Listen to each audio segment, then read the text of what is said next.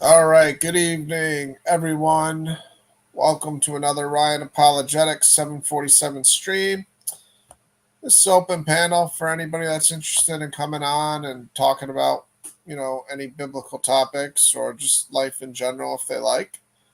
Um, I figured I'd go live, touch on a few things that I have been studying lately, and also things that are just, something that, might be interesting as far as the Bible for people to look at.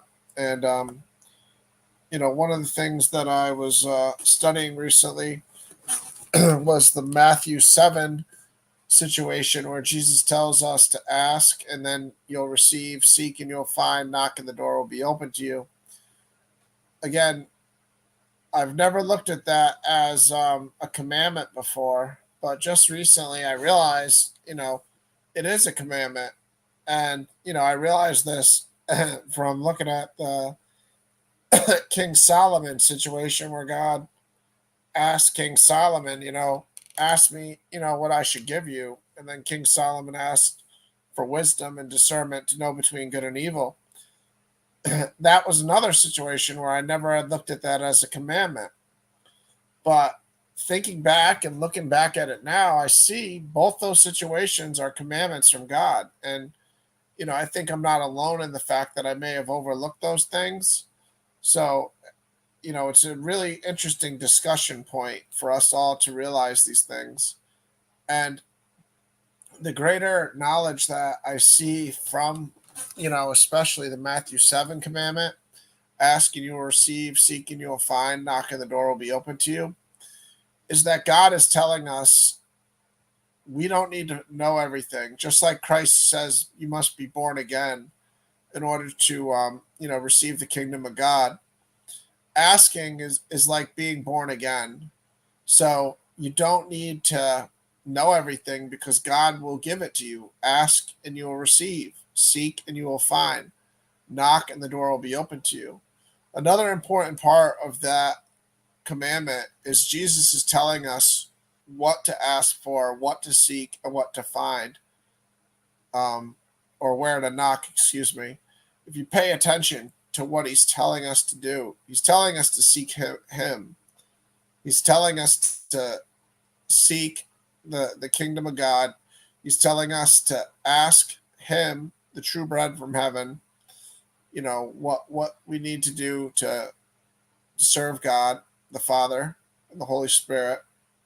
And he's telling us to knock and the door will be opened. And he tells us in John 10, he is the door. So if you go to the Good Shepherd story, John 10, Jesus verbatim tells us he is the door.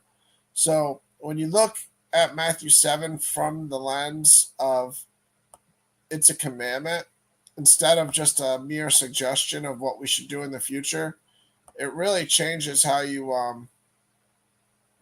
put these verses into practice in your mind. So again, this is just one of the few things that I noticed recently, and I think again I wanted to share it with others because I know I'm not alone. Where I read these verses in the past and I just thought about them as great suggestions essentially that I should do one day. Almost something you put on your to-do list and say, at some point in the future, I'm going to try to do these things. Put it like a chore list, or try to lose weight. I'll start working out one day. I put these verses in that category when really what I should have been doing is putting them in the category of a commandment, just like um, you know, Abraham was told to move from, Mesopotamia and go into a new land that God was leading him into. I should have looked at these verses in that exact same manner and I should have said, wow, I need to act on this immediately. So, how do I act on this immediately? How do I honor this immediately? How I would honor it immediately is I would ask immediately to start. And besides that, I would know where to start seeking after I asked, because I would ask for that foremost. So foremost, you should ask where to seek, and then God's going to tell you where to seek. And if you're paying attention, you seek Christ, because Christ isn't making it hard to tell where he wants you to look for him within, or what he wants you to ask for, or what he wants you to seek, or where he wants you to knock. If you just read the verses underneath what he tells you to do, he's telling you where to ask and where to seek and where to knock, because there's symbolism within the verses. So for everyone who asks receives, and the one who seeks finds, and to the one who knocks it will be open. Or which one of you, if his son asks him for bread, will give him a stone? Or if he asks for fish, will give him a serpent? So look at those verses right there, and you can see why is he saying, or asks for bread, will give him a stone? We know Jesus is both the true bread from heaven, as John 6 defines him, and verbatim out of his mouth, I am the true bread from heaven. When the Israelites asked for the manna from heaven, just like Moses gave their ancestors, Jesus told them he was the true bread from heaven in John 6. But also the stone. We know that Christ is the stone that the builders rejected, that has become the cornerstone. And it's the same stone that's a stumbling block to some, and divides the house of Israel and house of Judah and Jerusalem, because some won't accept Christ. So they'll be broken by that stone, or snared by it, trapped by it. So Christ is saying in this Matthew 7, ask and it will be given to you, seek and you'll find, knock and the door will be open. He's telling you, which one of you, if you asks for bread, will give him a stone? Meaning, it's like both of us, or not both of us, all of us have different sides of ourselves, right? We have the side of kindness, compassion, love. And we have the side of, defending ourselves, or distancing ourselves from people, or however you want to put it, protecting ourselves, whatever.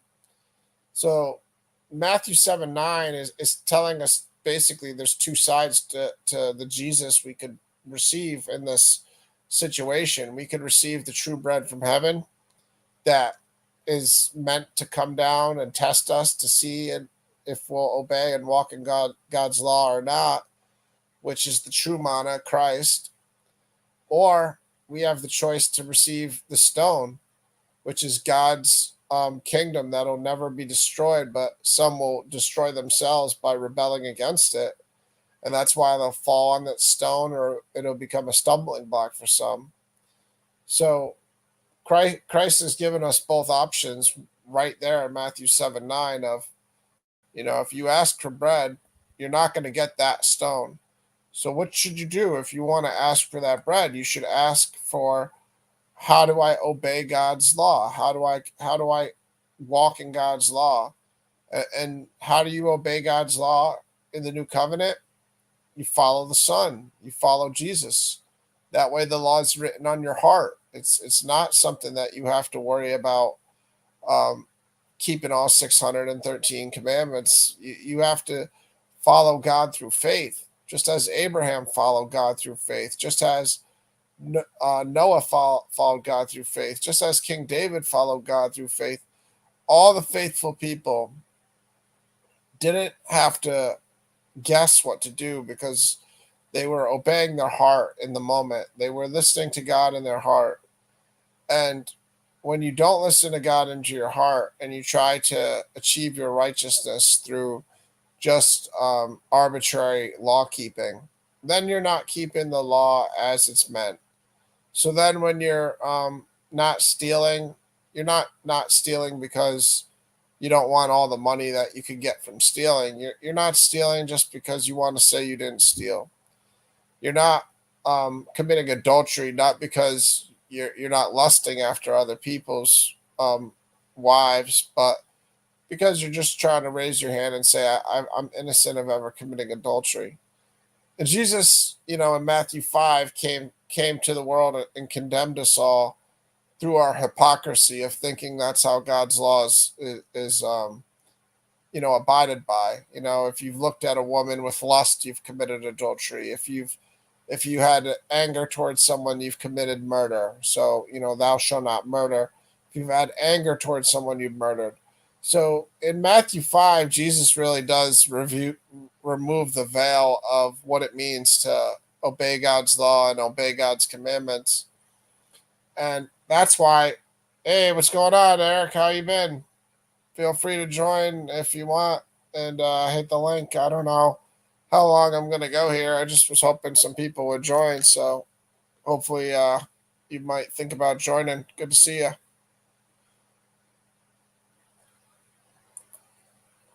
But again, to circle back to what I was speaking on, Matthew 7 is a commandment, guys. These aren't suggestions. Ask and it will be given to you. Seek and you will find. Knock and the door will be open to you. Jesus is telling us to do all three of those things. He's telling us to ask, he's telling us to seek, and he's telling us to knock. And again, we know where to ask, we know where to seek or what to seek for, and we know where to knock because John 10, especially verbatim again, tells us where to knock. And that is when Jesus tells us he is the door in the parable of the Good Shepherd. So just so people can see what I'm talking about there in John 10. Because his choice of words is always intentional, guys. So these commandments aren't just random, obviously. These commandments are purposeful. So, you know, he could have told us to ask, he could have told us to seek, and he could have told us to dance afterwards. But he didn't say dance. He could have said jump. He didn't tell us to jump. So it wasn't ask, seek, dance. It wasn't ask, seek, jump. It was ask, seek, and knock. So you read this, you have to figure out in your head, well, why knock? Well, like I said, he tells us we're blessed to have the scriptures. So if you go to John 10, why did he use the word knock? I'll read right here in the first 10 verses. Truly, truly, I say to you, he who does not enter the sheepfold by the door, but climbs in by another way, that man is a thief and a robber. So if you're going to enter the sheepfold, if you're going to seek the kingdom, like Matthew 7 says, seek, you got to enter by the door. So Christ continues here, but he who enters by the door is the shepherd of the sheep. All right. To him, the gatekeeper opens. The sheep hear his voice, and he calls his own sheep by his name and leads them out. When he has brought out all his own, he goes before them, and the sheep follow him, for they know his voice. A stranger they will not follow, but they will flee from him, for they do not know the voice of strangers. This figure of speech Jesus used with them, but they did not understand what he was saying to them. So Jesus again said to them, truly, truly, I say to you. Oh, just hit that by accident. Sorry, guys. Bear with me. All right, there we go. So he tells them right in verse 7. Jesus again said to them, truly, truly, I say to you, I am the door of the sheep. So again, in Matthew 7, where do you knock, guys? Well, go to John 10:7. Jesus again said to them, truly, truly, I say to you, I am the door of the sheep. All who came before me are thieves and robbers, but the sheep did not listen to them. I am the door. If anyone enters by me, he will be saved, and he will go in and out and find pasture. The thief comes only to steal and kill and destroy. I came that they may have life and have it abundantly. I am the good shepherd. The good shepherd lays down his life for his sheep. Amen. He who is a hired hand and not a shepherd, who does not own the sheep, sees the wolf coming and leaves the sheep and flees. And the wolf snatches them away and scatters them. He flees because he is a hired hand and cares nothing for the sheep. I am the good shepherd. I know my own, and my own know me. Just as the Father knows me, and I know the Father, I lay down my life for the sheep. And I have other sheep that are not of this fold. I must bring them also, and they will listen to my voice. So there'll be one flock and one shepherd. For this reason the Father loves me, because I lay down my life that I may take it up again. No one takes it from me, but I lay it down of my own accord. I have authority to lay it down, and I have authority to take it up again. This charge I have received from my Father. There was again a division among the Jews because of these words. Many of them said, He has a demon and is insane. Why listen to him? Others said, These are not the words of one who is oppressed by a demon. Can a demon open the eyes of the blind? And then it gets into, this was during Hanukkah, so it's called the Feast of Dedication. So at that time, the Feast of Dedication took place at Jerusalem. It was winter. Jesus was walking in the temple in the colonnade of Solomon. It's also important to pay attention to, guys, because you see the colonnade of Solomon here. In Acts 4, the disciples, they were in Solomon's portico, and they were teaching every day. So sometimes people will, not recognize the fact that the disciples, they really set up shop literally in the temple and were teaching every day after Jesus' resurrection and ascension. So if you just go quickly to look at Acts 4, just to see what I'm talking about they're saying, Jesus is in Solomon's colonnade there, and he's in the temple. If you look down at the bottom here in Acts 4, actually, bear with me, it's Acts 5. Sorry about that. It's Acts 5, around 40, I believe. Let me get to it here. All right. All right, so here we see, and every day in the temple from house to house, they did not cease teaching and preaching that the Christ is Jesus. So this is the apostles, again, teaching every day. And right around here, it's going to say Solomon's portico somewhere. Maybe it was in Acts 4.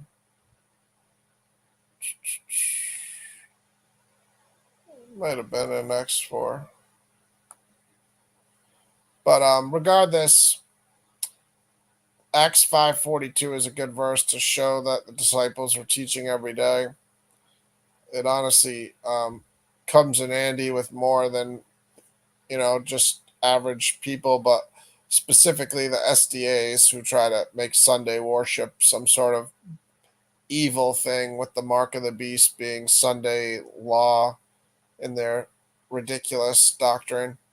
So this is one of the verses I use to show them how crazy that is, because not only was Jesus teaching in the temple every day, and Luke will testify to that, but the apostles obviously were teaching every day in the temple too.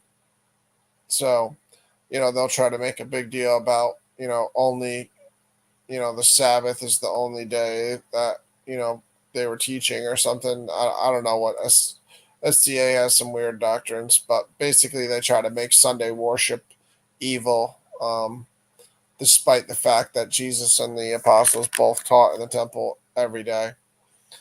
Anyways, but yeah, just to get back to Matthew 7 here, guys.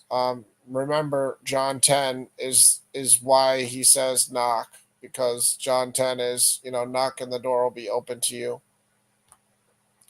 But again, being born again is why God wants us to ask, why he wants us to seek him, why he wants us to find him. And that's why he doesn't hide where to go, and what to ask for, and what to seek, and what to where to knock. He wants us to succeed.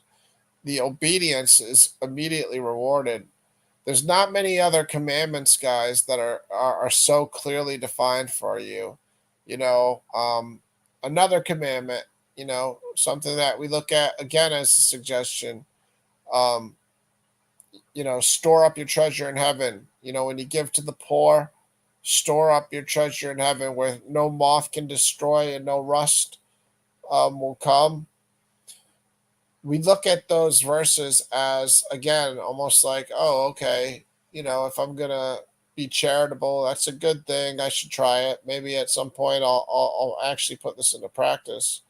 When really the way we should be reading it is, no, that's a commandment. Christ is telling you to give like that. He's telling you to be charitable like that. Again, when you start to reread verses like Matthew 7, or like I said, Solomon's situation with God in 1 Kings 3:5 when God, commanded Solomon, ask me what I should give to you. When you start realizing those were situations where God was commanding something and it wasn't just a mere suggestion from God, hey, Solomon, ask me something if you want. What ask me what you want from me, Solomon. No, that's not a mere suggestion. Solomon had to answer that because God was commanding him to ask. Granted, Solomon chose wisely and said, give me discernment, let me know between good and evil. But we overlooked the obvious, which it was still a commandment, despite how it was a question also, despite how it was also obviously a situation where God gave, Solomon all the choice in the world to ask for whatever he wanted. So it doesn't have to be specific, just like when Jesus tells us to ask, seek, and find, knock and the door will be open. He's not being specific initially on what that means. Ask for what? Ask for good health, ask for money, ask for, the knowledge of righteousness. He's not being specific at first, but that's why it's important when he says the expounding parts where he says, which one of you, if he asks for bread, will give him a stone, because those are more than just subtle hints. Those are pretty much direct symbolism to tell you where you're supposed to be asking, what you're supposed to be asking for. You're supposed to be asking for the true manna from heaven, Jesus. You're not supposed to be asking for the ability to jump higher or the ability to have, you know, great eloquence with your words. What you should ask for is the ability to know the Son and understand the Son's will to do the Father's will, because their will is the same, obviously. But it's just one thing I wanted to point out about that is that we don't look at a lot of verses as commandments that are actually commandments. So I'll try to give you guys another example here in a minute. Just bear with me.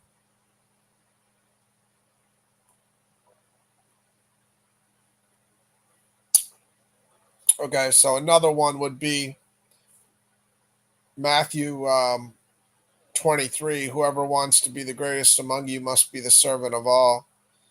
We look at that again as great advice, something we could strive to do. But really, it is a commandment still, also in it, because he's telling us whoever wants to be the greatest among you must be the servant of all. So, if you're striving to be the greatest among us, which we all should be doing, we're supposed to be the servant of all too. And I know some people will say, "Well, that's not as much of a direct commandment as ask, seek, and find," and I can admit that much. But what I'm trying to show is that it's good to go on the other side of, if you're going to view something as not a commandment, you're going to fall into a bad habit of not practicing that thing, right? So if you say something is not a commandment, you're going to go out of your way to maybe not prioritize it as much as you should because it's not a commandment. You don't have to do that. So in these situations, like whoever wants to be the greatest among you must be the servant of all. We should go on the other side of, inference and say, well, that is a commandment because he's telling us if we want to be the greatest among us what to do. And I don't think any of us will make the argument, well, we're not supposed to strive to be the greatest among us. Of course we are. you know doesn't mean we're all going to achieve it. But of course, that's a commandment that God is giving us to try to be the best among us, try to be the greatest among us. So, again, hopefully, what you guys see from what I'm trying to, demonstrate here is that things that we don't view as commandments are us not reading the words of God, the words of the Son of God correctly. Because if we're going to obey what is in the scriptures, we have to start realizing that there's more commandments than we recognized initially. because things that we put off, things that we don't do today, that we say, okay, I'll change, I'll do this in the future, these are things that weren't options because God actually did command you to do these things. Um, I'll go through the whole scriptures and start finding more and more of these things if you guys need it.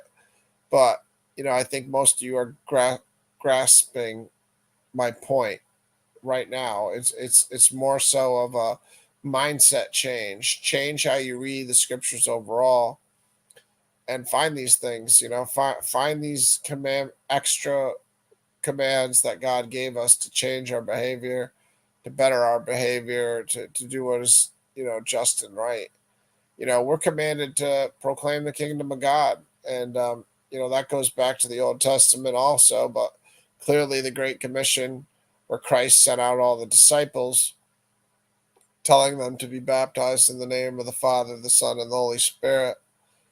You know, He commanded us to make disciples of the world. So, as far as Christianity goes, that is a unique aspect of it, where it's not just about your faith, um, between what you choose to do, but it's also what you can do to help others in Christianity. It's not just meditating by yourself and never helping anyone else. Christianity has a service element to it, where we're meant to be servants of others.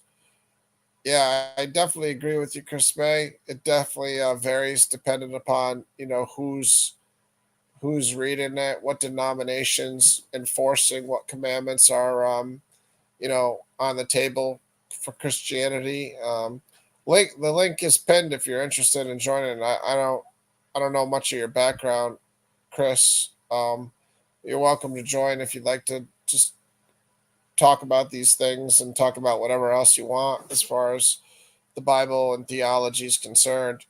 Because I do invite all denominations up and all backgrounds up. You don't even have to be a Christian. You could just, be a person interested in talking about theology. And,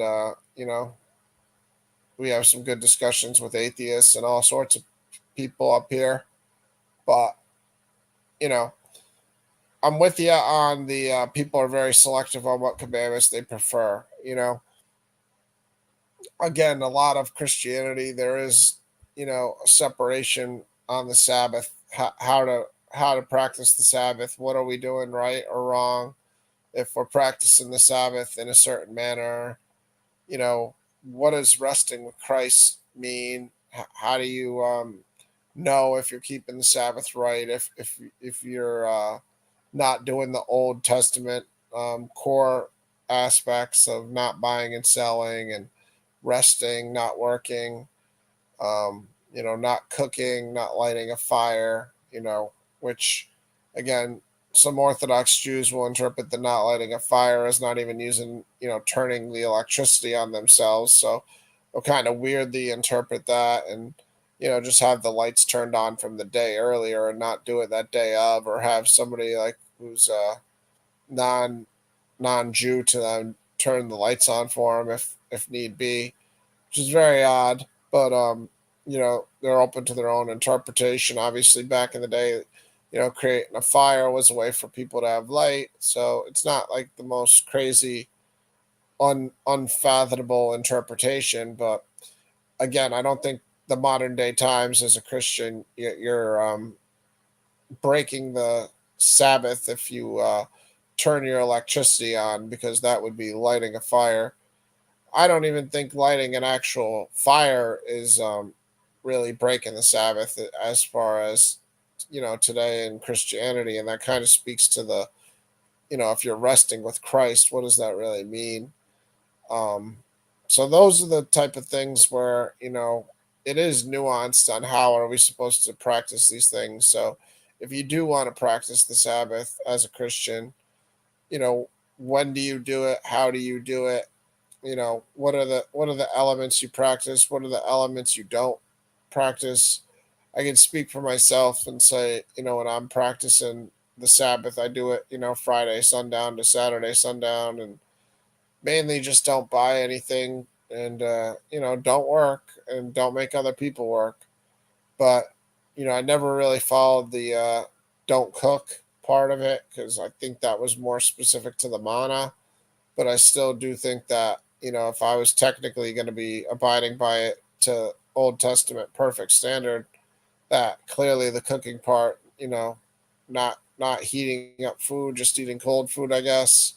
I don't know what I would do to be perfectly aligned with those parts of it. So, for me, when I'm trying to keep the Sabbath as a modern day Christian, it was always, all right, sure, just hit the link, man. Feel free. It's pinned at the top.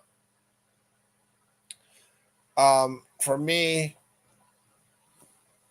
like I said, just not buying and selling and not working are the only elements of like Sabbath keeping that I've really put into practice myself, And obviously, the most important part is to keep the day holy. So, tried to do that as best as I could, obviously, too, try to keep the day holy. And, if you can do good things on the Sabbath, like Christ healing people on the Sabbath and, doing those type of acts, feeding people on the Sabbath, helping homeless people on the Sabbath, those are the type of things that are really practicing the Sabbath, in my opinion. If you go and you help people, and I have a lot more respect for a person that says I keep the Sabbath and I do it by every day, not every day, but every week on the Sabbath, doing good on that day and going to the homeless shelter, or every day on the Sabbath I cook for people, or I do certain things on the Sabbath where I'm keeping it holy by doing something that I don't do every other day, which, granted, you could do all these things every other day too, but you make a real concerted effort to do it on the Sabbath because keeping the Sabbath is important to you, and you want it to be an extra holy day. I'd have a lot more respect for people that say they keep the Sabbath that went out and practiced it in that manner. The problem is most people that say they keep the Sabbath aren't doing that. When they say they keep the Sabbath, they're just kind of doing it in the arbitrary manner, like I just said, where they're not buying or selling. And then the worse than that, they'll then make the fact that they're not buying and selling and they're not working or making people work, they'll then make that like some sort of extra um, form of righteousness that they'll use in conversations like this, where they'll compare, what other people do on the day, on the Sabbath to what they do, which, like I just said, is the bare minimum in that regard, basically. And they'll say, well, you're breaking the Sabbath, so you're not as good as I am. You're not as righteous as I am. You don't respect God's commandments like I do. And then, like I said, at that point, not only are you not practicing the Sabbath by like going to homeless shelters or doing anything exceptional to help people, but now you're just like claiming you're keeping the Sabbath to use it as a way of saying you're better than other people. And that's when I really don't appreciate when people, use the Sabbath in that regard. But Bible vibes, you don't have to worry about how you please me on the Sabbath. You got to worry about what you're doing to please God on the Sabbath, just like every other day. So if you're gonna keep the Sabbath holy, that's part of keeping the Sabbath, right? It's keep it holy. So if you're gonna keep it holy, tell me what holy things you're doing on that day. You know, and again, Romans 14:5 tells us one person esteems one day, the other person esteems another day. Keep your faith between you and God. So if you're practicing the Sabbath, the last thing you should do is try to use it as a way to compare yourself to another person to make them feel like less of a Christian or a lawbreaker, or something like that.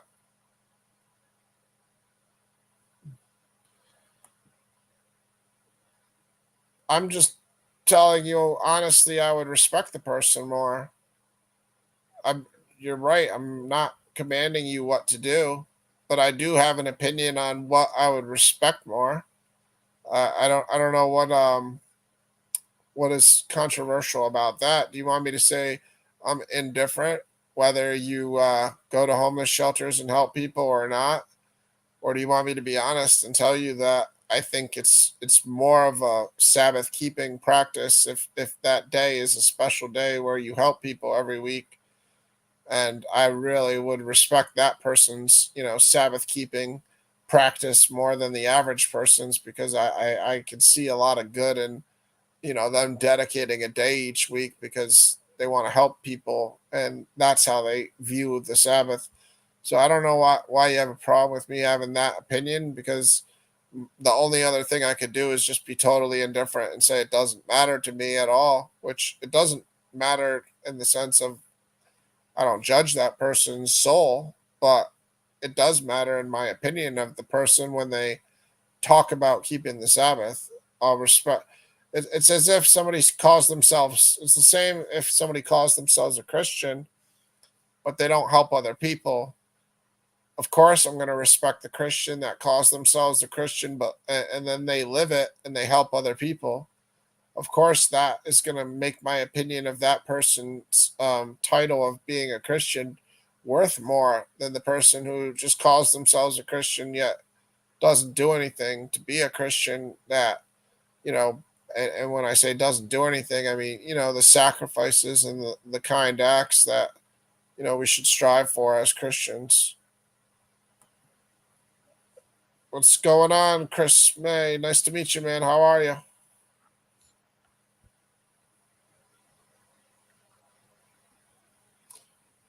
I can't hear you yet, man. I don't know if you're talking yet or not.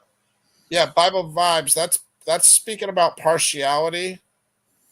Respecter of persons in the King James is talking about showing favoritism or partiality. So I don't I don't know what your point is by that, but yeah, I don't show partiality. I try not to, at least. Chris May, you there? Yeah, can you hear me? Sure, sure. Nice to meet you, man. How you doing? I'm doing well. How are you doing? I'm hanging in there. How'd you stumble upon this channel? I kind of really just did stumble on it. Oh yeah.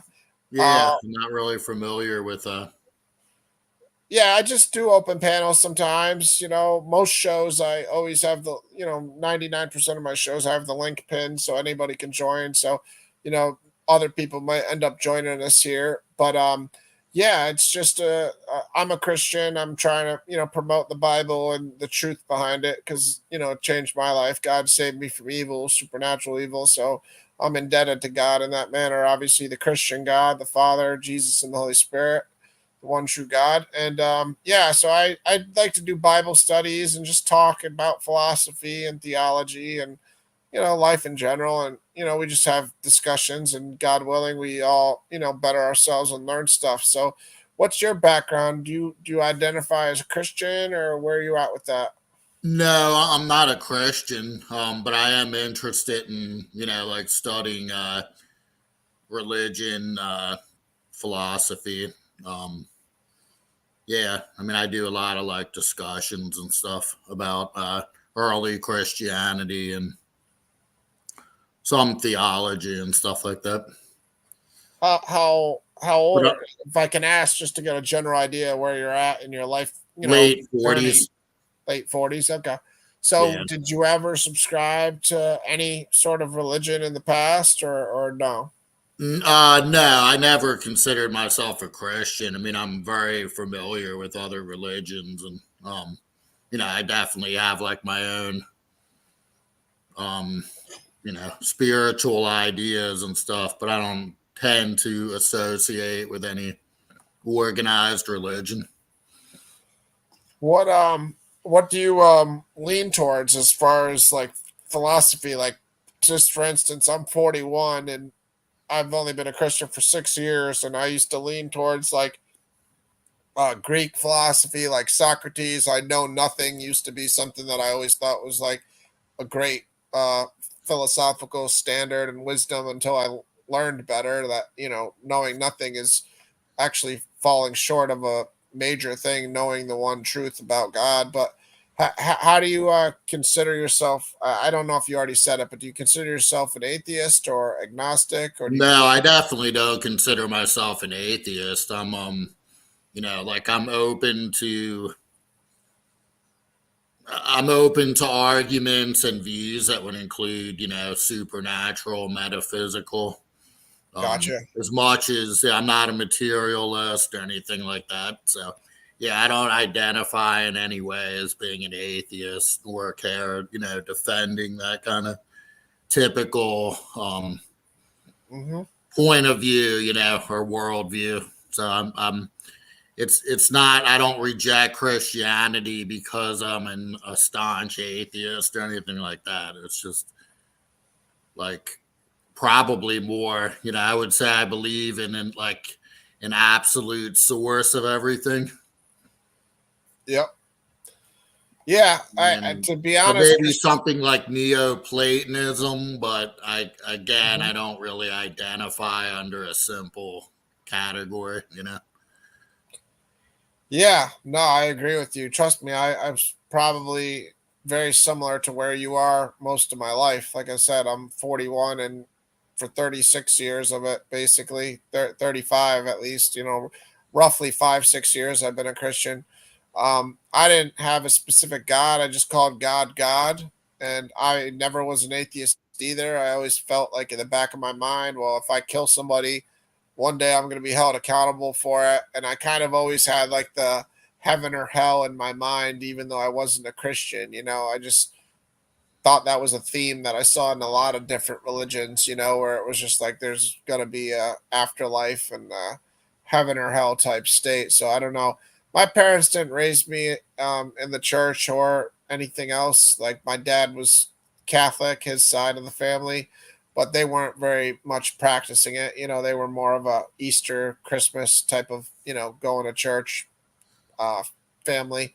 But my mom's side was, half Christian and half Jewish. So, I didn't grow up going to temple or going to church, but they did teach me, about God, just as far as like, they instilled it in me, and God obviously instilled it in me through whatever means he did, because I always did fear, if I killed somebody or something, I'd be held accountable. So I respect where you're at for sure. The thing that keeps a lot of people away, including myself, from Christianity is the poor representation from other Christians, or air quote Christians, people that identify as Christians, where they just go around telling everybody God's sending everybody to hell, and if you're not a Christian, you're not going to get saved, and this, and all these things that are just more like turnoffs basically, and they're not bringing people to the truth of God, and they're really discouraging people to like the Christian God because the way he's getting presented. And then there's the other side where people read the Bible and then they get, powerful, opinions about certain parts of the Bible, and they'll say, "Oh, I can't become a Christian because I totally disagree with, God destroying everybody for the flood, or certain parts of the Old Testament where there was slavery within the Israelite society, or so forth." So, have you read the Bible at all, or how much have you Oh done yeah, I mean, I do a lot of reading of the Bible. that? Hmm. A lot of reading of the New Testament, particularly the Gospels, letters of Paul. I'm very familiar with the writings. Like I said, I do a lot of discussions and stuff. I'm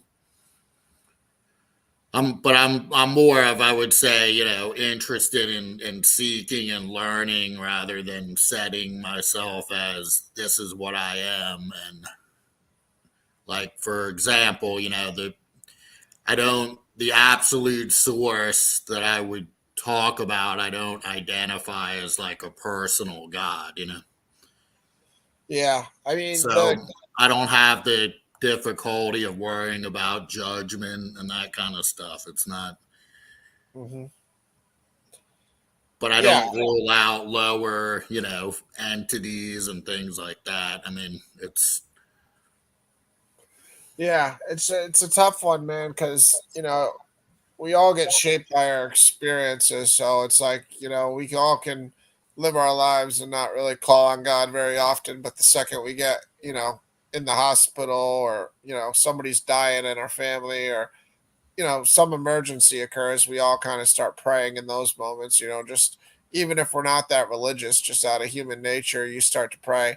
I actually was in a situation where I broke my neck in a car accident, and foolishly, I started praying to, my dead grandma and my mom's uncle, who was, my grandma's brother, but I used to call him my uncle. He was passed away too, so I was praying to them, and then I dabbled in like looking into like Egyptian theology, just like you probably dabble in the Bible.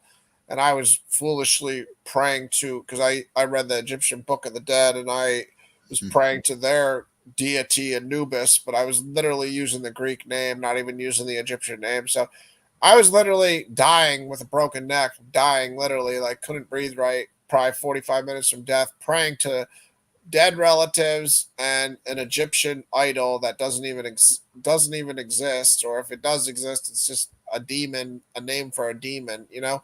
And instead of me dying in the moment, I thought about praying to Jesus at that moment, and I never like thought about it till after the fact. But I realized at that moment it actually was God Himself coming and giving me a chance in my dying moments to just accept Him. But I literally said, I don't want to just call on your name right now because I didn't worship you my whole life. And I feel like I'm just being deceitful and a liar and just trying to use it like a monopoly get out of jail free card at that point. And that's why I didn't realize it till years later, basically. But, I wasn't just like thinking that thought. I was like having a conversation with an actual being in order for that conversation to like occur in my head. You know what I mean? And that's something I look back at now and I realize that was the kindness of God being willing to save me, even though I had never worshipped Him and all I did is sin my whole life, like a lot of sin, criminal sin, and sexual addictions, and all sorts of depravity in that manner, and drugs, and all sorts of that stuff. But God's still willing to save me. So it's like God's patient with us. He's always waiting. He's always there. And I in no way am saying that God isn't like, if you die in this moment, going to accept you by any means. It's just, it's good that your heart is still open and you haven't, closed the door at all on the possibility of the Christian deity, because He is the one true God and Jesus is the way, the truth, and the life. I mean, there's a lot of bad stuff in the church as far as what goes on, and people mislead people, but the source that you're talking about is the Christian God. I mean, I've experienced God in all sorts of ways where He's for instance, numbers are a big part of God. And like God showed me that 747 that's in my name on my channel as a sign to show me He was with me in a very crazy time when I was battling supernatural evil, and He showed me 747 as a sign. So God comes to us in ways that you don't really get just from a surface level of reading the Bible, or most Christians won't talk to you about that side of the Christian God. But he communicates with numbers, light, color, all sorts of stuff that is more towards like what you seem to believe in. I don't know. That wasn't really much of a great. No, that's so you would say that like personal revelation is your main foundation for belief. Yeah, yeah. I wasn't a Christian until I had experienced supernatural evil, and that really opened my mind to what was going on in this world. And I literally was fighting the devil, and I didn't even believe the devil existed until I was in that battle. But it happened, it occurred. And God heard my prayers and saved me in that. And what happened was the first day I went in the church after a few days of like supernatural torment. That's like I said, when I got that sign of 747. So I went in a church earlier in the day. I went to bed that night. I have an alarm clock and a cable box in my room that both tell time. God wakes me up in the middle of the night. I look at the cable box, it says 747. I look at the alarm clock, it says 201. So I get out of bed because that's interesting. And I'm like, why do they have different times? The alarm clock keeps moving. So it goes 201, 202, 203. 5 minutes go by and the cable box just stays at 747. So, like I said, that's a supernatural sign where God was telling me He's here. He noticed that I went to the church earlier in the day noticed I kind of, finally took the first step to coming to the faith, and showed me a sign the very same night. And I had been experiencing like horror movie type of stuff that is supernatural in itself too, on the evil side. So the good side wasn't this like, isolated thing. It was in the midst of like terrible horror movie stuff.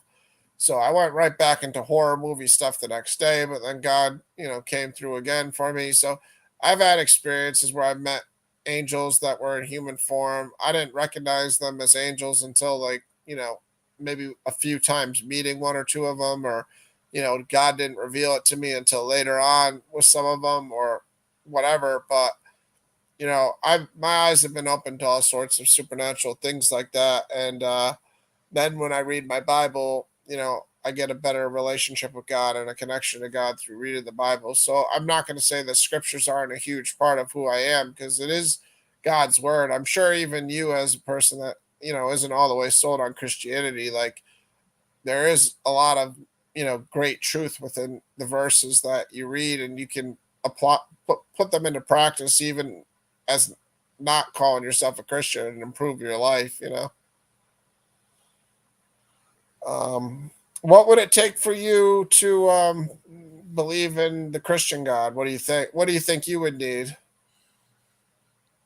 Well, so I mean, it's a long, that's a long response. I mean, I can start. So, well, let me ask you this. How do you view Jesus's mission or message? Would you go along with the fact that he is an apocalyptic preacher? Nah, I think that was totally misrepresented by a lot of scholars and atheists, because, if you're really reading what he's saying in those verses, if you have the perspective I have on how I look at those verses, Right. he's basically not talking about like this world coming to an end, like all of a sudden it's just going to disappear right now. He's talking about the world ending basically within his mission, his journey, and those events have essentially already occurred. It's just like how he tells Christians you got to be born again. You don't literally get born again. You become a new person when, you start to live differently, and you accept the faith, and you view the world different. I view his apocalyptic messages that some scholars take literally in that same manner, where I think he's already created that new world, and that's So, like a essentially how I look at that. covenantal approach, What would you say? What like word? a Sorry. covenantal approach, Yeah, yeah, like in a yeah. preterist type approach. Yes, yeah. I lean heavily towards the preterism view, because you could look in Luke and other Bible verses where, Christ says, everything that the prophets wrote about me had to be fulfilled. You know what I mean?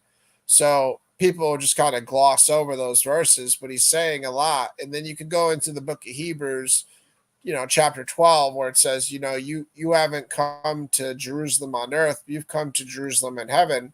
And Paul's reinforcing that in Galatians 4, when he's talking about, Hagar and Sarah, and he's talking about Galatians is, we're looking to go to the heavenly New Jerusalem. We're not looking to go to Jerusalem on earth. So yeah, I look at a lot of it in from like a preterism perspective, where, the kingdom is in heaven, not on earth. It's not going to come to us on earth. So like right here in Hebrews 12:22, but you have come to Mount Zion and to the city of the living God, the heavenly Jerusalem. So, there's a lot of Christians that will exegete Revelation poorly, in my opinion, thinking that when John sees New Jerusalem coming down, that means, oh, it's coming down to us on earth. No, he's having a vision. If you saw something go up, it went up. If it went left, it went left. If it went right, it went right. If it went down, it went down. He's just describing a vision. If you're somewhere in the solar system, universe, wherever, you're just describing what direction you saw the city going. It doesn't mean it's coming to you on earth. And the verses right before it in Revelation tell you the earth and heaven, the new earth and new heavens, because the old ones have passed away. But people seem to ignore the verse right before that. So I'm definitely a person that thinks heaven is in heaven, which means somewhere in a different realm in the sky somewhere, whatever, you know. So yeah, go ahead. Sorry. No, that's so. Do you believe then that Jesus has already returned? Yeah, yeah, I believe. So you're pretty much like under the fulfilled or full preterist Yeah, position. pretty much. But I do have some sort of like limitations on how far I'm willing to go with my certainty about things. So like one thing I'll push back on with some people that describe themselves as full preterists is they'll like have to like say, well, this happened in Revelation. And just to be perfectly honest, I can't go that far with the book of Revelation because it's so apocalyptic, it's so symbolic that I don't have the audacity to just try to force the book of Revelation to fit with how I exegete the rest of the Bible to make the book of Revelation have to have occurred in every sense. You know what I mean? Because that's a problem I see with full preterists. They'll try to act like, they know that the book of Revelation has occurred because, well, look, Isaiah said this had to happen and this had to happen. So I agree with them as far as like, a lot of the, things they believe, but I'm not arrogant enough to say that I can prove to you the whole book of Revelation has occurred. You know what I mean? I can't do that. So that's why I stay away from calling myself full preterist. But I just do agree with a lot of the ideas. Like I view the set like when it says Jesus is going to appear in the sky and all these things. I think that's for us at our death, each person's death. So a lot of second coming verses for me is you're going to see him when you die. That's the next time you're going to see him. So I don't view it as this one event that everybody's going to experience at the same time. The scriptures that say everybody will see him in the sky and all these things clearly can represent, all of us will see him when we die on our own deathbeds too. So I can respect when people want to make it all this one time event for the whole world, second coming. But I take the stance Jesus never left. He's still here. He's with us whenever we need him. And, my life has shaped me in that manner. So I have good reason to believe that. And, you know, he'll come to each of us at our death, is the way I view a lot of the second coming verses. So you don't view the passages of Paul when he says that we will be caught up, and when he talks about that the dead will Yeah. inherit a new body, and you don't take any of that literal. It's Yeah. all like The Thessalonian verses you're talking about, it's 1 Thessalonians 4, where, he's saying the trumpet will blow, people will get right, caught up into the sky.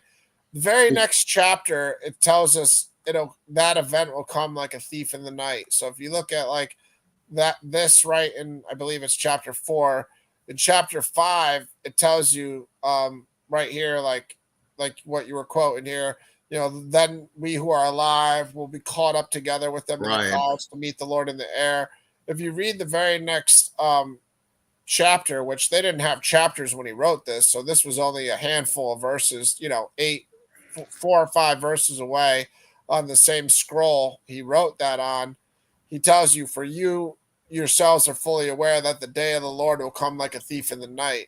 So think about that, like how Christ always said, you don't know when you're going to die, or the strong man doesn't know when his house will be broken into. Otherwise, he would have done this and that. So Christ himself is described as death. Each individual death is coming like a thief in the night. The Son of Man's going to come like a thief in the night. So look, this is 1 Thessalonians 5:2, saying, for you yourselves are fully aware that the day of the Lord will come like a thief in the night. And then you go to the chapter 4 where it talks about getting called up into the sky. It's literally 3 verses away from describing it as coming like a thief in the night. right. So the immediacy, it's like he's saying he doesn't know when this is coming, right? Or we don't know. Be prepared. But how do you deal with like the context of, because Paul's explaining why or what's going to happen or the reason that some people have died, right? And he's saying that the dead will rise first, and then we who are alive, right? He's saying will follow.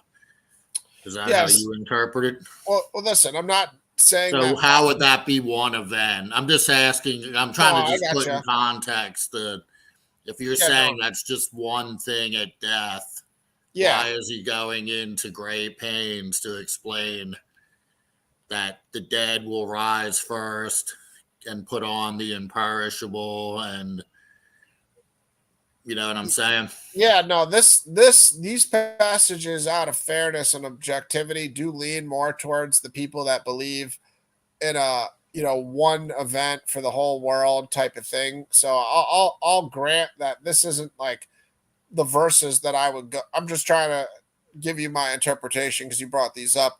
These aren't like my persuasive verses for what I would believe. Like I would go to more like Stephen getting stoned and seeing Jesus in the sky and the Father in Acts 7. I would Right. go to like 1 Philippians 1:20 through 24, where Paul's talking about, death is better because he's gonna depart and be with Christ. 2 Corinthians 5:8, absent from the body is present with the Lord. But again, to So there try to, are visionary experiences, right? I mean, like Paul talks about being taken up to the third heaven, yeah, which is yeah, where he yeah, got a lot of his. This is yeah, where he really got a lot of what his gospel is, right? Like yeah. it's So like what you just said, which is either First Corinthians 12 or Second Corinthians 12, where he talks about going up to the third heaven, either in the body or not in the body. right. Who knows, basically, which is obviously leaning more towards like, okay, it was my spirit, not my body. So yeah, just these verses again, like just to stay a little bit here to try to give you my best answer to these two, because these are important, because some people that are the one-time event will live and die just on how they exegete these. So it is important from my perspective to at least like not run from these and address these. I'm not saying that you can't say that the will come like a thief in the night isn't like reasonable to interpret, like how you said, well, he's just describing it as like an immediate event for the whole world. Like it's fair if somebody wants to exegete it that way. I just do think it's like very also relevant for people to understand that this is the same language that's used to describe an individual's death by Jesus throughout the gospels.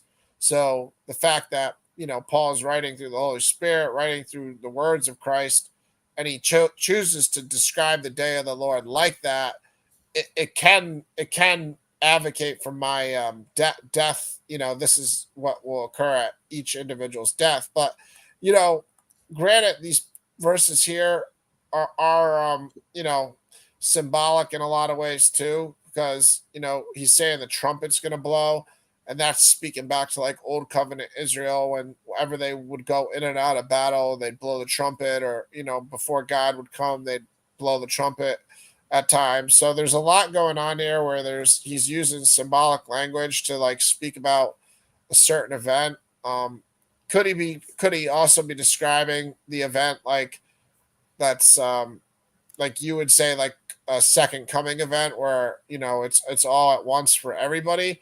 Sure, but he also could be describing more so like a change in the world that God accomplishes. And I think I would lean to like the preterist, like where the temple gets destroyed, as that pivotal moment where then we are all kind of becoming like the living stones in the house, like Peter describes. We're all becoming like part of God's temple, and we're living stones, in that manner. These are some of the harder verses for me to coordinate or put into place with my entire doctrine. But again, I lean heavily on how the usage of like "come like a thief in the night," like 3 verses away from this, getting caught into the clouds is used. And the caught into clouds I have no problem with, because again, I view it like the Stephen incident in Acts 7. Well, and I've heard the caught in the clouds is described as like when a imperial or an official comes right to greet a town. It's like the equivalent of meeting a dignitary. Yeah. That's how it's been described. Yeah, I So can definitely appreciate that. it could be like Perspective a too, yeah. meeting and then returning rather than being taken up, you know. Yeah, and But there. Yeah, the go ahead. thief Sorry. in the night verses, don't they come like in the Olivet discourses in the Gospels and Matthew, Mark, Oh yeah, Luke? They come after, right? So they're part of the, you know, when it says the Son of Man will come on the clouds and gather the elect, which again could be interpreted as a one event second coming. Some people I know interpret those as being part of 70 AD. hmm yeah, However, I think that's a problem if you look at Luke, because Luke clearly like distinguishes the temple destruction and then the second coming, yeah, and which is interesting. And so like that, you know, when he says coming on the clouds in Luke, it's clearly after he talks about that the Jews will be taken by the sword, and you know. well, this is another one. Just to show, like you were mentioning here, like this is one I just used the interlinear to get towards this, but like, therefore you also must be ready, for the Son of Man is coming at the hour you do not expect. This is speaking to what you were just talking about Right. Jerusalem getting destroyed, and you know, the thief in the night usages are you know, also used for individuals' death, but what people don't recognize a lot about Jesus coming in the clouds usages is when he's before the high priest, right before he gets condemned by the high priest. What he Yep. said to them is, you won't see me again until you see me coming at the right hand of power in the clouds. So they Right. He tells the high priest, right, yeah, Ananias. yeah. Sounds like you're familiar with that already. So yeah, I was just trying to find it here in Matthew. I don't know Yeah. where. Yeah, but yeah, So yeah. Go ahead. again, that can be interpreted as a 70 AD coming, right? Or it could be interpreted as a second coming. Or just that priest's death. Like when you die, you're going to see the Son of Man, just like Stephen did, at the right hand of the Father. Like I'm going to be in my spot in the throne, you know, and you won't. He's telling that chief priest right here, you know, you won't see me again until, I'm trying to find it. I'm scrolling randomly trying to find it as I talk to you here, but um he's telling him, you're not going to see me again until I'm at the right hand of the power. You know what I mean? So he's telling that high priest, when you die, that's you, next time you see me, you're not going to see me like this. You're going to see me like that. You know what I mean? That's how I view those. Um, just like how Stephen saw him, you know, literally exactly how Stephen saw him. Stephen was dying, and Jesus was standing at the right hand of the Father at his death. You know what I mean? I'm trying to find it right here in Matthew. Okay, here it is, right here. So, yeah, but Jesus remained silent, and the high priest said to him, I adjure you by the living God, tell us if you are the Christ, the Son of God.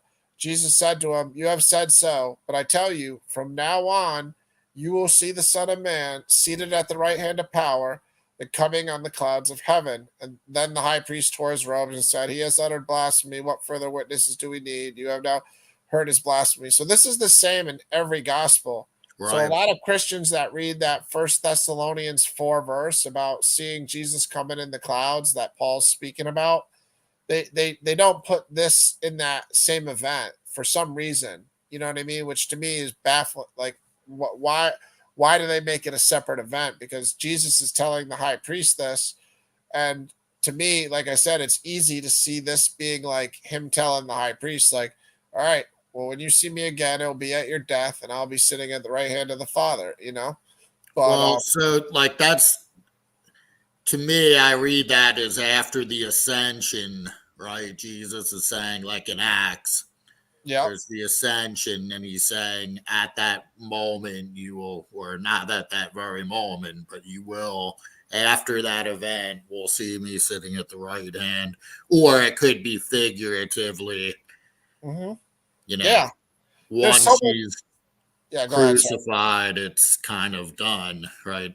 Yeah, I mean, there's so much symbolism that could be in these verses too, where that's the other reason I'm like very hesitant to try to make it this big one event, the worldwide event that Jesus has to, because a lot of times what Christians do when they do that is they're kind of like acting like non-messianic Jews. They're acting like Jesus didn't do enough on this first coming. You know what I mean? Like that's what a lot of Christians that push a lot of the verses to the second coming are doing.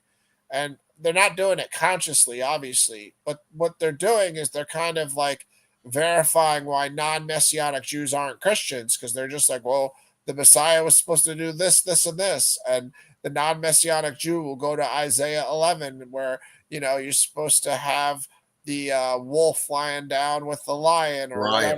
whatever, those verses, right? But to me, those are all fulfilled by Christ giving us peace with God the Father.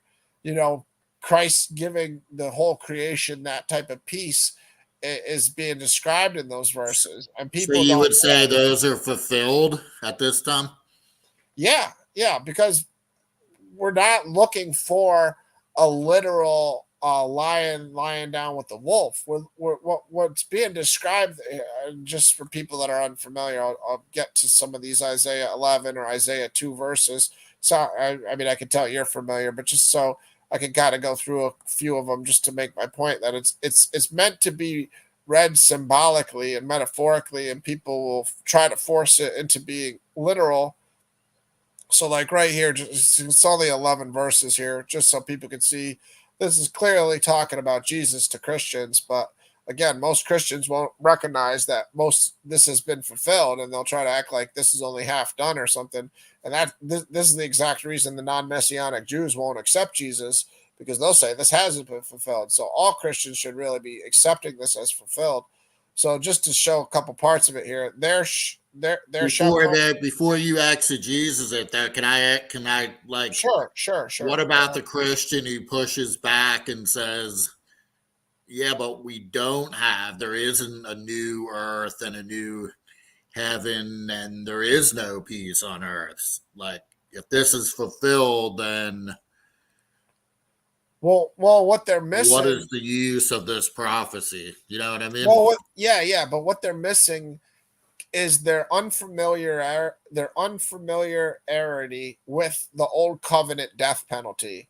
Like Christians will just gloss over that. Like, oh yeah, they did used to kill people for this, this, and this. You know what I mean? Like, oh yeah, God did But used what to. about a non-Jew? What about like a Gentile who just says, I came into Christianity? Let's say a first century Gentile, right? A Yeah, Roman citizen who's like, sure. oh, yeah, I came into Christianity. This guy came up and preached the gospel to me and I accepted it, but I have no idea about this old covenant and Mosaic law. It never affected me. I don't have any. Why do I No, care no, whether the no. Mosaic law is gone or, you Yeah, know what I'm no. saying? Well, that's even a better point for like why we should exegete these verses in the manner we do, because before Jesus, the world wasn't in God's covenant, directly. You had to attach yourself to old covenant Israel in order to be, practicing God's way, God's laws. And I'm not saying God was just sentencing everybody to hell from other nations, because he wasn't. He makes that clear just by saving the Rechabites in Jeremiah 35. So I'm sure God was going through Assyria and all Greece and all these nations, for all Egypt, for all time, and the righteous were still getting saved despite not having familiarity with his ways, his laws in Israel alone. But the point of the matter is, like what you just said, is very relevant for how I exegete these Isaiah 11 verses, is because the worldwide peace, the symbolic nature of it, is being described to also show that the Gentiles now have salvation through Christ. So the the constant turmoil of the world, the world being at war essentially, or not at peace, can be a spiritual battle where God wasn't saving some of the world because of the spiritual rebellion of the world with their worshiping their idols and their devil worship, which a lot of nations were doing knowingly or unknowingly, thinking it was a god, but it was the devil, and they were just calling it, fill in the whatever, name you want to give the ball or whatever devil name you want to give, idol name. So yeah, a lot of these verses that are metaphorical here in Isaiah 11, they speak to the Gentiles finally getting that peace. So like you can see it right here in Isaiah 11:11. In that day, the Lord will extend his hand a second time to recover the remnant that remains from the people of Assyria, from Egypt, from Pathros, from Cush, from Elam, from Shinar, from Hamath, and from the coastlands of the sea. He will raise a signal for the nations and will assemble the banished of Israel and gather the dispersed of Judah from the four So corners. that's why I brought up that question, because the Yep, point of it is that the nations will come in, right, yep. and bow at the feet of Yahweh and Mhm. bring gifts. But if you're saying it's all symbolic and there actually is no peace in any physical sense, and it's just like a spiritual covenant, Well, how would well, that like, well, benefit well, the like, Gentiles?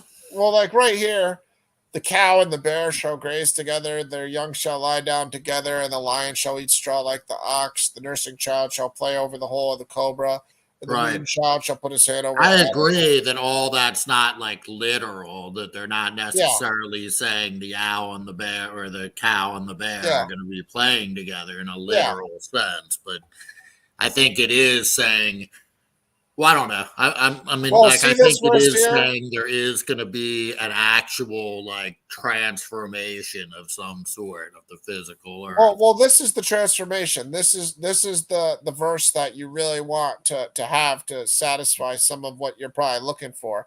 Isaiah 11:9.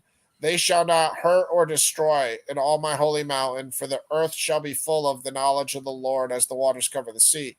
So this verse is really right here in the middle of the chapter of Isaiah 11 here. This is the verse that really ties together the symbolism of what's being said in the beginning and then speaking to the Gentiles coming in. It's the earth shall be filled with the knowledge of the Lord, because that is what gives the world peace, right? If I don't have the knowledge of God, I don't have my salvation. So all these peaceful metaphors and symbolism that's leading to Isaiah 11:9 about on that day when the Messiah comes, which is clearly being represented here in the beginning here. Christ is going to give the world God. So like, can I add, like, many Sure. early Christians built on this, right? And talked about like beating swords into plowshares, right? Yep, yep, Like like that was one of the symbols that they used, like Justin Martyr and yep. Origen and Irenaeus and those type. Like that was the, there's going to be no more war, right? There's going to be, or at least Christians won't conduct themselves in war. They will personally beat their swords into plowshares. Well, So, that's the thing. Mankind has a standard where, as a true Christian, that's what they're supposed to be, right? They're right. supposed to be peaceful martyrs. But obviously, mankind calls themselves Christians and then still draws their sword and goes to war.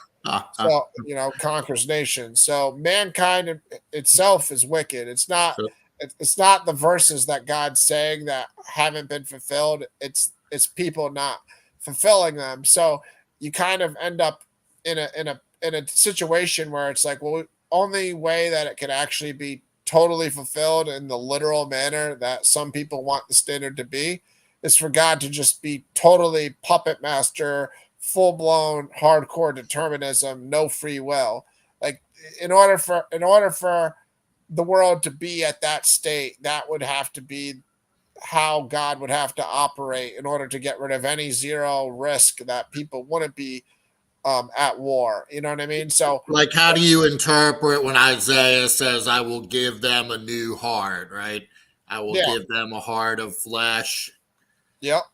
from Yeah, a well, that heart of stone. Is Yeah, that well, that's really, is that just symbolic, or is that really some sort of yeah, a, yeah, no, that's giving you the spirit of God. When you walk with the spirit, you're then transformed to having God's will. So no, I obviously it's language to describe the transformation that being a true Christian is, but it's totally both literal and symbolic because it is a literal new heart. Your old heart, like, for instance, I never used to forgive anybody. I was a very violent person. You screwed me over, I'm going to screw you over twice as bad type of thing. But when I became like a Christian and I got the mercy of God and I learned the knowledge of like forgiveness and so on, being like holding a grudge or people that want like, oh, they say just in casual colloquial talk, oh, I hope that person dies, somebody that did bad to them, whatever. That's so far from who I am now that I literally will forgive my worst enemy. I'm to the point where it's like I don't want to talk about it and have the power of the tongue bring anything bad on me or my family. But, it's like watching people in courtrooms that'll forgive people that have done heinous things to them or their family and saying, I forgive you in the name of Jesus. Like I try to practice that in my own life and forgive people and forgive the world for, whatever they do to me now. And that's not the heart that I had before I was a Christian at all. So I'd be a liar to take credit for that and be like, "Oh yeah, that's just who I am." No, that's not who I am. That's God's spirit, like showing me the truth and how I should, live. right? And that's one of the primary ethics of Christianity, right? It's forgiveness. Yeah, it I mean, separates it separates Christian true Christians from fake Christians, really. Because if you're a Christian that's not doing that and you want to send everybody to hell and you want God to be this tyrant that's sending everybody that's Islamic or not Christian or whatever to hell. Anybody that says atheist or whatever says a bad word about Christianity, you want God to be some tyrant and torture those people and send them all to hell. Then you're not living your faith at that point because you should be praying for those people. You should be hoping God has mercy on them just like He does on you. You should be recognizing the righteousness that's within them. Just understanding where they're at. As far as their knowledge of God is at. And like these Isaiah verses say, like the Messiah did bring the knowledge of God to the world. Like we have to look at the fact that Israel wasn't the biggest nation on earth by any means, and it was limited to where it was in the world. But now you could go all over the world and there's Jesus statues, there's churches, and the Father, the God of Israel, he's known pretty much everywhere. Granted, there's still some places in the world like with large populations like China and places, locations in Africa where, people are still fighting Christianity and burning churches and doing all sorts of yeah. terrible stuff. But for a pretty good portion of the world, let's just say they have a choice to pick up a Bible or to go to a church if they wanted to today or Well, tomorrow. You know what I that's mean? what fascinates me about Christian ethics is because, like, if you go, on any social media site like YouTube and you look at, like, let's just say 10 Christian channels, right? Seven, I mean, this is just a random, seven probably out of 10 is somebody arguing vehemently with another Christian about some fine point of eschatology or theology or, to like a really like, I guess going back to the, forgiveness and love thy enemy, it's very rare to find that displayed in any degree with most of what I see with Christian content. Like most of it's interested in debating theology rather than showing the ethics of Jesus. Oh, you're totally right on that. And I'd be a liar to say that we don't get into those identical conversations you were just saying probably put a black eye on Christianity on this channel. The problem is those conversations are almost inevitable because when you're talking about the Bible and you're bringing the Bible out, people have their own interpretations of it, Right. and it's almost impossible. The only way you can avoid it is if you just don't start talking about the Bible and you just Yeah, talk. and I don't fault Christians for Yeah, doing that, but like, like when you look at their content, out of 100 videos, I mean, there's some I've looked at, especially like reform type Christians. Like you'll find almost none about, oh well, we volunteered 3 hours at the local soup kitchen, and exactly. Yeah, like it's all about either this person's a heretic, this is yeah, a false theology, this is avoid this channel, or like there's rarely anything that would, or it's some political content that's almost like could yeah. be argued by a non-believer too. You know what I mean? Like it's Well, what you're doing there is you're just showing that the righteousness that's in you is obviously getting that standard from God Himself, because you're right, and I'm not arguing with you at all about it. And that's where God isn't like man, and he's willing to just go on YouTube and find a channel where somebody's knitting hats for other people and sending foreign countries T-shirts that don't have T-shirts, or just people talking and laughing and making jokes and having fun drawing, doing artwork together or playing music together. God's all over YouTube, recognizing those people as putting Christianity into practice more than the channels that are constantly just who won the debate and who's got the better exegesis of John 6. And you're totally right that Christians are ironically, it's seemingly oblivious to what you just said, but I'm not oblivious to it. But what I'm trying to acknowledge is that in order for me to avoid ever having those conversations on this channel, I would have to just not talk about the Bible. right. Otherwise, it's inevitable that you and me, or me and someone else, we're going to disagree or we're going to agree about some verses, and we're going to go through and we're going to have different takes on some verses. And so when you start Yeah. talking about it, it's almost inevitable that those things are going to occur. But as far as like what should be allocated on the channel, it should also, like you say, be putting the faith into practice. But we're also taught not to blow the trumpet too. So I can't say that, personally, I'm going to do a good deed and then go out of my way to pull out my cell phone and try to put it on my YouTube channel too, So there's a fine balance between that too. But, what you said is well taken. We could just all be, a Christian channel and watching a basketball game together and laughing and joking and having fun, and that would be representing like, oh, Christianity's people getting along watching basketball. Like we could definitely do a lot more of that too. It's just what happens is the Bible is so interesting. It's a beautiful book that we all read so often as Christians, that you don't talk to non-Christians about the Bible that often, because you're kind of a rare situation where you're not calling yourself a Christian, but you're very familiar with the scriptures. You know what I mean? So it's not like you can talk to most Hindu people or whatever about the Bible because they Right. don't even know it. You know what I mean? So when we do come together as Christians, it's like we like to talk to the Bible about each other to each other because we're so interested in it. Or we might learn something or find something interesting and want to share it with people. So, but you're totally fair and Yeah, I right. think you make a fair point. I mean, with the, if displaying like goodwill on your channel, because there are verses about like not praying in public like the Pharisees do and things like that, right? So, pray behind closed doors and that kind of stuff. So, there's always verses, and that's where I think it gets into people tend to prioritize the verses that which I kind of made in the comment section.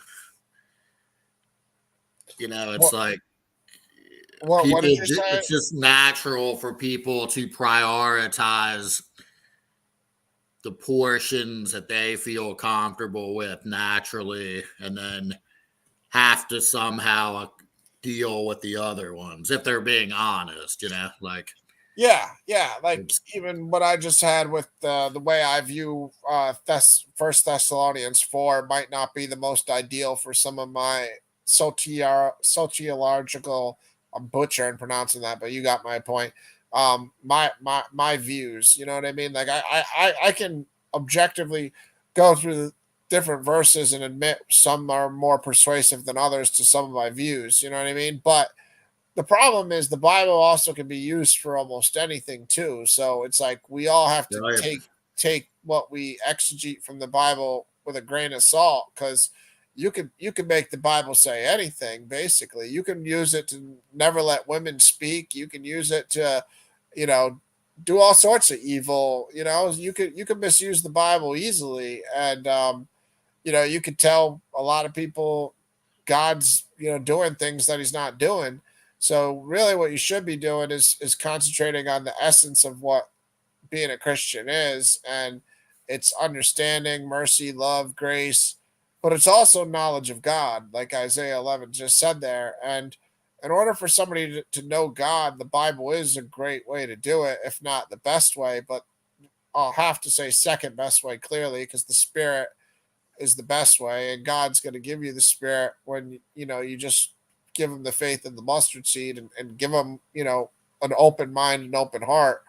And you got to stop like looking for God in these. I need the Goodyear blimp to come by and have a blatant sign. Like once you start accepting God in the small things in life, the penny on the ground, or you know the subtle commercial on TV, or a conversation with somebody on Facebook that seemed to speak to something you were thinking, or those are the things that once you become like faithful in your walk, they'll start to all the coincidences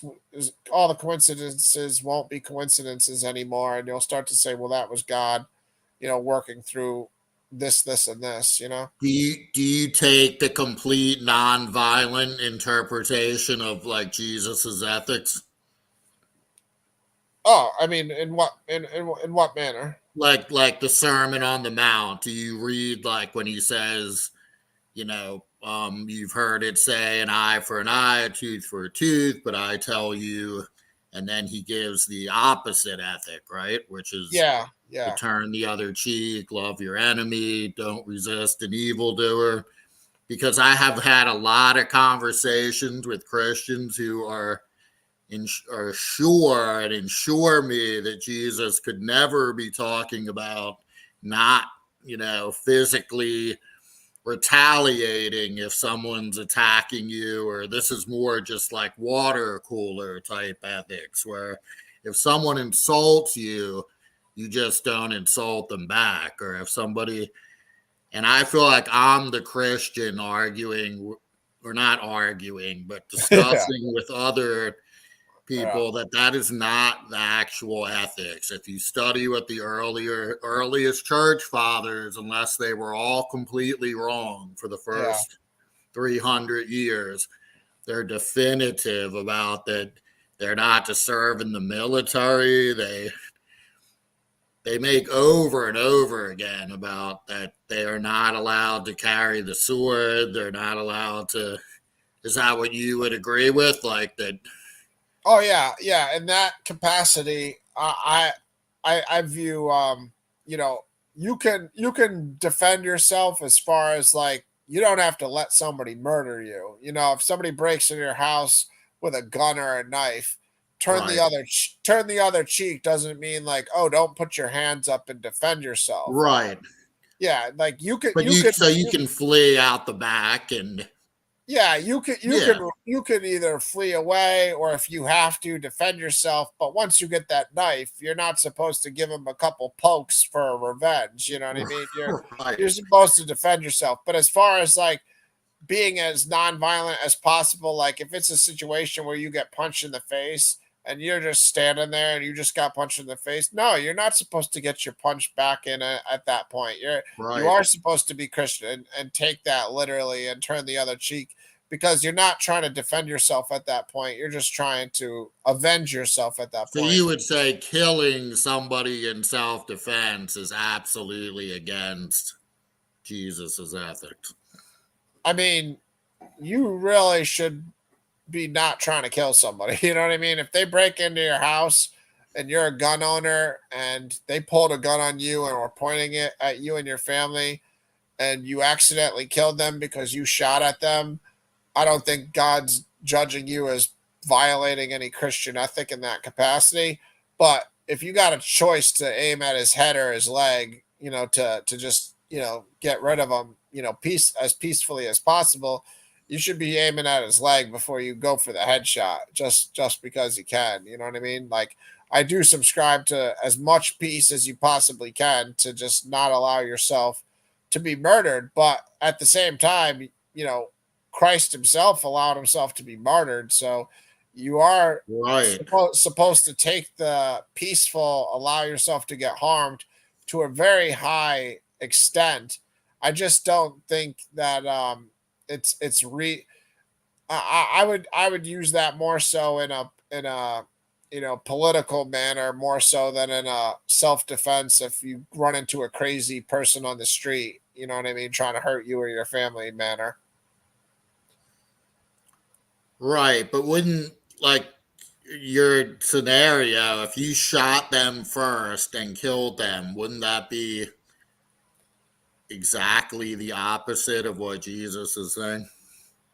I mean, I'm not a gun owner, and I know most gun owners are the Right. ones who will make most of the arguments you're talking about, because they're very, stand your ground type of mindset. But no, I mean, I And want I'm to, not personally against guns at all. Because I'm not a yeah, Christian. That's what I'm. yeah. Well, I'm not against people having guns, like, because like I said, I broke my neck in a car accident, so I'm handicapped.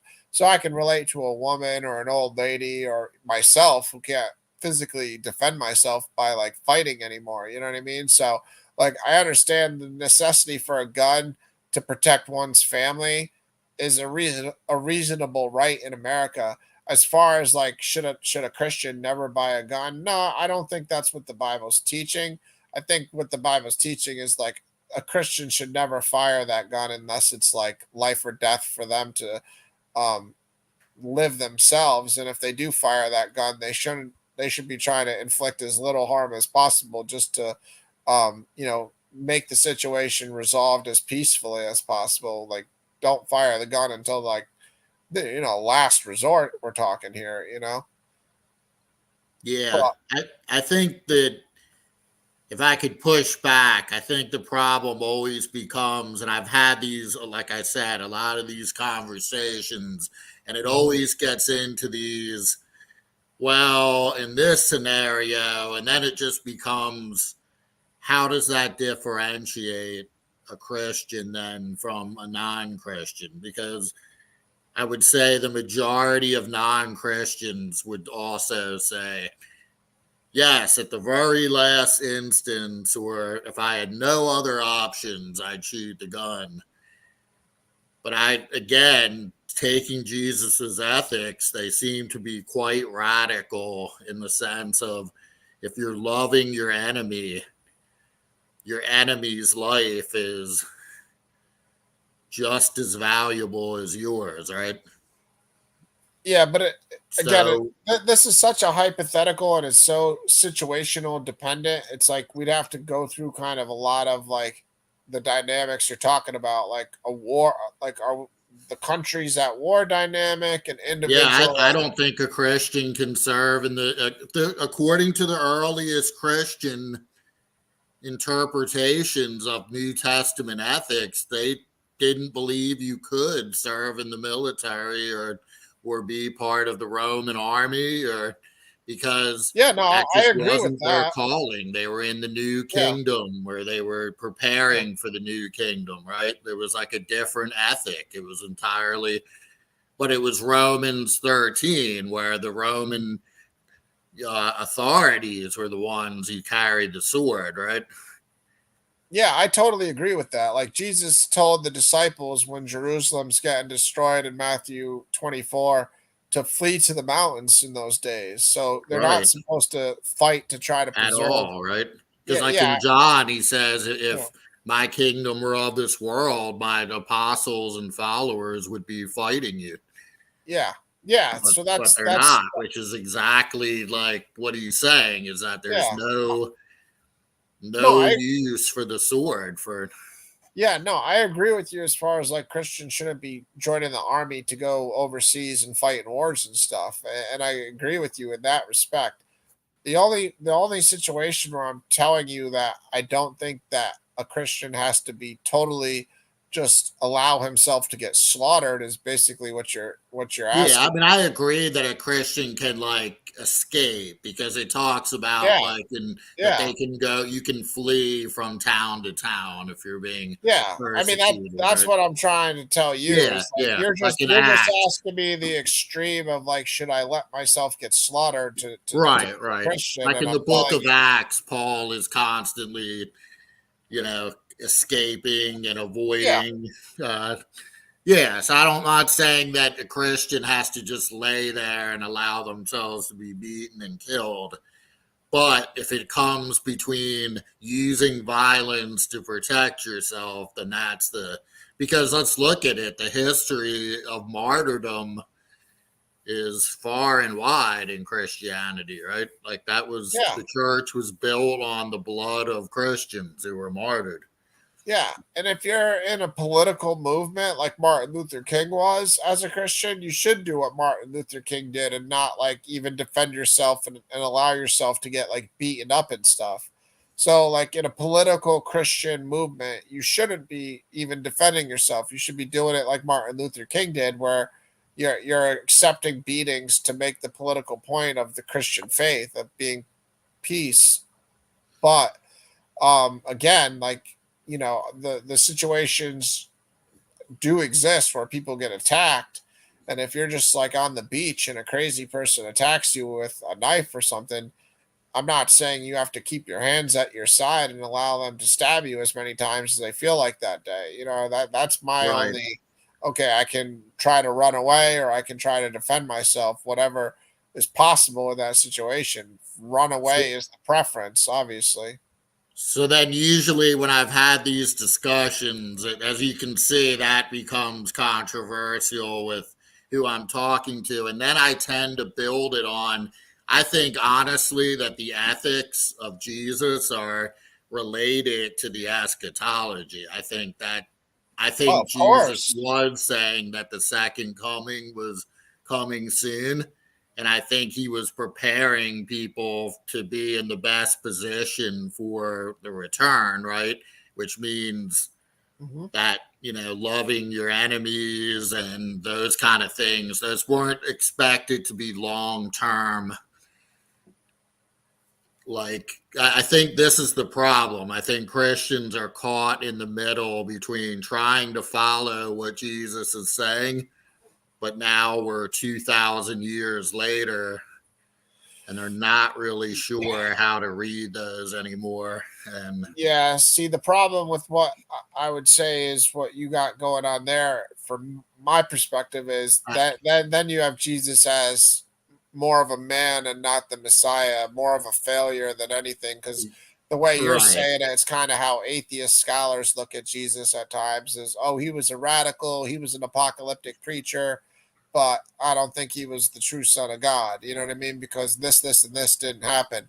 But right, again, you have to go through the Bible, like I was just saying, like with Isaiah 11 and all these other verses, and look at them from the perspective of like, what does he mean? What does he mean? The kingdom of God has come. What does he mean by peace? What does this so mean? can Yeah, you bring up the verses about in Revelation, like to the church in Philadelphia?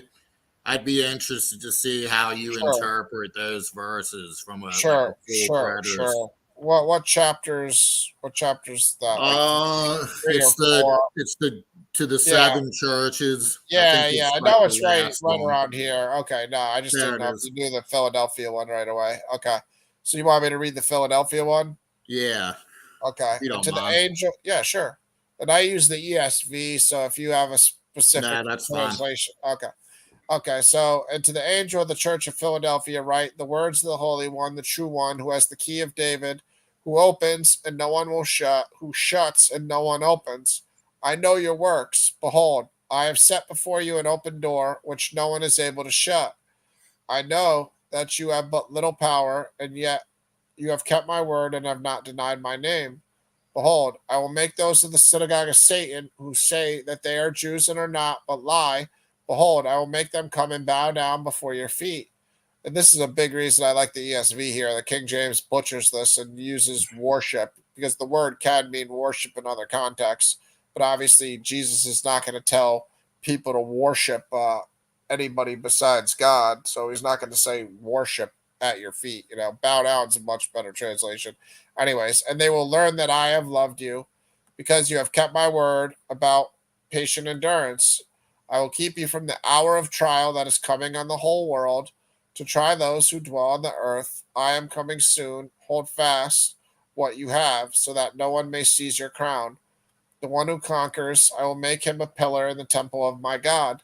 Never shall he go out of it, and I will write on him the name of my God and the name of the city of my God, the New Jerusalem, which comes down from my God out of heaven, and my own new name. He who has an ear, let him hear what the Spirit says to the churches. So, what's the specific aspects? I'm assuming Well, you verse can 11 here. obviously see where I would go with this. I Uh think huh. you, as a full preterist, Yeah. are in a better position than someone who has some futurist. Yeah. Yeah. Like, you have to account for these passages. First of all, he's talking to a church that existed 2,000 years ago, right? Yep. Yep. And he's telling them he's going to hold them or keep them from a judgment that says it's coming upon the whole earth. To me, this is the second coming. Some people interpret this as the judgment on Jerusalem. But I would ask you, why would a church in Asia Minor be held from the hour of judgment thousands of miles away Wait, from an event that happened in 70 AD? That looks like it's the second coming. And if it's the second coming, what were well, they held well, from? oh yeah. Go ahead and ask your question. So what are you Well, no, asking? I think I'm kind of asking it in my Yeah. comments. So, how would you interpret those passages? Well, the main thing is like you said, from my more of a preterism perspective, and like I said, Revelation's the one book where I hesitate to act arrogant and certain about everything that I can't say everything is perfect from my view, but by leaning towards what I do view as more of an accurate exegesis of the rest of the scriptures, like a preterist perspective, I do put a lot of weight into the fact that God allowed the temple to be destroyed because throughout the Bible, the temple wasn't just this, side note. It wasn't this arbitrary thing. In order to celebrate the Passover and the festivals, you had to go to the temple. When you weren't celebrating at the temple, you weren't honoring God. You weren't doing righteousness. And the temple is where God's spirit dwelled on earth. So the temple is a major part of the faith, the Jewish faith to begin with. So the fact that the temple does get destroyed, it is God creating a new heavens and a new earth. It's God creating a new way of life where now the temple is the living stones that we become as the church into the cornerstone, Christ Jesus. But what Into about to non Jews? What what do about you mean? people that are living in the city of Philadelphia? Yeah, yeah. What is your question about So, what's written here? what judgment are they being kept from? If, let's say, they're like, I don't, the temple, I've heard about it. It's corrupt and run Mhm. by Well, Roman well, appointed. here, just to my point though, like verse 12 here, the one who conquers, I will make him a pillar in the temple of my God. This is becoming a living stone in the church. This is becoming part of the body of Right, the Christ. New Yeah, Jerusalem. yeah. Never shall we go out of it. I will write my name. of my God. What are they being kept from is my question. What big Who, turmoil? Because who, let's go back to like Matthew 24. He who, says that yeah, who that are you specifically talking about? Because you're saying the Gentiles in this. Like, are you? Because right. If you're a I don't. Gentile Yeah. living in attending the church in Philadelphia, if we're not if unless this is just about 70 AD, or if it is just about 70 AD, what would they have been kept from? Like they were kept from it just naturally from geographical distance. Like they were never going to be caught up in what's going on. And obviously, it wasn't just Jerusalem, but it was still in the surrounding area of Judea. And they weren't going to be swept up by the Roman armies living in Asia Minor. Well, yeah. I mean, to me, the Gentiles and the Jews have I know, very distinct journeys on the Messiah coming, because the Jews are held much more accountable to recognize it and so forth. But I do think the Gentiles are being welcomed into the covenant also. So the way you're asking this question, I'm still trying to. Because You're if you kind of notice, it asking it, says why is dwell it on the whole earth what too. what yeah, like what verses in this Revelation 3 Church of Philadelphia are you specifically So asking I me? will So I can keep my you from the hour of trial that is coming on. It says the whole yeah, earth. yeah, yeah, okay. And all those who Right here, okay, dwell, gotcha. all those who dwell on the earth, right? Yeah, so what are you asking me about this verse, about the So, Gentiles in in other this? words, what if everyone was kept, if they were kept from the trial that came upon or they weren't kept from because it, in my view, it didn't happen, but he's saying this is going to happen and it's going to be upon the whole earth, just like Luke makes a Yeah. point to say that it's coming upon the earth, right? Hmm. I think Paul says the same thing. This isn't just a local judgment, it's coming upon the earth, and he's going to keep them from that thing that's coming upon the earth. When did that happen? Now, you could say, well, they died and they all passed away, and they did, but it just hasn't been happened yet, or it happened in some figurative way. Either way, I don't see how this is useful to someone if they were actually part of this church in Philadelphia. I don't see what promise was actually kept, or do you understand my question? To an extent, to be It, honest it with you. doesn't it doesn't really, it's kind of like saying, I kept you from, again, we're not even sure what the judgment is. If yours, do you think it is the 70 AD judgment? Yeah, I mean, to me, the judgment is choosing the Messiah, really, when you encounter the information of the Messiah and either rebelling against it, like the Jews he's speaking of, who aren't Jews but claim to be Jews. So they're clearly rebelling against it. But then, what do you do if you're in the Roman army and you encounter a Christian? Do you put him to death and try to get him to worship Roman gods by torture, like some Roman officials did, or do you have patience and become a Christian yourself because you come persuaded? So Gentiles have choices, just like the Jews had choices when they encounter Christianity. And a righteous person's a righteous person. So the judgment coming into the world is the knowledge of the Messiah.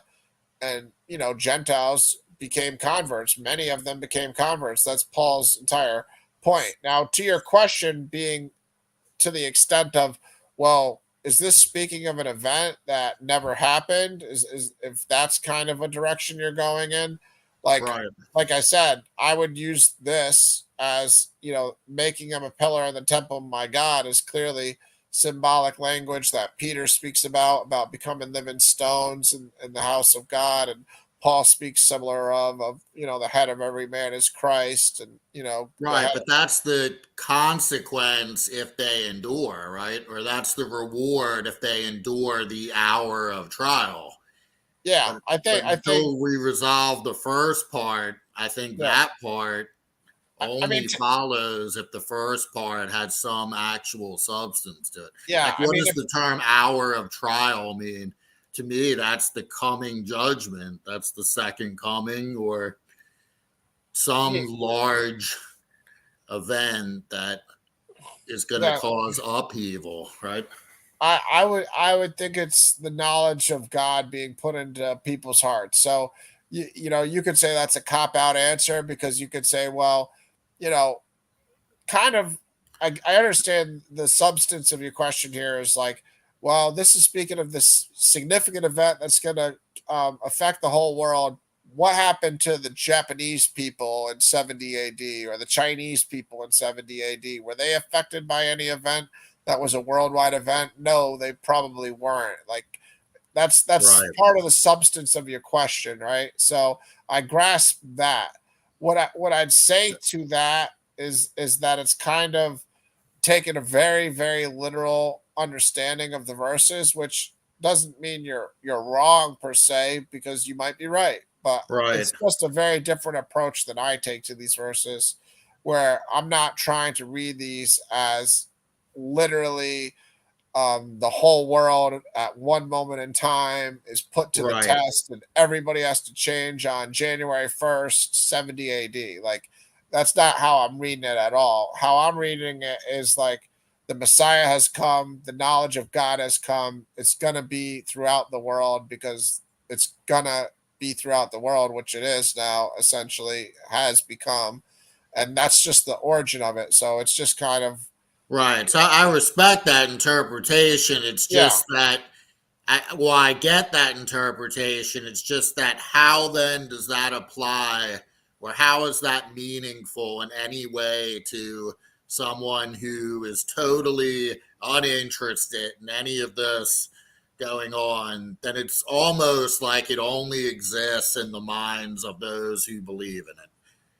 Does that make sense? Like, if you're just going to interpret everything to such a non literal, like it's just some, it's the covenant, or it's the break coming to Christ, or it's mhm, like there's a difference between spiritual that really does have an impact versus just it's like not really happening in any sense that we can observe, but yeah, you know what I'm saying? Then sure, otherwise, then sure. it's just really it's open to anything. I could then write Sure, sure, right sure, now we just experienced an hour of trial. sure, And you would sure, say, what? And I'd sure. say, what do you mean? I wrote about it and But but again, if you're going to exegete this like literally and spiritually too, he's writing a letter to a specific angel at a specific church. So when he right. says "I'm coming soon," how do you know he didn't come to that angel? How do you know? Well, it seems like he's writing to the whole group though. It's Yeah, yeah, that's fair. But he also is writing to the specific angel. So the way verse 11 well, could I be, don't know, but then again, if I'm in that group, that's insignificant then to me, right? If it doesn't have any impact on me and I didn't know that the hour of trial came and went, then I would question what are you meaning does this. see, to me, where I'm disagreeing with you, And which I'm I'm not trying to be a cynic. I'm really no, no, trying to no, break no, down the no, no. verses. I don't think you're being cynical at all, man. I'm not saying that at all. What I think is happening is, I think like you said, there's seven different churches here, and he's writing individual letters to each of them, Right. and I think you are kind of getting a little caught up on like a literal exegesis of this letter just to the Church of And Philadelphia. I agree. If your interpretation, if full Yeah, preterism is correct, then I am reading it way too literally. You're because you have absolutely correct. If because your interpretation, but yeah, my argument would be if the full preterist interpretation is correct, I don't see how it's meaningful then to anybody other than people who just believe it. It's kind of like, if you wanted to be a Buddhist and meditate, it's meaningful to you, but that has zero impact on the people around me, or very little impact on. It's just a personal thing that, I survived a trial of, but people would say, what do you mean? I don't see anything that occurred, but I personally,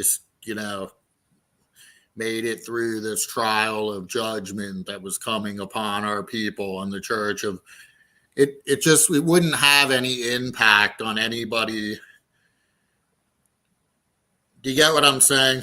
I Like, think that's my issue with the I full think you're preterist stumbling on. position. Yeah, I Like think. when, like Yeah. you interpret death as not really physical death. It's like But death of that's not true in every situation in every verse. You know what I mean? Like I'm not telling you that every time it says death, it's not possibly a literal death. I'd have to go verse by verse to make that. like in Yeah. Genesis. Do you interpret when Adam and Eve eat from the tree of good and evil, that when God says truly you will die, that's not a physical death, it's a Yeah, no, it's not a physical. okay. That's clearly not a physical death. That's their spiritual death of if you've done what I've done in life and you've had the peace of not knowing the knowledge of good and evil, and then you become tormented by that knowledge, like it is 100% a spiritual death. But There's not like a. for me, I think that's great to have the knowledge of good and evil. Oh, So really? like Oh, hold on, so, hold on. so Let me hold on. I'm gonna disprove exactly what you just said right now. So let me ask you, because you seem like a very reasonable person.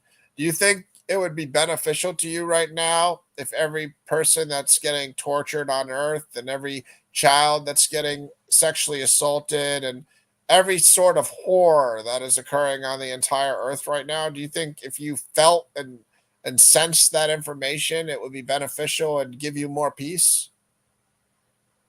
you mean that just being like Or ignorant to knowledge. the fact that Yeah, just being ignorant. So you got two choices. yes, I do. I think that's life. You No, can't live oh, life okay. without the I dark and hear the what light. I hear what you're saying. Like to Life it. is movement, change, Yeah, death, yeah. rebirth. It's everything. If you just lived in a garden, Mhm. ignorant of anything, first of all, God's not ignorant of everything, right? No, Yahweh knew but good and yeah. evil, and the gods knew good and evil. That was the whole point. So you're just then I don't know what you would be considered. You would just be a lump of clay that moves around and has no, I guess you would, if you want to just look at it as like a happy, ignorant, I No, don't know. listen. I don't There's even know that we can conceive of not knowing good and evil. It's uh, just we all have a level of understanding of good and evil. So there's no an extreme of any kind is a deficiency in another area, like Aristotle said. So I'm not making the argument that all ignorance is better than knowledge. I'm not making that, but I'm not making the argument all knowledge is better than zero ignorance either. What I'm trying to portray to you is that a human being that takes the position knowledge of good and evil is just a good thing because I'm becoming more like God, and I just have more information to make more educated decisions is speaking from a naive perspective, because not you're naive, but the perspective itself philosophically is naive to what the totality of that would encompass. Like in the scriptures, it's immediately shown from the lack of peace of recognizing they were naked. So just knowing they were naked now is right. one more problem that they never even realized was a problem. So like the knowledge of good or evil immediately comes with consequences of personal peace getting traded for that knowledge. So again, like I were to say to you, if you had knowledge of all the people that were all the children that were crying out because they were getting assaulted, or all the people that were getting tortured, and you really think you would just be lying in your bed having the same peaceful sleep you would have that you have without that knowledge? I mean, So wouldn't death or non-birth just be then the ultimate not knowing good or evil? I guess I'm sure, trying to figure sure. out what would be the existence. So if we go back to the Genesis story, if you believe that to be in any sense literal, which I don't know if you take, but if you take that there are two people, two humans now that are made in the image of God, but which is strange also. If they're in the image of God, then why didn't they know good and evil right away? Because God knows that. But anyway, so Well, there's two well, people and they're just tending to the garden, but they have no conception that they're unclothed. And I don't know how you would even function without knowing good and evil. It's no, like, no, but the thing is, everything is just relative. So what that scripture's doing is it's giving you the relative consequences of the relative knowledge. So granted, they didn't know all good and evil, like they didn't know being naked was bad, but what they did know for knowledge of good and evil was they had a command from God, don't eat from the tree.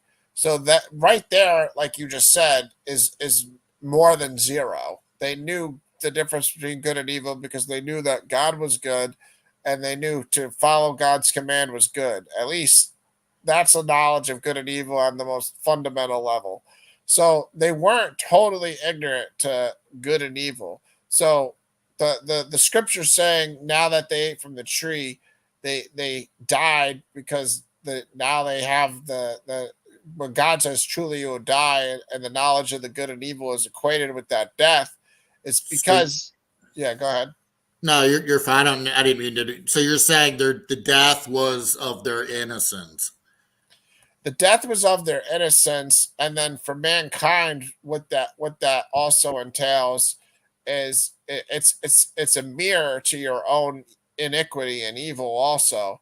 So when you don't know you got a stain on your when you don't know you got a zit on your face. This is a terrible example, but just like a you could go through. I'm trying to point out when there's a problem and you're unaware of it. This is all I'm trying to say with the zit or the stain on your shirt or whatever.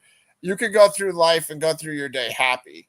When you have something that's, a zit on your face or a stain on your shirt, then you start to have to turn a certain way to hide it, or you just have to start to do things to avoid things. When you start to go through life with knowledge of good and evil, you just become restricted on areas where you weren't restricted in the past, and it causes stress, it causes depression, it causes the knowledge of other suffering.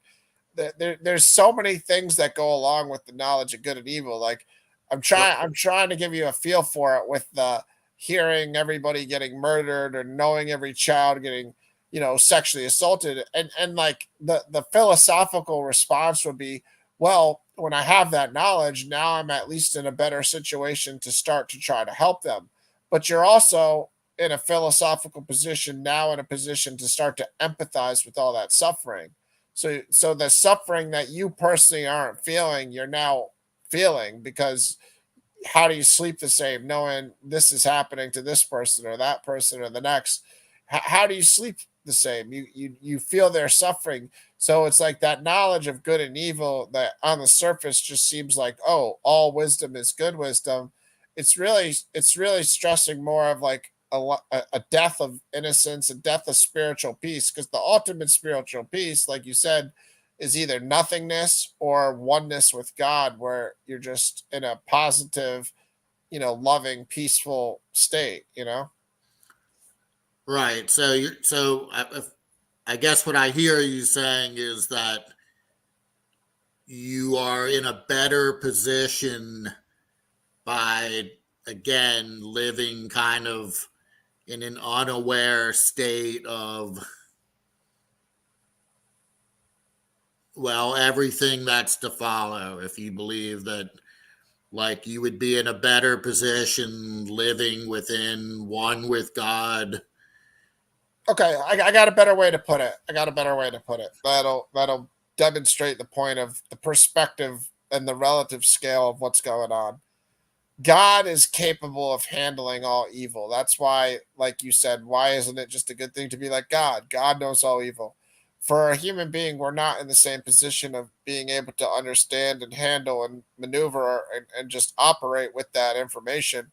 Just as we wouldn't tell a young child about evil in the world. Just like if you have a young child, you're not going to start to scare them and tell them, hey, somebody could come and do this, this, and this to you. Oh, they're going to shoot. People are getting shot in the head. The kids are getting starved. People are suffering. You don't tell young children that. For what reason? For their innocence, for their peace, for their protection. And then as the child gets older, the more they can handle, the more information you give them at the right time. You don't just put information into a young child where they can't understand it, handle it, because all you're going to do is have them having nightmares in their bed or be terrified to leave the house anymore because all you've told them is of all this evil that would occur, and they can't just go play in the front yard now because they're worried a strange man's going to come and take them. Like that's a good way to put into perspective the position of like, you know, all information is good information, then go tell your 3 year old about every evil thing that exists. Is the 3 year old a better 3 year old now, or did you just create evil in a situation where there was no evil because that knowledge has now created an evil that didn't exist before? So theologically, the knowing good and evil is knowing God, or and when knowing not of God. Would you agree with that?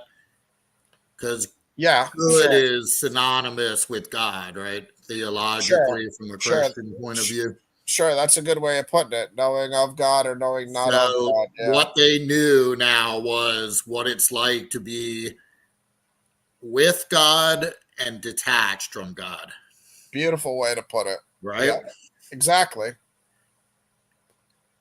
So why would that be more beneficial? Because you'd say the no knowledge of knowing what it's like to be with God is going to supersede the knowledge of the detachment. I would say that this goes completely against your worldview, but the detachment from God, because again, you have to look at it. Do you remember what did Yahweh say? Now they will know, right? What What? it's like knowing good and evil.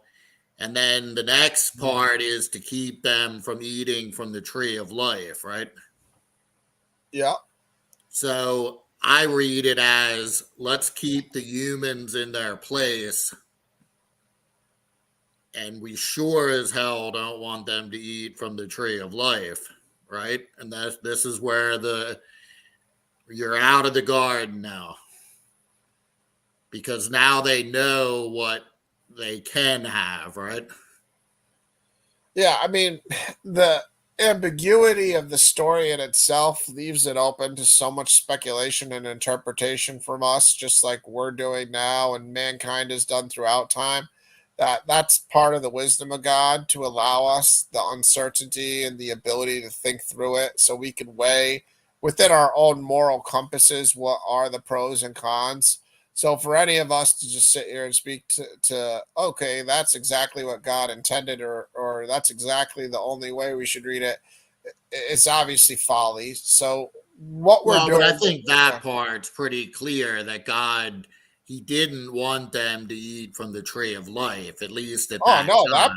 that part's clear. I mean, I wasn't Right. arguing about you So on that. I'm just this speaking. is where then the Christian theology of the fall comes from, right? Because Uh-huh. you've chosen to separate from God. You're now being expelled out into, you wanted good and evil, now you have it, right? Yeah, it's just And again, you'll know thorns and thistles. You'll know the uh pains of childbirth. You'll know all these things now that humans suffer from, good and bad, right? yeah. Go ahead. So that's to be human, though. So to be human is to get the good and the bad. Hmm. Otherwise, for me, that's just, we don't know anything but that. So, in other words, for me, this story is just explaining why things are what they are, right? Which is why a Hmm. lot of Jews read it more as just a myth, or a way of explaining how things are as they are, rather than a fall. It's just, this is why things are as they are. Does that make sense? Yeah, I mean, I'm not saying you have to go in any one direction like a Calvinist who would make the fall turn into we're all totally depraved now. I'm not saying Like an that. Augustinian view. Yeah, yeah. I'm not saying I'm not familiar with Augustinian because I'm not as familiar with the earliest, Yeah. church But he was one of the first. Well, he was actually the first that came up with like the original total sin. depravity and stuff. Yep. Yeah. So, well, I'm familiar with that ideology from Calvinists that I spoke it with. So, what I'd say is again, you don't have to attach that to the event or the story. That's just some interpretation that some Christians have. Again, not all Christians have it. I myself don't have it. I do subscribe to a level of punishment coming from the Right. event, and separation from God coming from the event. But again, that's kind of the whole point of the Messiah too, to reconnect us to a state that's even greater than the Eden state. So Well, I some was going to get to that. I think yeah, that's fascinating because that's Paul's entire mission, right? Is Jesus is the second Adam. So, yeah, man from heaven though, so he's much greater. He's not the well, man of here, clay. so can you go to that? That's a fascinating set of Yeah, I think passages. it's Corinthians Yes. 15. I'll Yeah, tell you okay. my interpretation of that and see what, if you'll probably disagree, but I mean, I may or may not. Go ahead and start to give me what you're thinking about here. I mean, what you want me to find the verses that are yeah. specific about man from heaven or man from the dirt? I think it's somewhere in the middle here. It's Right, basically the passage right is when here, he right here, humbled right himself. here, right around Yep. here. Yeah. Okay. All right. Sure. Just tell me when you want me to scroll Yeah. down or whatever. So, but in fact, Christ has been raised from the dead, the first fruits of those who have fallen. Yeah. Uh, Yeah. that's not, hold on. Yeah, sorry, I was just seeing if there was more above that we needed. I think this is where you're It's talking about, though, like the, this general area, right? it's the For verses where it talks about that he he's from humbled clay, and himself. one's from clay. Adam's from clay, and Christ is from heaven. That's kind of what you were looking for, right? Yes. Okay, right here, maybe. Being made in the form of, Yeah, yeah, right here, right yeah, here, right okay. here. Okay, Uh, should I don't know if I need to scroll up at scroll all. up a little Yeah, bit. yeah, a Yeah. little bit here. Okay. Okay, so yeah, sown in dishonor, raised in power, natural body, spiritual Yeah. So body. keep going up a little bit. Yeah, yeah. I think this is a little far because this is talking about the spiritual body that we have right here. Yeah, go back down a little bit more. Yeah, spiritual body. Yep, keep going down. It's talking about the spiritual body. Yeah, I mean, I think right around here is probably what you're speaking of here, right?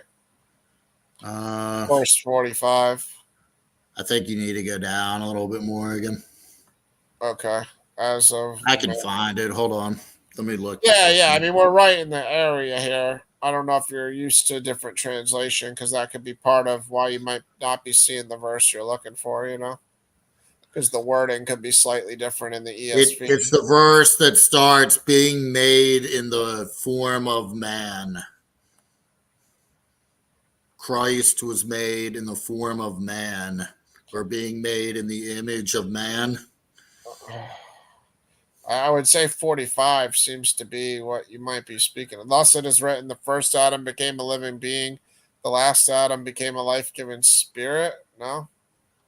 And then below it here talks about, as was the man of dust, so also are those of the dust. As Yeah, is but the man it's of life. talking specifically about Jesus. Hold on. Let me see if I can find. Yeah, sure. Because Go ahead. those are Yeah, really important well, verses. Google what you're looking for, and we'll find. I think we're close in this. I'd say Yeah. 1 Corinthians 15 that you're speaking of, right? I think. I don't know. This is what came to mind when you mentioned what you were mentioning. I was thinking it was in 1 Corinthians 15. Maybe it's not here. I don't know. But yeah. So some of the stuff, man.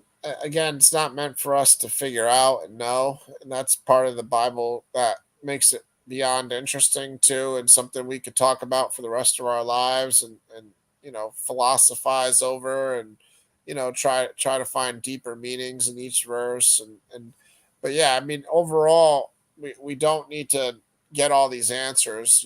Ask and you will receive, kind of where I started my show, is the best information any of us can have, because all you got to do is ask God, and he'll give you whatever knowledge you need to survive, be sustained, reach heaven. Ask and you'll receive, seek and you'll find, knock and the door will be open to you.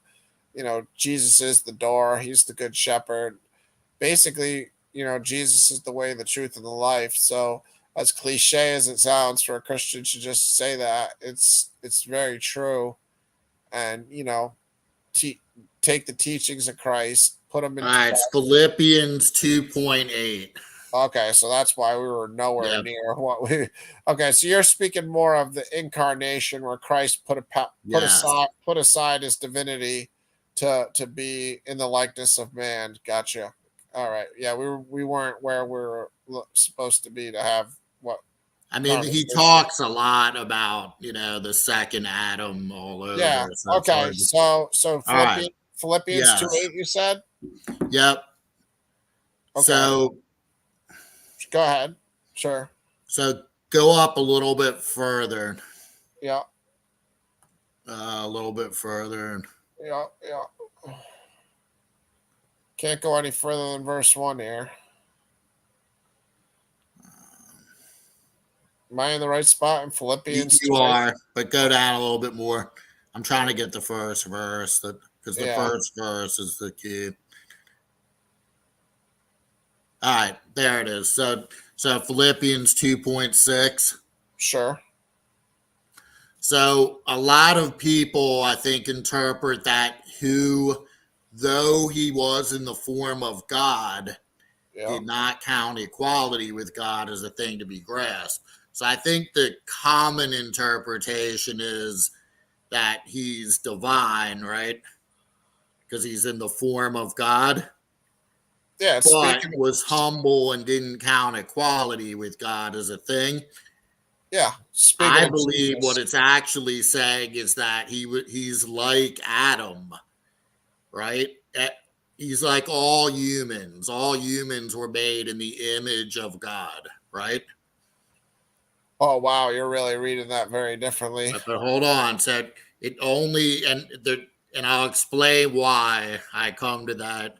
But so what it's saying is, though he was in the form of God, he's in the image of God like everybody, right? Uh huh. But he didn't count equality. So I'm a person who's looking for equality with God, right? But Christ, on the other hand, doesn't.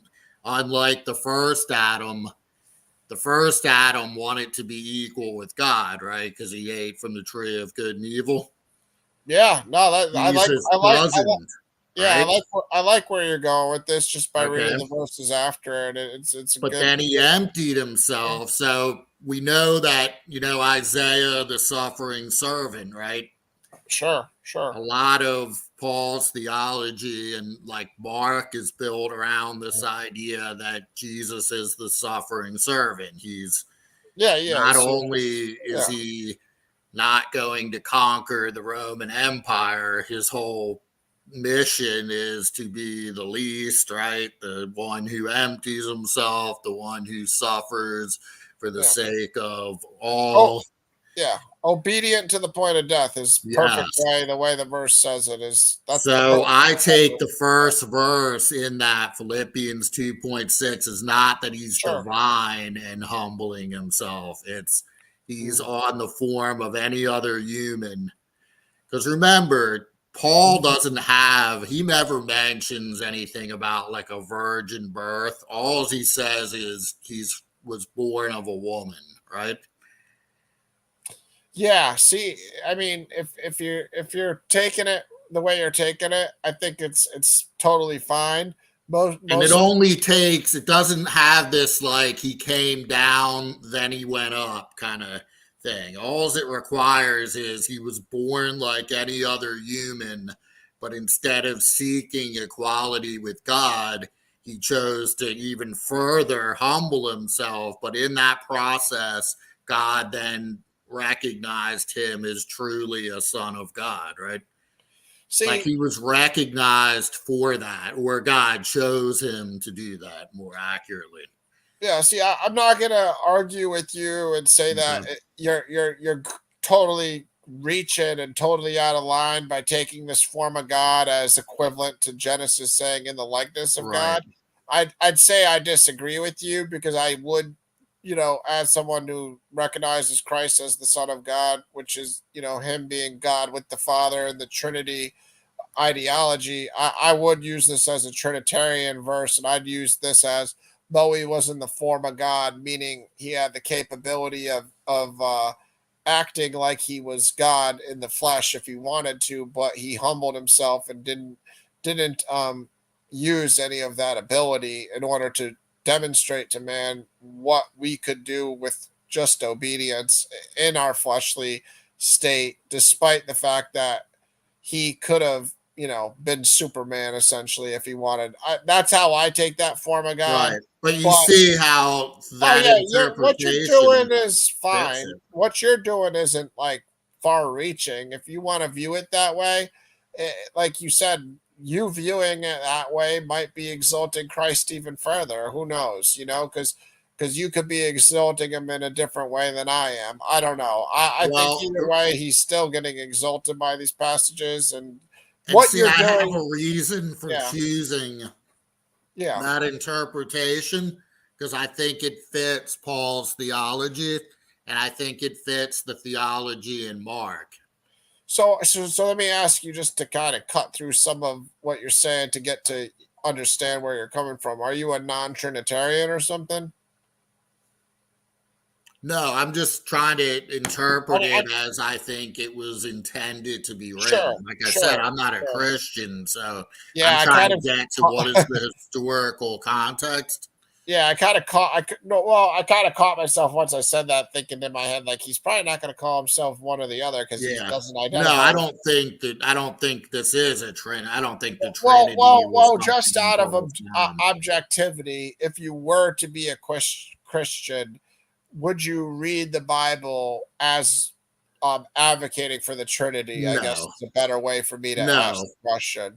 But Okay, okay. So, no, see, but that does help. again, Yeah, I can see, like people who read John in a certain way can yeah. I again, like mean, you can John construct 1:1. theology, Yeah, from yeah, as he said, you can come up with anything yeah. you want the Bible to say. I mean, uh, from my own personal supernatural experiences and from what I know for a fact, Christ is God with the Father. And once you understand that, you do read a lot of verses that could be Trinity verses, very Trinitarian when you're in that presupposition, which I am, like John 1:1, in the beginning was the Word, and the Word was with God, and the Word was God. I mean, it's not really hidden there. And to be honest, my own life experience shapes me and my perspective. And one of 10 verses I received from an angel was John 1:1, and then also John 1:14, which is, you know, and the word became flesh and dwelt among us. We observed his glory as the one and only Son from the Father, full of grace and truth. So, like me running into an angel, having the New Testament pamphlet, having 10 verses of the entire New Testament highlighted, and those are the only 10 verses that are highlighted, two of them being those Trinitarian verses, which I just put So, the verses at the bottom of the screen on the scroll on the ticker. So you can write them down if you want in the future. Just, you can rewatch the screen and I can tell you my interpretation of the verses that. yeah, yeah, you can keep going through Philippians here. Cause like I said, Yeah. I'm not Well, I gonna mean, I'm I'll not get gonna off say of this for a second. I can kind of talk to you about so I think of Jesus as you asked me, do I view the yeah, Trinitarian yeah. position? If you I were a think Christian, Jesus is a servant of God. I think he's the messenger of God. He's appointed yeah, to be like a dignitary or a king would appoint someone to be like their spokesman, right? I think sure, that's the sure. situation Jesus is. He's been appointed, he's been elevated to the Hmm. Son of God, right? But he also refers to himself or some figure as the Son of Man, right? So if you go Yeah, back to like Daniel, that phrase is used, yeah, and sure. it's and that can be interpreted as an individual or a group of like that could be interpreted as like the nation of Israel being given judgment over the nations, right? But like in Yeah, Mark, he refers to himself as the Son of Man has authority, right, to forgive sins. yeah, yeah, But he's appointed that power by God. He's been given that power or that authority. And that fits the idea of the Son of Man, right? You're given the authority.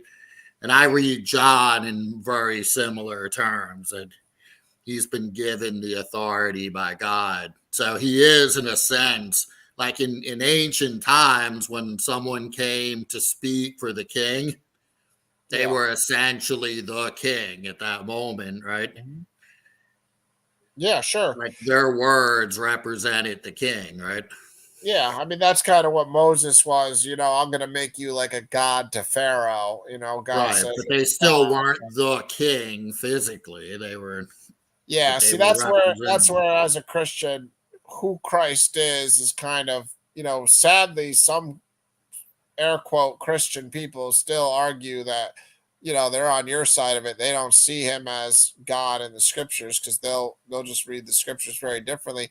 And I'll grant the Trinity is confusing as heck because reading Paul's writings at times saying one God, one Father, then one Lord of all.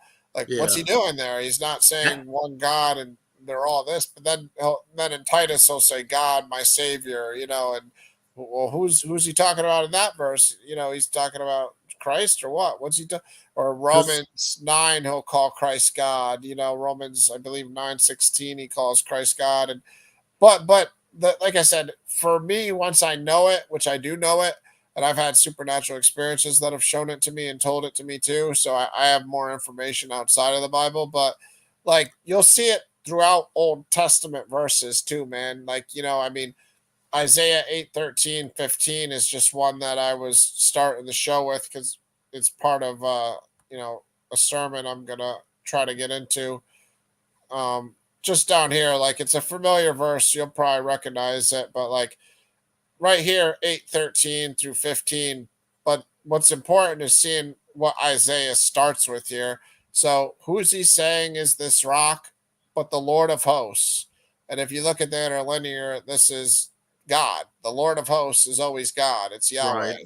So, but the Lord of hosts, him you shall honor as holy, that him be your fear, and that him be your dread, and he will become a sanctuary.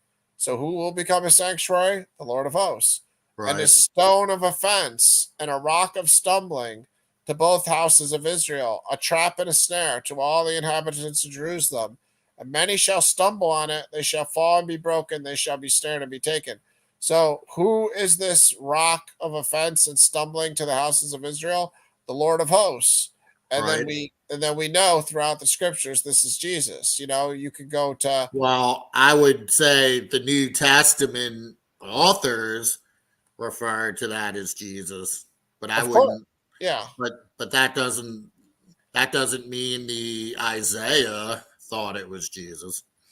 Well, if you go to Isaiah 28:16, um, I to think the New Testament authors all the sure, time go back to Old Testament verses and apply them to Jesus. Right? sure. If you want to take that position, I can respect it and understand where you're coming from. Because, like you said, the New Testament authors could just be going to Old Testament passages as proof Right. text. But that's But just wouldn't their that be a more straightforward, like, wouldn't that be a more, I don't want to use the word logical because that sounds like but wouldn't that be the more realistic? I wouldn't that be I don't even like the word assumption. Wouldn't that be more straightforward idea that they're going back to the Old Testament and using verses to refer to Jesus rather than an well, author who wrote yeah, thousands of years? yeah, And I don't think they did write thousands of years before, but no, you're right. They did that, but then you have to question what their motivation to do it was. Was it to because they were establish Jesus as the Messiah and the Son of God. sure. That's I one of think the the motivation would be easy to show. yeah, but that's just one of the possible motivations. Another possible motivation could be to show truth and to prove that Christ was that. And look where he is in the Old Testament. Like the motive doesn't have to be just to mislead people and to be Right. dishonest. Absolutely. Like it, Yeah. yeah, it doesn't prohibit it from being true either. No, no. So But, that's my point. The fact that they did that, then you have to gauge the motivation of the but New if you Testament were like author. a rabbinical Jew and a Christian came up to you and said, "See, aha, look at Okay, Isaiah," but right? hold on. I want to show you Isaiah just so you can get a grasp Okay. of why the New Testament author is not misrepresenting it. Look right here in Isaiah 28:16. Pay attention to how this is worded grammatically. Therefore, thus says the Lord God. So who's saying this? The Lord God. Right. Behold, I am the one who has laid as a foundation in Zion a stone, a tested stone, a precious cornerstone of a sure foundation. Whoever believes in him will not be put in haste. So this Isaiah, the same prophet we're speaking of here, has the Lord God, which in this case would be referring to the Father, Right. laying a stone in Zion, a tested stone, a precious cornerstone of sure foundation. This is the same stone that he's speaking of in Isaiah 8 that's going to become a stone of stumbling to some people. Right. It's the same exact stone, but you have in this verse the Trinity being represented already by at least two parts, the Father and the Son, because the Son's the stone and the Father's the one who's laying the stone in But Zion. does it say that the Son is the stone? No, it I doesn't mean, say that. But okay. so So let me that's ask you. reading into those verses. Oh, all right. Well, then, is the Lord God the stone?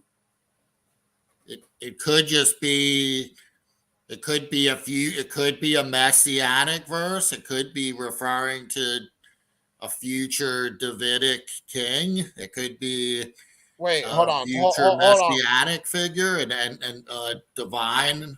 I mean, it could refer to anything, but it doesn't explicitly say this is Jesus of Nazareth. But No, but what it does harken back to is Isaiah 8 when it talks about a stone that will divide the house of Israel, and some will fall on it and some will be broken by it. right.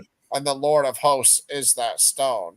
So I So, absolutely agree with you that the New Testament authors are using these verses. Absolutely. Like Yeah, when but Peter makes his sure. confession in Matthew, right? Yeah. But And sure, the New Testament people, but I'm just trying to separate the New Testament from just the questions I'm asking you here, because what I'm trying to say here to you is you do are you saying the Lord God is this stone or not? Because if the Lord God isn't this stone, but yet the Lord of hosts is the stone in Isaiah 8, you see, we got a problem here that, the Lord God is the one laying this stone. But if you don't read the sentence as, I don't think the stone has to. No, I don't think the Lord God is laying his himself as a stone necessarily. No, it could be anything. It could be referring to another appointed person. It could be, again, it could be a messianic passage, but there's well,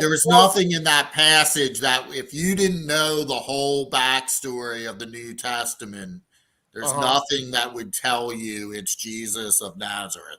Well, yeah, obviously, Right. because So the yeah. only way you make that connection is because the New Testament authors made that connection. Well, if you read the Isaiah verses around it too, it does help too, because it's speaking of, like, It's just like the suffering servant passages. If Jesus wasn't crucified and the authors didn't put in parts of those details, right? Like if John didn't put in that his garments were gathered, and and they didn't make the analogous to the lamb in Passover and all that, Mhm. you wouldn't make that connection unless the authors explicitly made those connections. I mean, so like in Mark, when Jesus is talking about that he must suffer and die and be raised in 3 days, he's alluding to Isaiah's and maybe Zechariah and other passages that are related, but we only make that connection because the authors have made those connections. Does that make sense?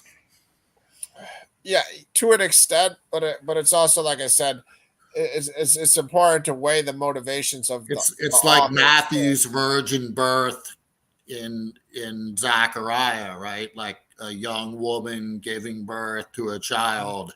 We would never read that as Jesus unless we went and read Matthew and then came back and said, "Oh, okay, Yeah, Isaiah 7:14 is the one you were right." thinking of there, with the virgin will give birth.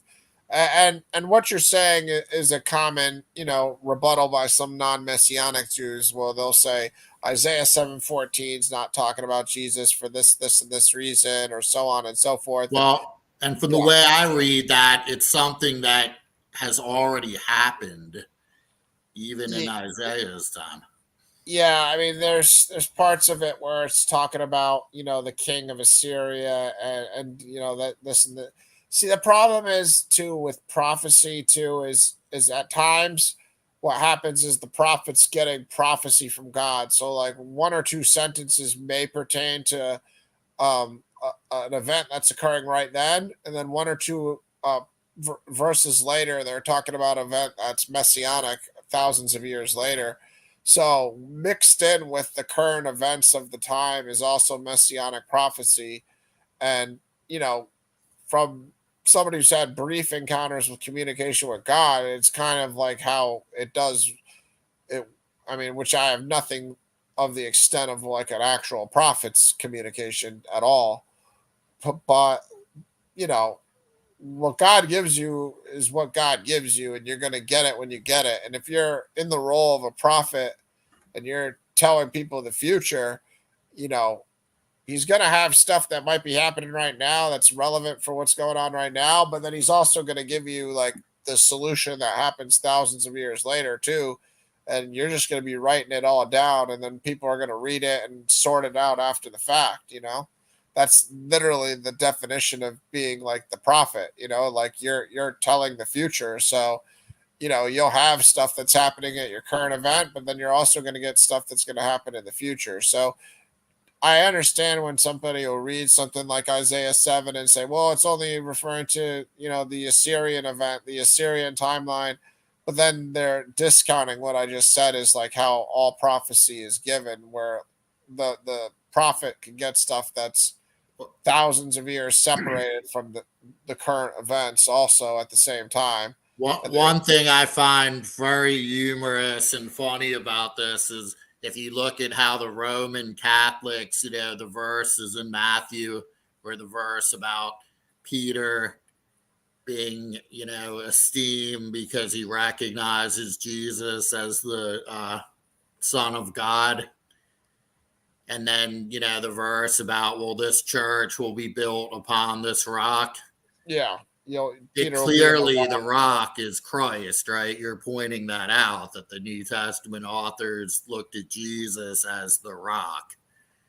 Yeah, I mean, Jesus, Not God the Peter, Father, and right? Jesus is the rock in Right. most verses, and in that Peter verse, it does seem like Jesus is saying Peter will be the rock of the church. But I think like you said, it's more accurate to probably read it as like Absolutely, because it's Petra, because it's actually two different words. It's Petro and then Petros. If you study that, and Jesus is referred to as the Petros, but that's like the big rock, right? Like, and yeah, Peter's the small rock, and it's actually a slight at Peter, which a lot of people don't get. It's actually kind of undermining of Peter, which is irony to the fullest when you look at it. It's amazing to me how an entire church that has ruled for 2,000 years can use that to establish authority when well, it's like you said, people find verses that they exegete a so certain clearly. way, and they're going to use it for what they want. If you actually look at that verse when he identifies him as the Son of God, and then he says, well, congratulations, Peter, the Father has revealed that to you. Yep. Yep. That's also a slight, because if you look at the verses earlier, remember when Peter's walking on the water and he loses faith and he starts sinking? Yeah. The disciples have already, right after that in the boat, they identify Jesus as the Son of God. So Peter is already late to the show and even identifying who Jesus is. Yeah, I mean, I won't agree with you as far as all the stuff you're saying here, but I'm interested a little bit on what you're saying about the And rock look aspect and here. look So at Mark, the difference. In Mark, Jesus just says or Peter just says you're the Messiah. He doesn't even identify him as the Son of God. yeah, well, right here in Matthew, he says, "And I tell you, you are Peter, and on this rock I will build my church, and the gates of hell shall not prevail against it." So it is confusing because I've always read this as possibly Peter being the rock, but like you just said, Christ Yeah. himself is the rock in Yep. like the rest of the Bible. So it's the Father or Jesus is always the rock. So it's interesting that It, how it, this verse is read, but like you said, it could be a translation thing where like in the original Greek it reads way differently, like you said. so, do you think Mark is the first gospel that was written?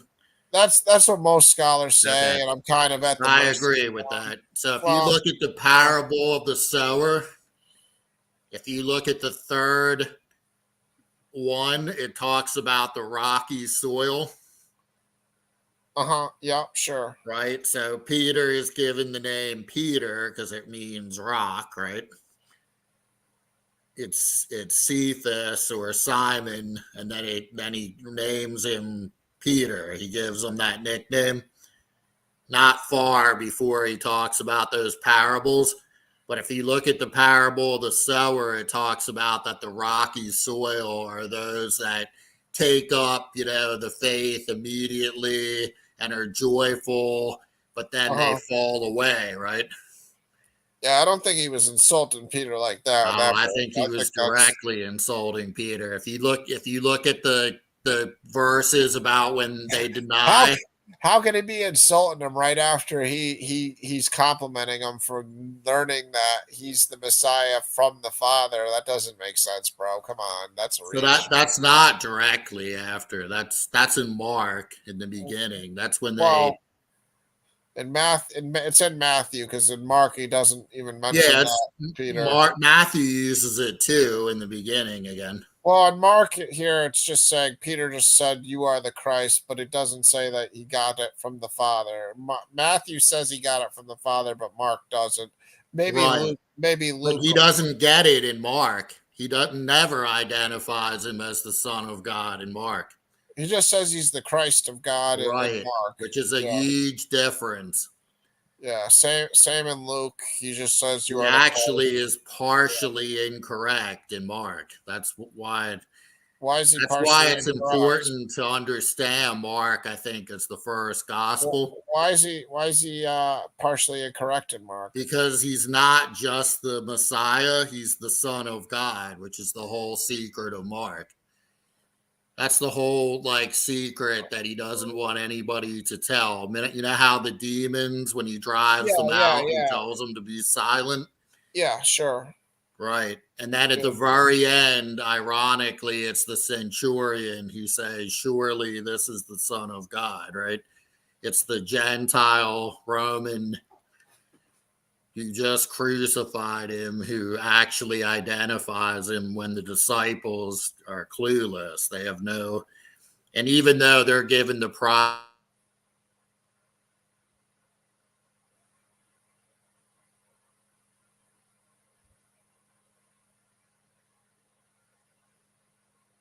I don't know. We lost him a little here for a second. He You cut out a little technology wise. I didn't. Oh, okay. Yeah. The whole reason Peter is rebuked, and then you have the passage about get behind me, Satan. After that, the whole reason he's rebuked is because he tells Jesus, surely you can't go and suffer and die, right? Like he's telling him, what do you mean you're going to go suffer and die and be raised? That can't happen. You're the Messiah, right? Because he has the traditional understanding that the Messiah is going to come and conquer the Romans and,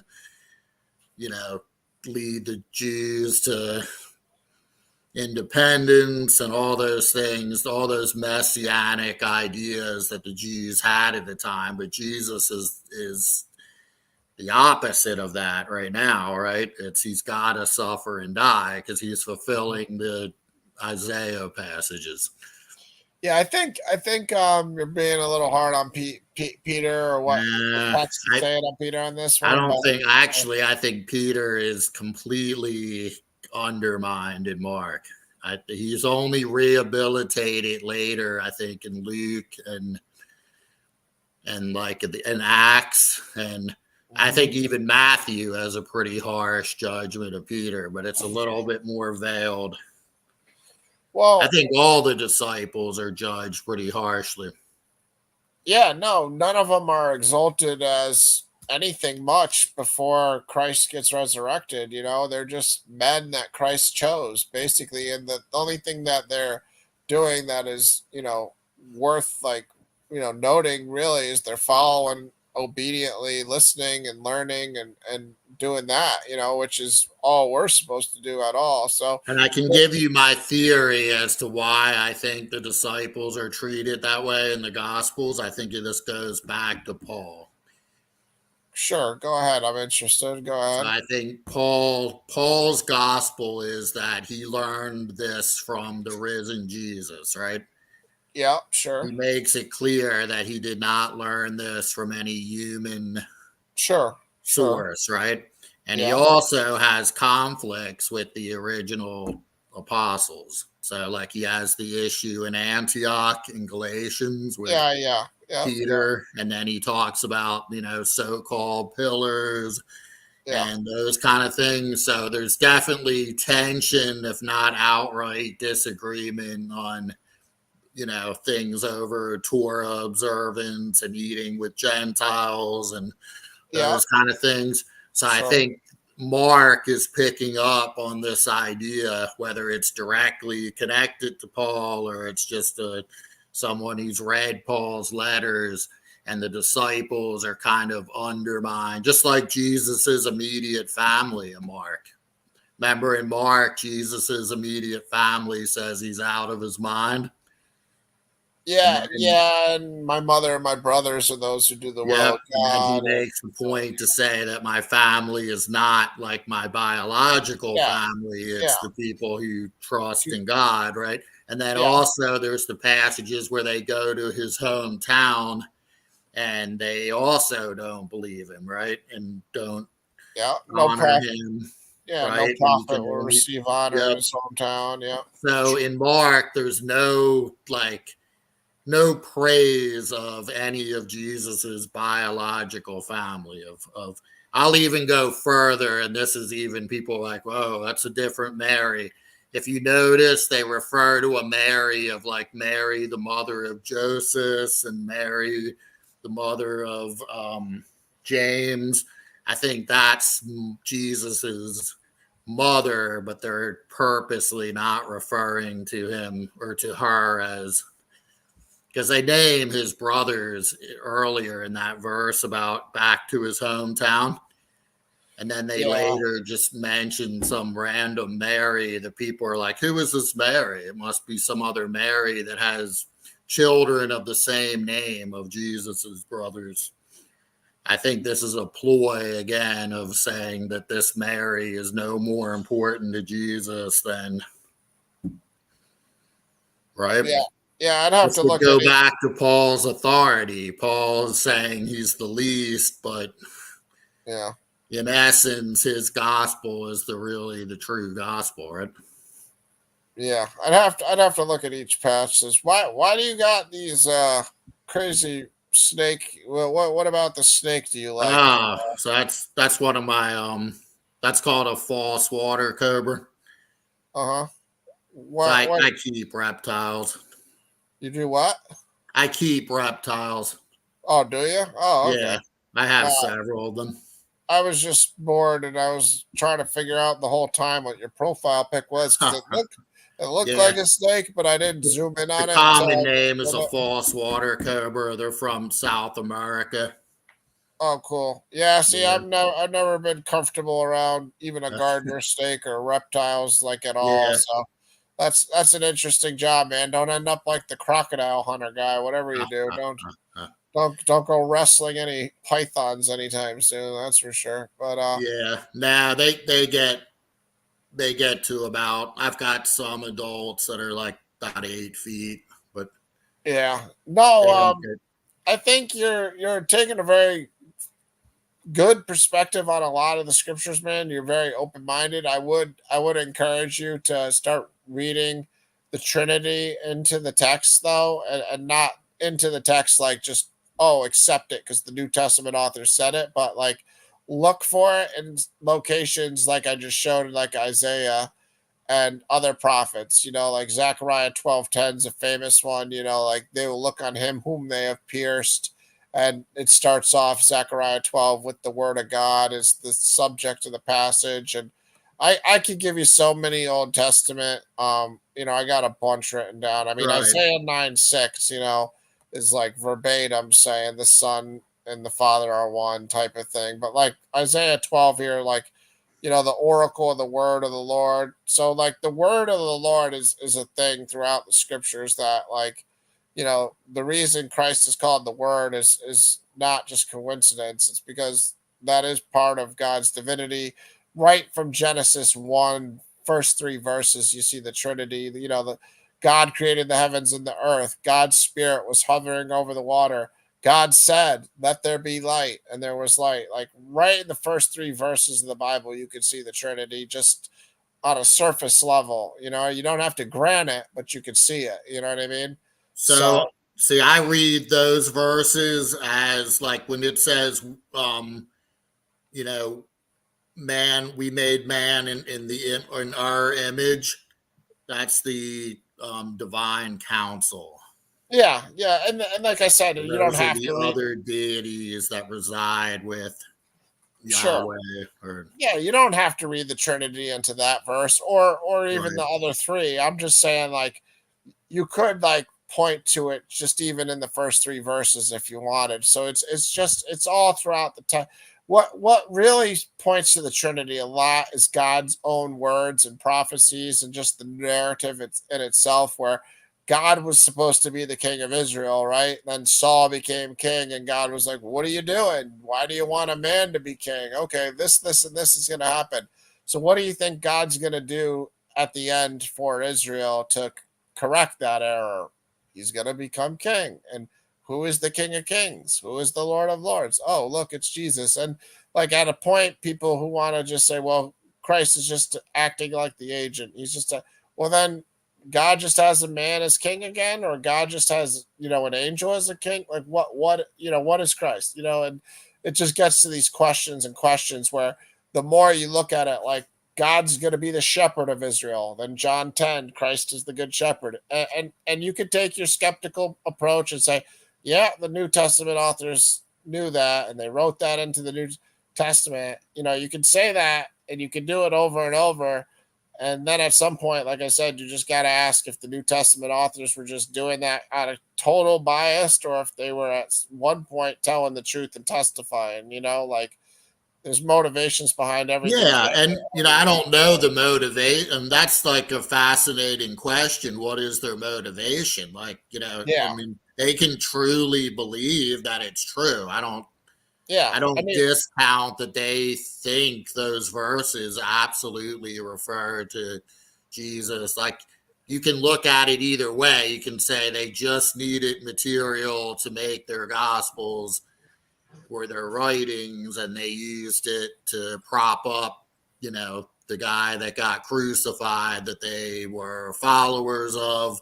Or you can say that they truly believed that these verses referred to Jesus. I don't think anybody, though, would have read those verses and predicted Jesus by just reading those verses. well, it's tough to predict any Messiah just from reading the verses until the Messiah comes. It's like everything there's so much that's just vague. All right, I'll give you a perfect example of one that you'll probably say, oh wow, that's interesting. The symbolism, just like how Christ says the only sign that will be given is the sign of Jonah, the symbolism that points to Jesus, just like you would never think, oh, the bread from heaven, that's Jesus. But then in John 6, Jesus himself calls himself the bread from heaven, right? So Right. like look at this incident where Joshua is fighting the Amalekites, and show let me point out some of the things that again is symbolism that points to Jesus. And this isn't even saying the Trinity, this is just pointing to Jesus. So Joshua's fighting the Amalekites in a valley. So we all know when you're in a valley what your perspective is. You're looking up at something. Okay, what does that mean? Okay, well, what happens in this event is Joshua's in the valley fighting for Israel against the Amalekites, who are fighting to keep them out of the land. Moses is up on the hill holding his staff, yet the only time Israel is winning this war is when his Yeah, arms I are getting love held this up. story. Yeah, so everybody will say, "Well, that's pointless. How come they're winning when his arms getting held up?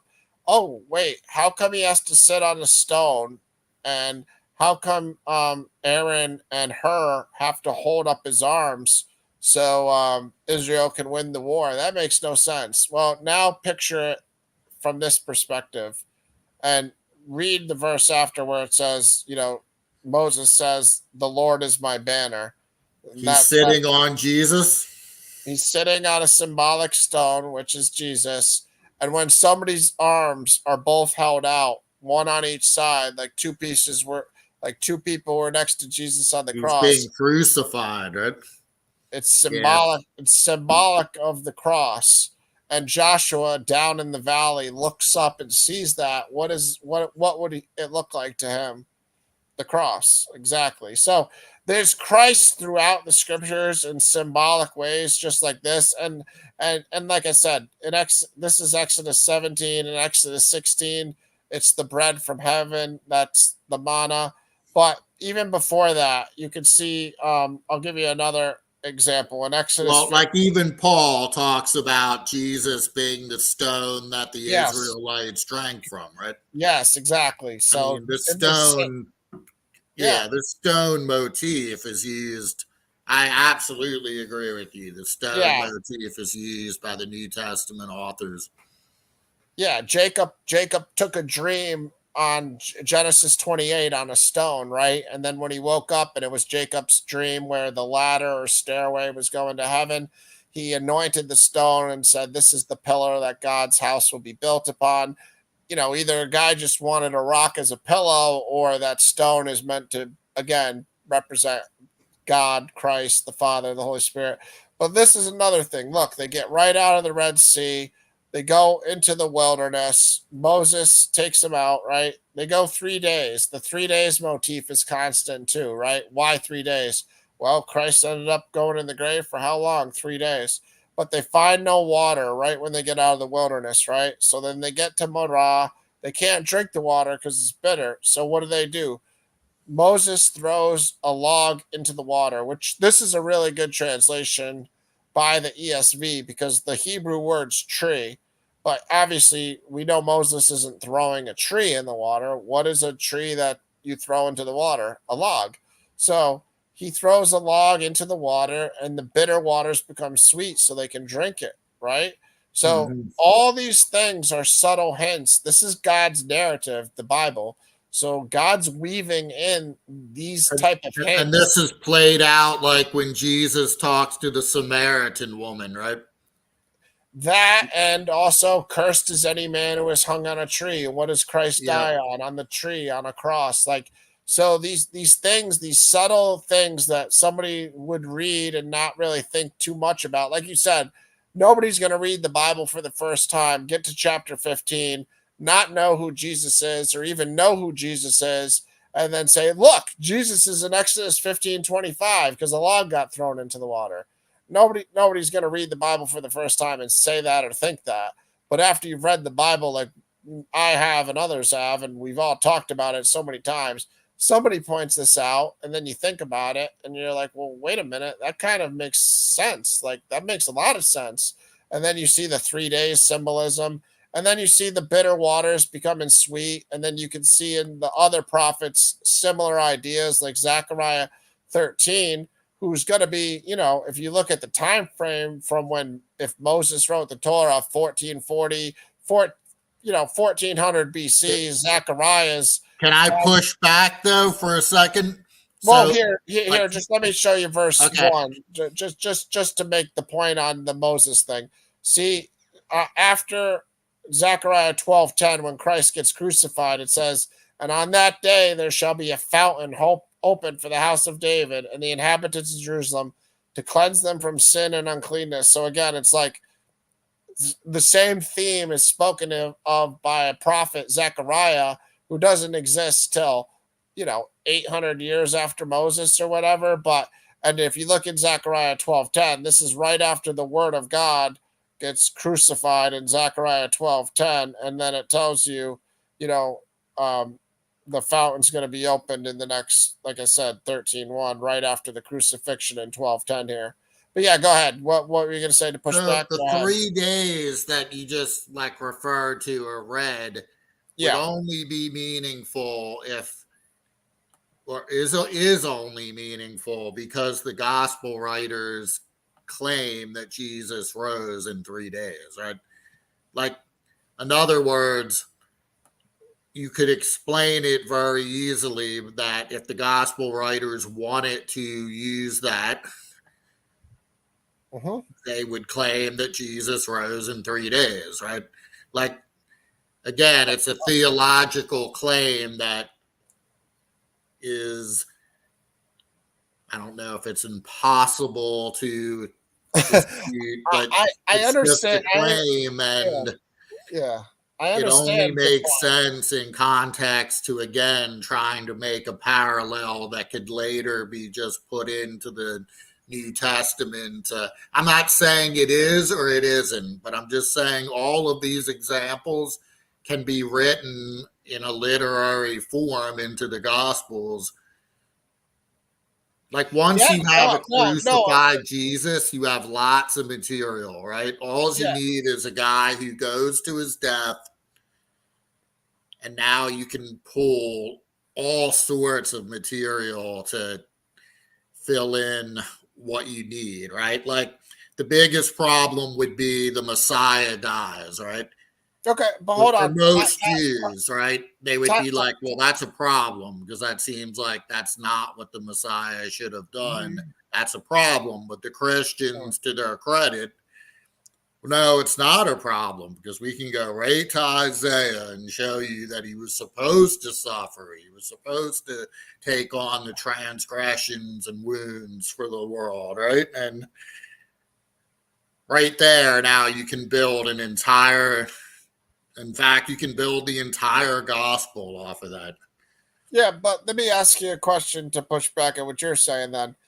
If the New Testament authors are just doing this writing after the fact, and they're going to go to the Old Testament, and they're just going to find things that, oh, they can persuade people this is the Messiah, or I can even try to prove God by doing this. Why are they going to do some of these things like make Jesus the Passover lamb? Like why make a Because human it's being? another connection. Yeah, but why would they try to make a hard connection like that? Like, oh, not only is he God, but he's a lamb. So the people, the ancient Israelite people, are going to look at that and they're going to say, God's not the lamb. God is the one who's saving us. The lamb is just something we kill and eat. We kill and eat a lamb. A lamb's not that important. You know, Right. And that ties into the Eucharist, right? Or yeah, the, it does. It the does. Last Supper. Yeah, but that's the point. It's like So, some of these things you have to say would create just as many challenges as opportunities, is what I'm saying. So for a New Testament author to try to force into the text Jesus is the lamb, and then have John the Baptist saying, look, the Lamb of God who takes away the sins of the world. Some of these don't strengthen the Trinity. Some of these don't strengthen, they're not all opportunistic, is my point. no, but they all make connections back to the Old Testament. If the point that they're trying to establish is that Jesus is fulfilling the prophecies, right?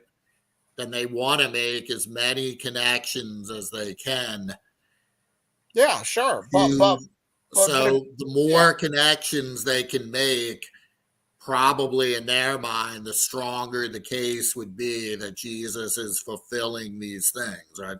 Yeah, but not all of these, like I said, are gonna help convince people he's God or the Messiah. Well, Like I yeah, said, I agree, but yeah. I think the suffering servant would be a no deal for people right off the bat, and that's the whole. I think that's like the biggest. That's it. That's like what all the The bit prophecies are the centered biggest around. So if you don't buy that, then but if you don't buy that the Messiah could have died on a cross, mhm. then you've already out of it, right? So like anybody who buys into it will have to at least accept something that's difficult to initially accept, and that's the whole point, right? Like the apostles didn't accept those initial ideas, at least according to the gospels. They didn't accept the fact that he was the one who had to die, right? Yeah, So yeah. like Peter that's the taught it, and thing. That's it's turning. It's why Paul talks about that it's like foolishness, yeah, right? yeah. The wisdom of the And world is it's foolishness to folly, man. right? Yeah. Because it's not what you would think no Jew would think. And in fact, he Mhm. says that they're blind to it, right? This is Yeah, the stumbling block, right? Their eyes have been closed, their ears have been, or their eyes have been shut, their ears have been. yeah. But that's the point. It's like some of these aren't just like advantageous to make the case. Some of them are creating obstacles by putting them in the text, but they still put those ones, like I said, like the Lamb of God in the text. So yeah, from a Christian modern perspective, you could just be like, oh no, Passover lamb just is just another strengthening argument. But to an ancient Jewish audience that spent the entire time sacrificing actual lambs on Passover and being shepherds and so forth, that's not going to persuade them that's who their God is. You know what I mean? But It's going to, if right. anything, distance themselves from believing that's their God. So my theory, and I think you've already picked up on, is that all of this comes from Paul.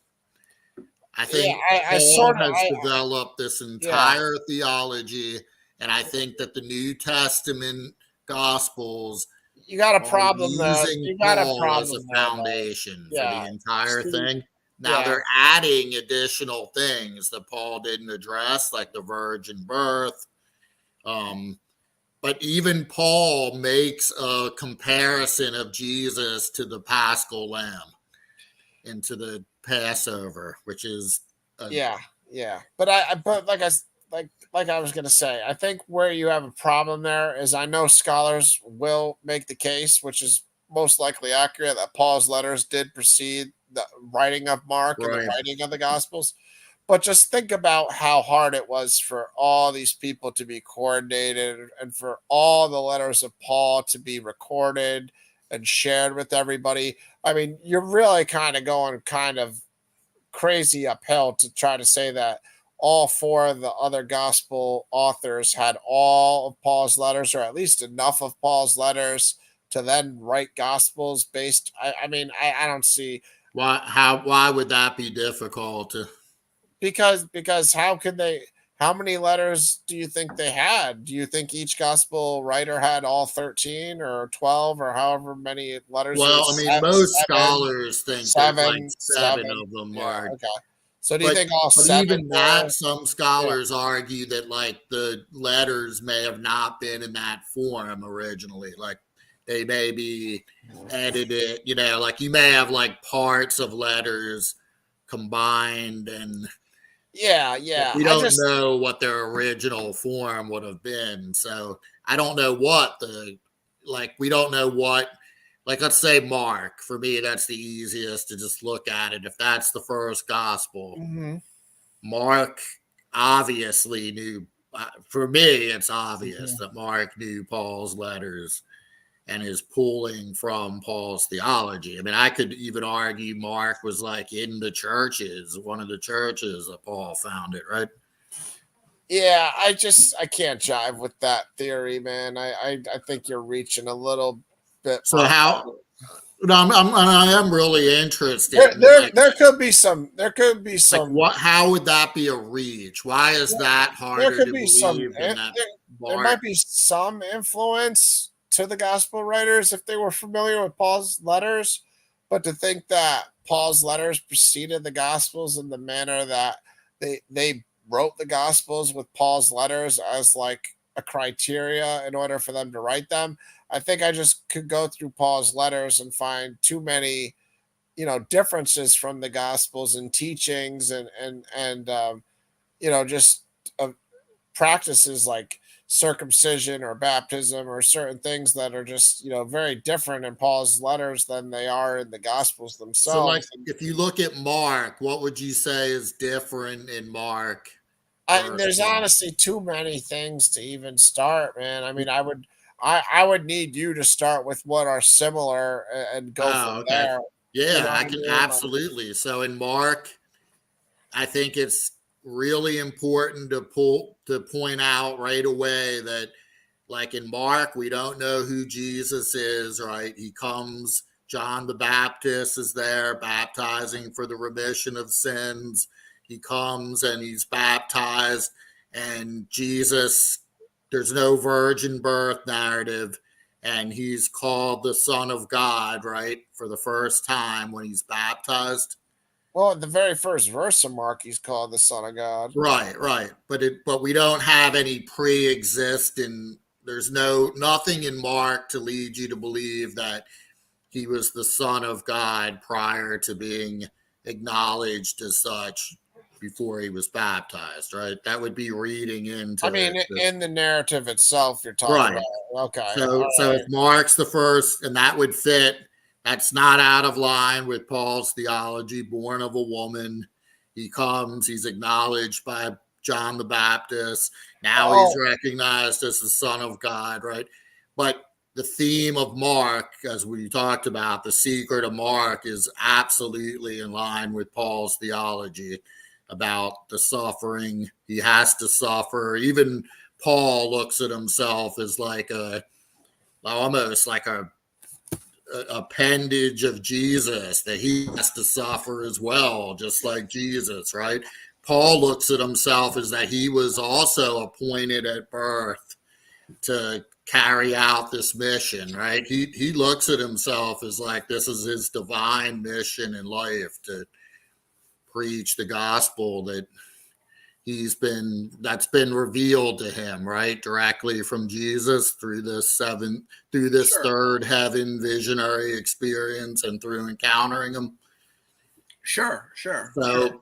So this is the gospel, and in the beginning of Mark it says absolutely right out front, this is the gospel of Jesus Christ, right? The good news. So this is Mark, this is Paul's theology. This is putting it in a narrative form, essentially. There's nothing in Mark that would in any way, it's when Jesus talks about, it's not what the foods, unclean foods, and that fits. Can I ask you if there was a certain scholar that put this idea out there and you just jived with that? Or There's been a lot of scholars who have looked into Mark in pretty good detail and found parallels to. I can give you like a lot of just direct, like,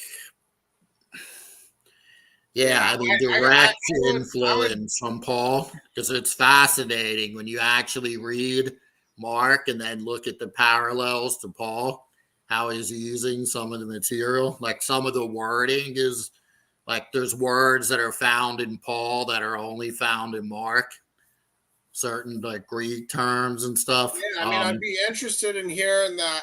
But it's really just the overall theology that's pretty clear. It's like, obviously it has to be grounded in, Jesus's ministry. So he's addressing things that are only later addressed by Paul, so it's like he can't be openly confessing Paul, right? That wouldn't make a historical narrative. So I just think that for me, as somebody of faith, I just know that Paul is obviously going to align with the Gospels just out of the fact that it's God writing all of this, not like it's Paul's individual writings, So to me, like, I don't have a problem with like most of what Paul is saying, just not most, like all of it basically aligning with the Gospels, despite there being like unanswered questions about like a virgin birth. Like you said, people will say like, well, Paul never had a virgin birth, and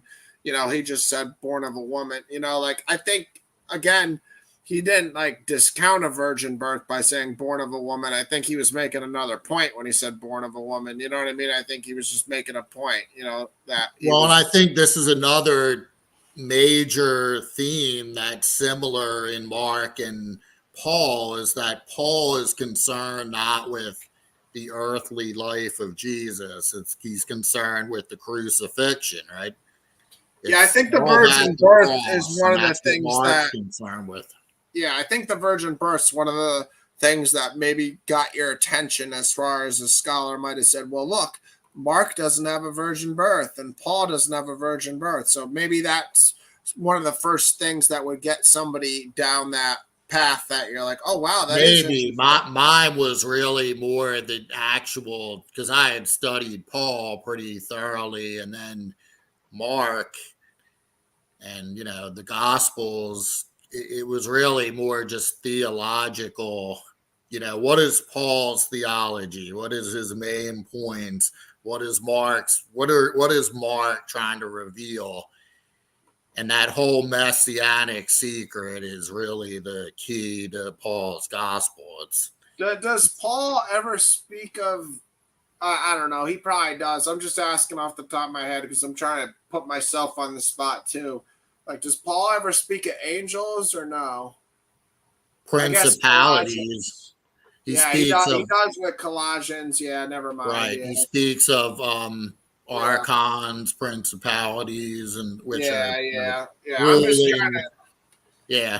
I'm trying to brainstorm as I'm talking to you because I've never heard somebody make this argument before. So I'm So trying the to. other interesting thing is the first.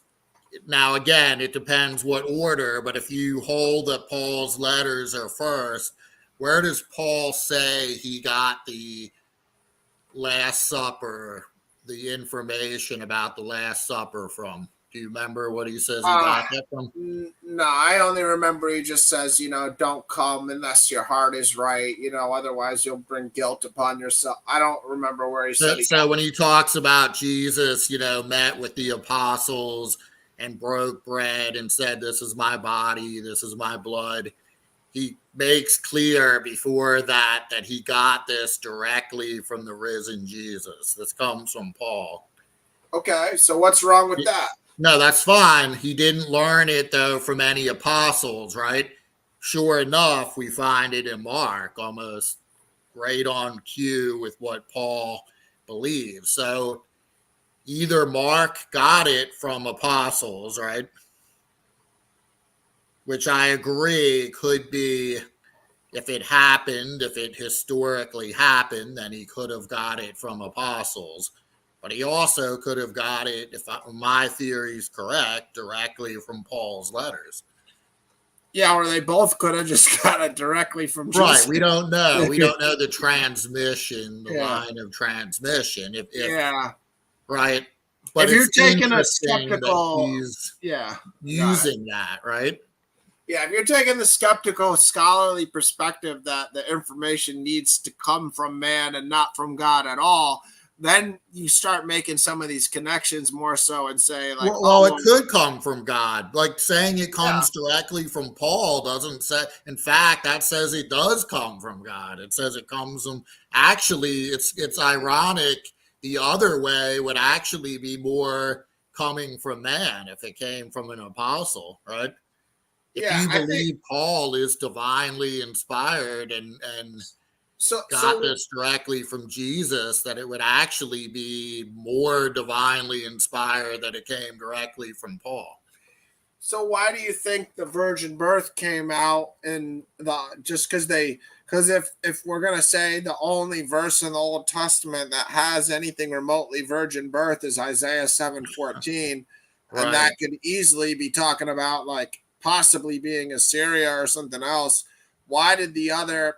I mean, Luke goes way out of his way to Yep. write the most about the virgin birth, obviously. So my theory is that pretty much in antiquity, everyone who was considered divine, not everyone, but many Yeah, divine other, figures were born of virgins yeah, or other had pictures. some sort of special birth, right? Yeah, yeah, Like I'm familiar with Romulus, Dionysus or whatever yes, other cultures. Heracles, Yeah, even Alexander the Great.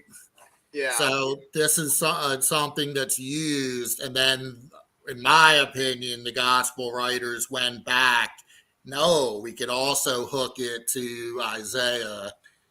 This is something only Matthew does, right? It's not like Well, every author does this, Luke has the most on the right? virgin But he birth doesn't because they have. he doesn't link it to directly Isaiah. He doesn't. No, but he has the more information than anybody else because Right, he has a different Mary's. narrative. Yeah, Mary's encounter. Yeah, And his involves the census and how they had to get back to, right, but also Matthew works on that the Messiah had to come from Bethlehem, right? yeah. Again, I mean, he's going back to don't Old let some Testament. people like Bart Ehrman make these crazy arguments that well, it's not crazy, but these outlandish arguments that Luke's just writing this in and that he's just writing that in, and there's got to be some like reasonable standard for what ancient author can write, and like if he's saying they went back to Egypt, so he can just write in the scripture out of Egypt. I called my son. Well, Right. then he would probably do it in a more convenient location, right? You know. Right. I would follow similar to Bart Ehrman. I mean, he's making it's a motive. It's like this um the whole Herod, Yeah, but hold on, killing the just hear me out. firstborn. Hear me out a little. Like I said, like if I'm gonna throw it in just to like get a proof text to the Old Testament, why am I gonna do it in the most inconvenient spot possible where I can jeopardize my entire narrative being questioned? I don't. Why wouldn't I just put it in a more convenient spot? Out of Egypt, I called my son. Okay, Jesus got called when he was 12, not when he was an infant at the census. You know, like it could happen at any time. You know, if the author's just throwing it in as a proof text, why do it in a time when it would make it more inconvenient? I don't know. Is there any place where a Bart Ehrman wouldn't question where it was thrown in? Wait, say again. Was there any place in the gospel where it would be Bart Ehrman proof?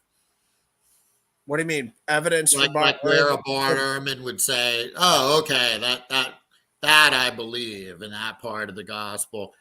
I guess my point is, I think anywhere people like Bart Ehrman or myself are going to look at it and say that's referring to, like Rachel weeping for her children again is pulled out by Matthew to use in his context, but not the original Yeah, no, context. I hear you. Bart And Ehrman honestly has gone down a terrible path of like, like you the know, out of Egypt is referring to all the Israelites, right? Not just one. So clearly it's being projected and used as Matthew. yeah, I mean, like I said, I would just be careful But it putting too much. connects to his infant narrative, right? The whole point of Herod wanting to kill the firstborn goes back to Moses, right? Yeah, but again, like if all Luke is trying to do is use out of Egypt, I called my son.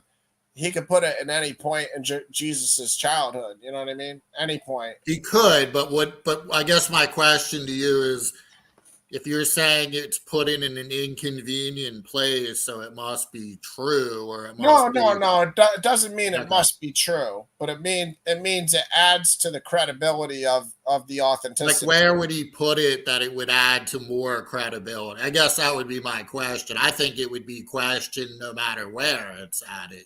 Well, I'd have to go through and reread the Yeah. story, and you know what I mean. I mean, I'm not debating whether, like, you're right. Maybe it could have been used in a better, but then that would just then argue the opposite point more. Like, if it's not, doesn't have to be there, then it could is go just both. making fun, Yeah, it right? could go both ways. You know My what I'm problem saying? is, yeah, Like, yeah, if you could use it anywhere, then that would show that it really isn't a prophecy, right? Like, it yeah. But either is my or it thing. isn't. Well, I'm trying to counter what Bart Ehrman's using it against Luke is my point. Is that Yeah, I think if that's Bart Ehrman, Matthew, but no, Luke's the one with the Egypt census thing. oh But yeah, well they have to come back to the and that yeah, has problems too from critical scholars in that, like, yeah, why yeah, would you need to go back to your original homeland to conduct a census of your ancestors? That yeah, doesn't really make a lot of sense. But yeah. The amount of time it would take to travel unless to you're Egypt. just trying to get Jesus back to Bethlehem so that he can fulfill the prophecy. Yeah, it's one of those things where Bart Ehrman's always going to be looking for verses to try to disprove the Bible somehow, and he's just gotten to the point where his But heart's closed off, and like he's Matthew's Nazareth passage, there is no passage that people have been able to identify that fits. There's been speculation. Is he talking about a Nazarite? Is he where is he getting this Nazareth? He's either referring to something that we don't have anymore. Yeah, no, And they do I know, that I sometimes. know what They you're talking combine, where they're saying like because there is nothing in the Old Testament that says but the Messiah has to be a Nazarite. So why is it no, Matthew even it's doing that? Yeah, I'll agree with you that at times like New Testament authors might be reaching on some of their connections and they might not be perfect. Like I know in Matthew, for me, the two donkeys is a mistranslation of Zechariah 9 because every other gospel on the triumphal entry only has Jesus riding on one colt. right. Yeah. Matthew, most likely being a Hellenistic Jew, was translating from the Septuagint, and the Septuagint mistranslates Zechariah 9 to have a donkey and a colt. And because Matthew probably knew that Jesus fulfilled the Zechariah 9 prophecy, he Right. just used the Septuagint that he had and went to that as his translation to show that Jesus fulfilled Zechariah 9. But then he creates a huge problem with a donkey and a colt instead of Jesus just riding on a colt into Jerusalem, or one colt or one donkey into Jerusalem. All the other gospels have them just on one. Yeah. So Well, I and I agree hope with you understand, you probably do at this point. I'm not the kind of critic who goes, see, that's I don't even point to that stuff as why no, I no. would I say mean, Christian. I'm a Christian, and I Yeah, don't let it disprove my faith right. because I just gave you the reason why it would occur. You know what I mean? Like Yeah, Matthew's a Hellenistic Jew. He was translated from the Septuagint. He knew that Jesus does fulfill Zechariah 9. He truthfully does. So he most likely had the Septuagint as his only translation. So when he went to Zechariah 9:9, he got part of the story wrong. You know what I mean? But to me, like those things, like or the rooster crowing twice, it's a blatant contradiction because in Mark, the right. rooster crows before Three. Peter denies him 3 times, and then he crows again.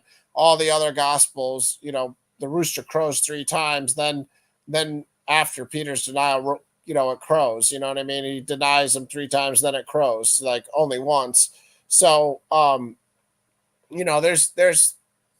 there's translation things that occur within the text, and like the rooster crowing one can be explained by Mark just having a bad manuscript, because some manuscripts in Mark don't have that rooster crowing at that point. So when the rooster crows twice, it could just be after the 3 denials. That would make perfect sense, that the prophecy that Jesus said, the rooster won't crow twice until you deny me 3 times.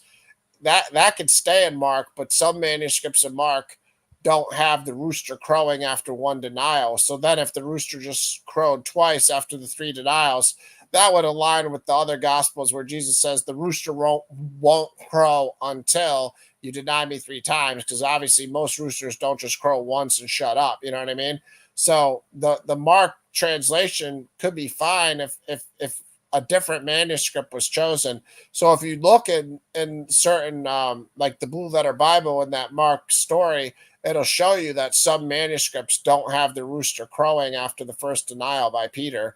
So manuscript choices and translations, all these things, scribes, all these things are part of our current Bible. You know what I mean? So it Yeah, doesn't mean God's not infallible. It doesn't mean God's not inerrant. It means there's been thousands of different translations and people handling them in thousands of years. And, so, and why does God not throw lightning bolts from heaven every time a scribe makes a typo? Like we can have that discussion. You know what I mean? But, well, and I think much more important, if you want to use the word discrepancies, or is so in Mark and Matthew, where are the apostles told they're going to see Jesus the first time, right? That's different. It's in Galilee in the first two, and in Jerusalem in Luke and John. So That to me I'd have is a to look much at more that one. significant difference than, things like, did he ride onto a colt and a donkey, or did the rooster crow 3 times or 2 times, or like Yeah, Galilee and Jerusalem, I it's a believe, are at least, major difference, right? well, a nice distance apart is what I was gonna say. Like they're not next to each other. And Those are so pretty. I have my theory why, right? So which ones you just said? Say it again. What? Because Luke So in is Galilee. Yeah. Mark, there is really no appearance because it cuts off at the women fleed, right? And Okay. told no one, unless you think the verses after are actually part of Mark, which most No, scholars most no. don't Those think so. are added to later And then manuscript. in Matthew, they see them and they see Jesus first in Galilee, and then later Okay, so in what gospel do they see him in Galilee first? Matthew, and then Mark. They're told that they will see him in Galilee. Okay. Like the man that's the young man sitting in the Or what? In John and Luke, you're saying they're told they'll they see him in see them in Jerusalem? Jerusalem first, because the whole point is that, and then you get the development too of like, what is Jesus's? Does he have like a corporal body? Is he like a, like I think Paul has this idea, and this kind of goes into your full preterism. I think Paul has an idea that it's more of like a, kind of an angelic kind of body that's not like, it's physical, but it's not human flesh, right? There's not like marks on his body. It's a transformed body. But then Luke and John seem to have more of like an order. And I think this is to show that Jesus really did rise. So they can touch him, he can eat food, he can, Mm-hmm. but he could also do things like pass through doors and stuff. So Yeah. it's it's hard to kind of narrow down where these traditions, came from, but they definitely, I think the location is definitely on purpose. And I think the Galilee sighting is more for the Gentile mission, which again, I think falls into Paul. Galilee was an area where like Jews and Gentiles would have been kind of mixed, right? Where Jerusalem would have been where the Jews would have seen him, right? Yeah. And that Yeah. kind of fits Luke is trying to, put more priority back onto the Jews first and then Gentiles, right? Yeah, it looks like Galilee, at least the Sea of Galilee, is 70 miles from Jerusalem. I thought there was a solid distance like that. So, Yeah. yeah, Sea of Galilee, 70 miles they have.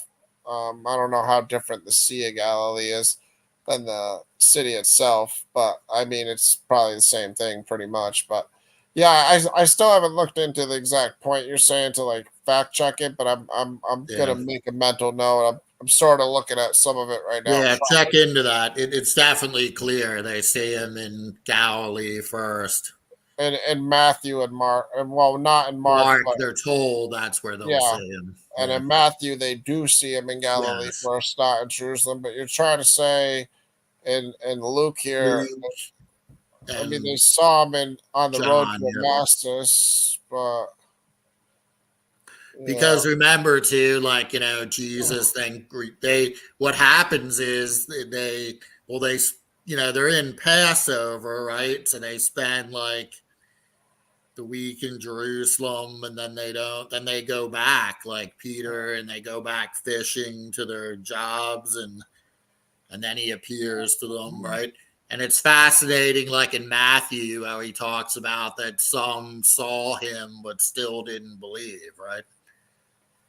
yeah, I find that an interesting verse too. Like, yeah. what did they Well, see that they didn't believe, right? yeah. I think you got some interesting perspectives, man. I don't know what's really preventing you besides, you know, what the main thing is that's preventing you from being a Christian, I guess I would have to say some of this biblical exegesis is probably preventing you because you just don't think the Bible is divine from God, or you tell me what you're thinking on that. Well, I think the eschatology, for one. What about it? So, as you kind of pointed out, I would be in the camp of saying it's a failed prophecy. Okay, all If right. So I'm you're interpreting it as some form of literal or real impact, like Jesus is predicted to really return in some, it doesn't have to be a physical body like you and I have, like Paul talks about, like an imperishable body, right?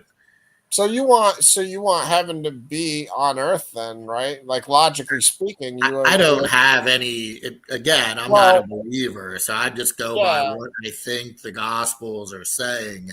But again, I'm fine. I don't have any reason that I can, or that I would reject your full preterist, other than it just, Yeah. to me, doesn't offer any sort of hope or Well, hold on. like. But again, I'm not in the game. I'm not. It's. But I don't see why Hold on. anyone would. Let me put it this way, but you're in the game whether you know it or not, sir. So you might not view yourself as in the game, but trust me, you're in the same game as me. You got the same God as me. You just don't know it at this point. So you're in this game, trust me. My point is what you just said there stood out. Like no hope in my view. Why would there not be hope in my view? My view is telling you that heaven's not here, so nothing failed.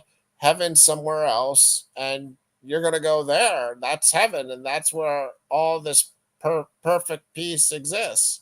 So why would there not be hope with my So view? you're saying when you die, this is when you'll go to the heaven? Yeah. What's wrong with that view? Because I mean, It just again, doesn't seem to. where do you go right? Where hold on, It where do you seems. go It right now? seems to. It seems to not. And I guess this goes back to, again, the direct interpretation of those passages. Then seem to be kind of throwaway passages, to be honest. Like, if they're not in any way, you're connecting them, I guess, mostly to the judgment on Jerusalem, right?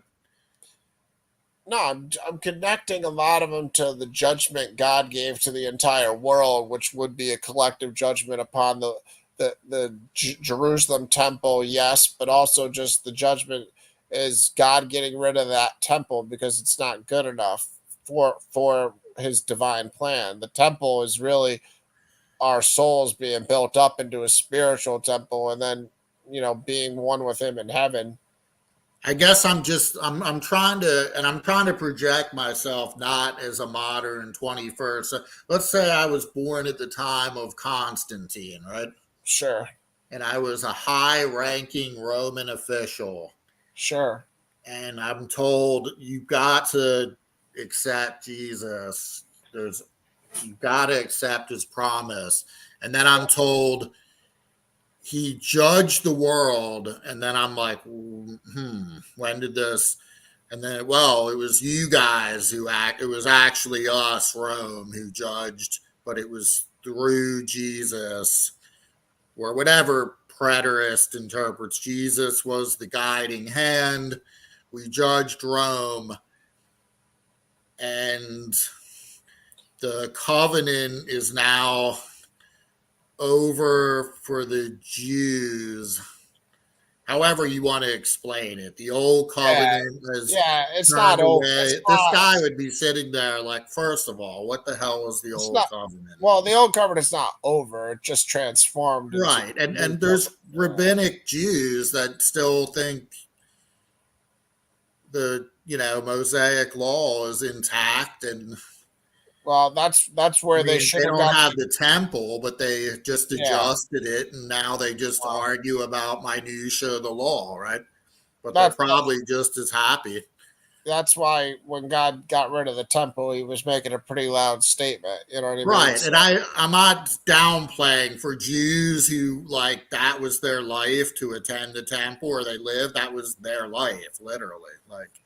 Like I'm not saying that was not that was huge importance. In fact, it was like many were taken into slavery. And in fact, the 70 AD, like that was a horrible years for being a Jew, right?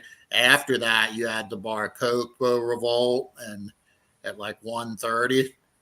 So like these were massive issues with being a Jew. Like many Jews were slaughtered, and but again, being a Roman official accepting Christianity who has no ties to Judaism, I don't see how any of that you would be like, that would just be like a historical curiosity, or to the extent that it has a theological means, right? Like the Roman official might say, I hate the Jews, or I sympathize with the Jews, or whatever their stance is, but it wouldn't be tied in any way. Then they would just say, okay, so what's my promise then? Why should I accept Jesus?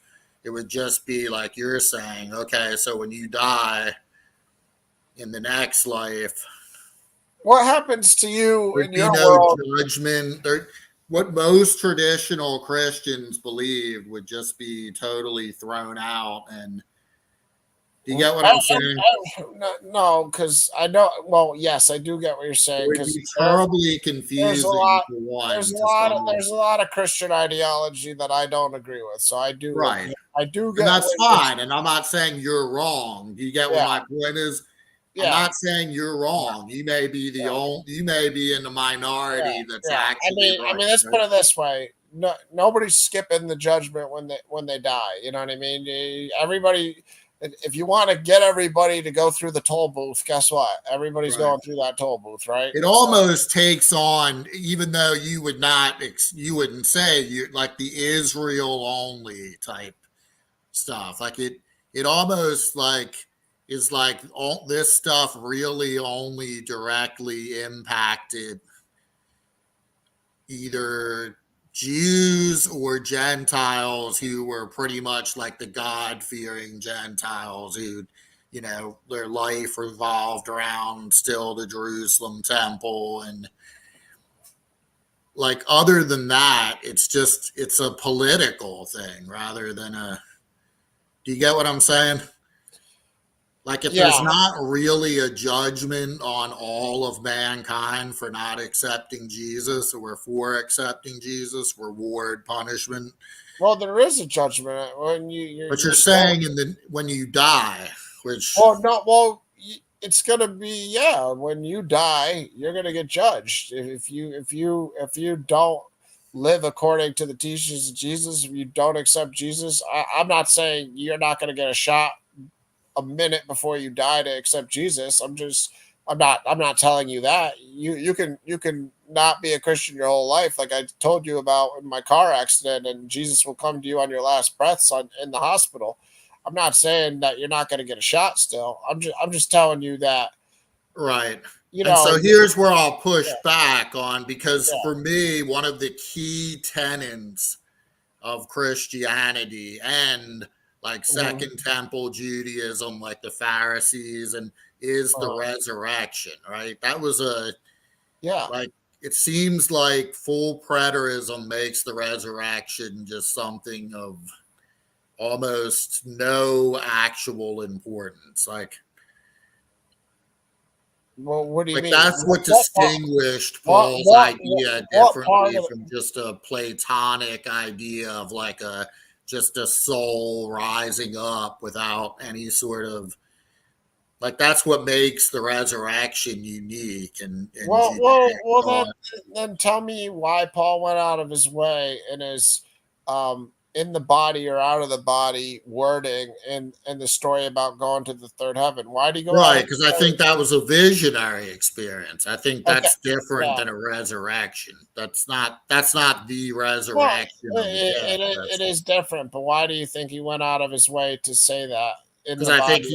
he was saying, I don't know, I was out of my mind, literally. Like I wasn't, or I was in my mind, I was out of my body. Like he didn't know. He was like, I don't know. I had this experience, and Mhm. whether it was me literally rising up or me transcending in some spiritual way. Yeah, I think he was just saying, I don't know what, but I do Well, think Paul is talking about some sort of a resurrection. And we know that because other Jews in the first century believed in some sort of a resurrection. I'm not saying it was exactly like Paul's. I think there were different theories, like what was the body going to be like, and but like in Acts, that's one of the things the Pharisees. That's one of the things that Luke, if you think it's Luke who wrote Acts, like uses to show that the Pharisees were somewhat in alignment, right, with what Paul was saying, because they believed in the resurrection, whereas the Sadducees don't, right? yeah, yeah. So like like that's a big thing, and if that has no difference in any reality other than it, like I don't even know what, how would that even be at all relevant then if it was just the same for everybody. Like I guess what my question is how is that even worth even mentioning if Well, was there's Elijah? really no. Well, at the Transfiguration, let me ask you, what were Elijah and Moses according to you? Because they obviously weren't in bodies like we have, but they Right. came, they appeared in a form, Yeah, I think in a like Paul bodily described, form, they in a like a bodily form, resurrected body. and then they left. And how did they leave? Uh, I don't know. Ascended back. I mean, Elijah originally Yeah, yeah. ascended. So what I'm trying to describe to you is the leaving part, right? That's my view on death, right? Like how did Moses and Elijah leave? They weren't limited and they didn't have to hop in a bus or an airplane.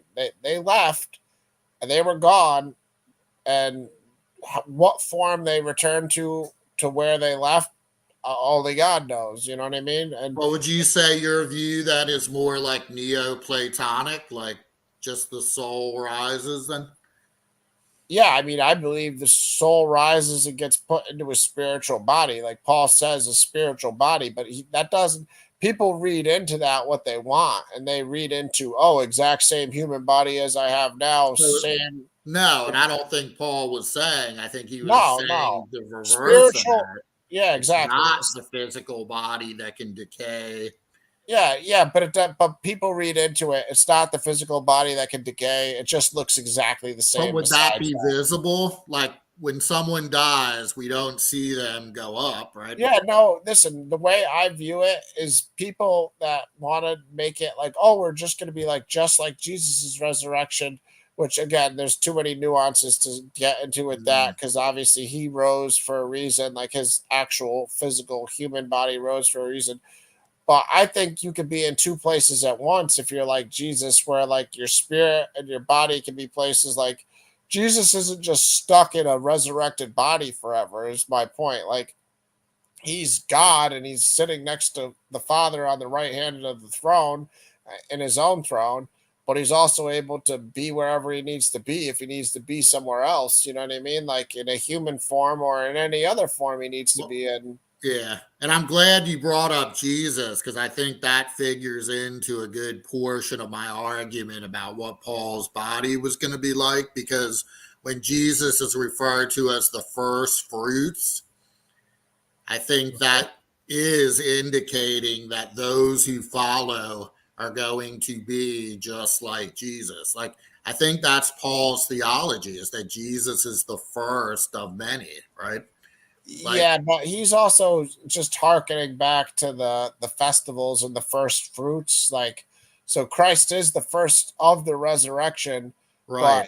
he's also speaking to the festival, the first fruits where you wave the sheaf offering, you take your best fruit, and you give it as a sacrifice to God. Like, it was an entire one of the festivals that the Israelites used to Right, practice. but the second fruits are just in nature like the first, right? Like I think Not, that's yeah, the but yeah, comparison yeah, he's yeah, but making. yeah, no, but what? See, some people will agree with you and say, yeah, the second we're gonna be. I know certain denominations of Christians that say, yeah, this exact body that dies, that goes into the grave, that's the body that's going to get Yeah, raised, I right? think that's false. Yeah, I That's think that's not ridiculous. Paul's It's theology. insanely ridiculous. Yeah, And I he think. makes that clear that it's not. He Yeah, makes that point that yeah. it's Well, not the same body. yeah. Well, they don't listen to me when I tell That them. So that trust me. part I think is absolutely clear. But Yeah. So whether I don't what the agree. body is what the question is, right? Which is Yeah. really fascinating because it has so much to do with the resurrection. What Hmm. type of body did Jesus rise in, right? What type of Hmm. body are people going to get when they're Well, saved? think about this. Like, when in It's Genesis it says the Spirit of God was hovering over the water. Like, what does that mean? Does that mean you could see it? Does that mean it had certain? It was limited by certain dimensions. What? I would say that's an invisible, but like spirit is what pneuma or in Yeah, I mean, it could be ruach or pneuma or yeah. nefesh. I mean, it varies. Yeah, it varies. But my point is, like, I'm more in that camp where, like, an angel of the Lord will come in the Old Testament, like the angel of the Lord came to Samson's parents in Judges 13 or 14. I forget, 13 or 14. And he's in like a human like form, and they're talking to him, and then they make a sacrifice, and they sacrifice a young goat, and they light it on fire, and then he jumps into the fire and disappears up into heaven. So he goes up into the flame, right? Yeah. So that's what I'm saying. I believe the afterlife is. I'm not saying we can't appear in like a spiritual body that resembles a human form, but I'm just saying, like, we're not limited to that in our capacity. Just like when, all the Ezekiel 37 scriptures talk about, breathing life into the valley of dry bones and God raising people from those dry bones. It's like the spirit to me is where the life is. And I think a lot of Christians have kind of messed that up where they're trying to like make the spirit without the body like this impotent thing when really it's like, no, only the body is impotent without the spirit. The spirit is going to sustain no matter where it's at and no matter what form it. Like Christ said, if the rocks would cry out, if these people would stop crying out, because God could raise up children of Abraham from rocks, as John the Baptist said. So it's like the spirit is the entire life in my So, Christian understanding, and I don't know why people so try to when turn that Paul into says a like we will be platonic. changed at a twinkling of an eye, right? Yep, in 1 Corinthians 15. Yep, Right. yeah. Isn't that putting on the imperishable? Isn't that what he's talking about? That new body? Yeah, he says a spiritual body. Yes, Right. But but so you're saying that could be though invisible still. yeah, yeah, it And could it's be at all. death. Yeah, I don't think Because it's it's a not body that has one. to urinate. You know what I mean? I don't think it's a body that has to do a lot of things. I think it's a body that can appear in that form, but it also is a body that can go up into the flame of fire like the angel of the Lord did. If we're going to be like angels, like Christ said, you're going to be like angels to the Sadducees who didn't believe in the resurrection when they said, whose wife is she going to Right. be? Then why couldn't we go into that flame of fire just like that angel did in Judges when he was talking to Samson's parents? To me, it's obvious I could, if I'm blessed enough to get Yeah. that. That's a fascinating set of passages that I'm glad those are in was it Matthew where he's arguing with the Sadducees. And he Yeah, it's says, in and he's Matthew the 22. interesting part is when he said when he basically their whole thing, is about like whose wife will it be? But his whole point is you don't marry, right? In the kingdom, nobody is married, or which again I can go back to, Paul talks about like preparing for the end of the age and acting as if one has no wife, or I think that again is alluding to that like in the kingdom to come, there is no marriage, there is no male, there is no slave, it's like once the transformation happens, that's why, again, you would have to so you interpreting those as at your death. See, I interpret that as the kingdom of God is this thing that's coming when Jesus returns. Yeah, see, and all is going to be made anew, right? Like, yeah, see, when Jesus returns, he's coming to get you at your death. That's the entire point to me. Like, I don't understand why that's hard for people to get. Like, God's clear, the kingdom is not here. New Jerusalem is in heaven. It's in the sky or another realm. It's not here. So when it says he's coming, it's not saying he's coming to make. So if the kingdom is at hand, and that was 2,000 years ago, how do you deal with those verses? Because the kingdom is at hand means that God's creating the peace that needed and the message, the Messiah, in order to enter that heavenly kingdom, like I just told you, I believe in. So the kingdom is at hand is just saying repent because the kingdom is at hand, meaning the Messiah is here who can take us to God. Our way to God is here. Believe in this. So like Messiah. Your possible death is at hand. Is that how you would?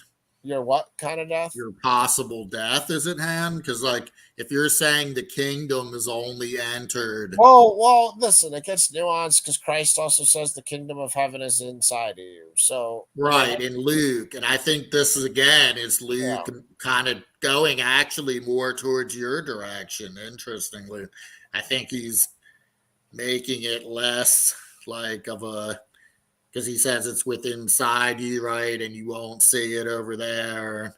Yeah, it's similar to like Christ what the Gospel of Thomas does, right? Yes, exactly. Like Christ says, you won't see him, and yes, exactly. Yeah, so it's become more of a spiritualized thing. Yeah, and but critics like me will say, yes, of course, it's because it didn't happen, and Jesus still that's well, you're wrong. It did happen. So the problem isn't the people like me that are saying it did scoffers like me. The problem are the people that are the problem is the people that are not just the scoffers, the Christians that are teaching people that it's supposed to be here.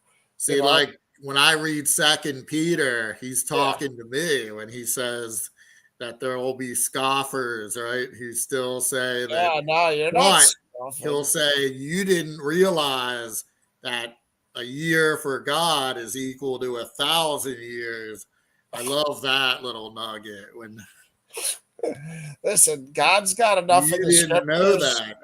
You know when you update your phone and you're like, oh man, I didn't know I signed up for that new thing on my phone. Oh no, I just imagine Peter sitting there like some like Jew coming up to him or Gentile being like, all right, Peter, you're full of shit. Yeah. Where is your Lord? All right, I didn't tell you this.